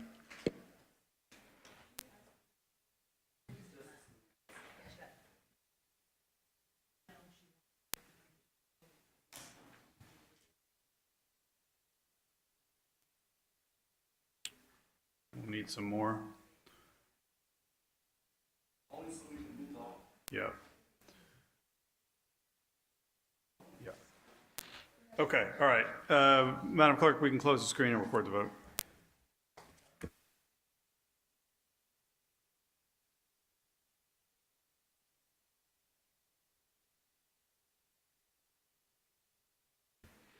We have aye votes from Commissioners Clay Bibbs, Ford, Wright, Thornton, Morrison, Avon, and Chairman Whaley. Commissioner Bradford has recused. I have 7 ayes and 1 recused. 71B passes. 71C. Item 71C is an add-on item. Item 71C is a resolution to carry forward into the FY 2026 operating budget the $2,700,000 allocated to the County Commission for the District 10 Plan Program Initiatives, sponsored by Commissioner Brittany Thornton. All right, this item is moved by Commissioner Thornton, seconded by Commissioner Ford. All right, seeing no one on the screen, Madam Clerk, please prepare a screen to vote on item 71C.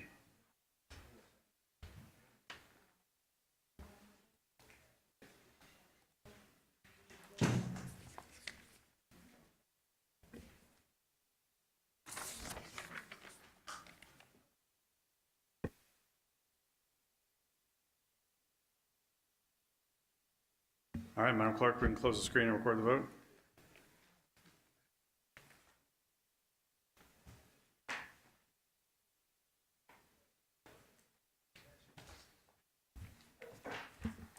We have aye votes from Commissioners Mills, Ford, Wright, Bradford, Thornton, Morrison, Avon, and Chairman Whaley. We have 8 aye votes. Item 71C passes. All right, made it. We're now, if you have any pressing announcements or statements, you can jump in the queue now. Commissioner Mills? Yes, I just want to recognize Rhonda, who's been my assistant since 2018. I don't even call her my assistant, I call her my right hand and my left hand, and she's leaving us, and I just want to thank her and let her know how much I appreciate her and working with her and all she's done, and the Sheriff's Department is very lucky to get you. She ain't just yours. Okay, Commissioner Ford feels the same way, I'll save the time. All right, thank you, and thank you, Rhonda. Best of luck. We'll certainly miss you. Okay, anyone else? Commissioner Thornton? Thank you, Chair. I just want to echo that to Ms. Rhonda. I had you for a brief stint, and this is my first time being elected. I couldn't have done it without you. So thank you so much for all of your service and just, being an asset for Shelby County. Thank you. All right, thank you. Okay, everyone, just want to thank you all for your hard work tonight. Especially want to just thank all of our staff who are working really hard behind the scenes. Thank you for what you do to support us. And with that, we are adjourned till Monday, July 28, 2025 at 3 p.m.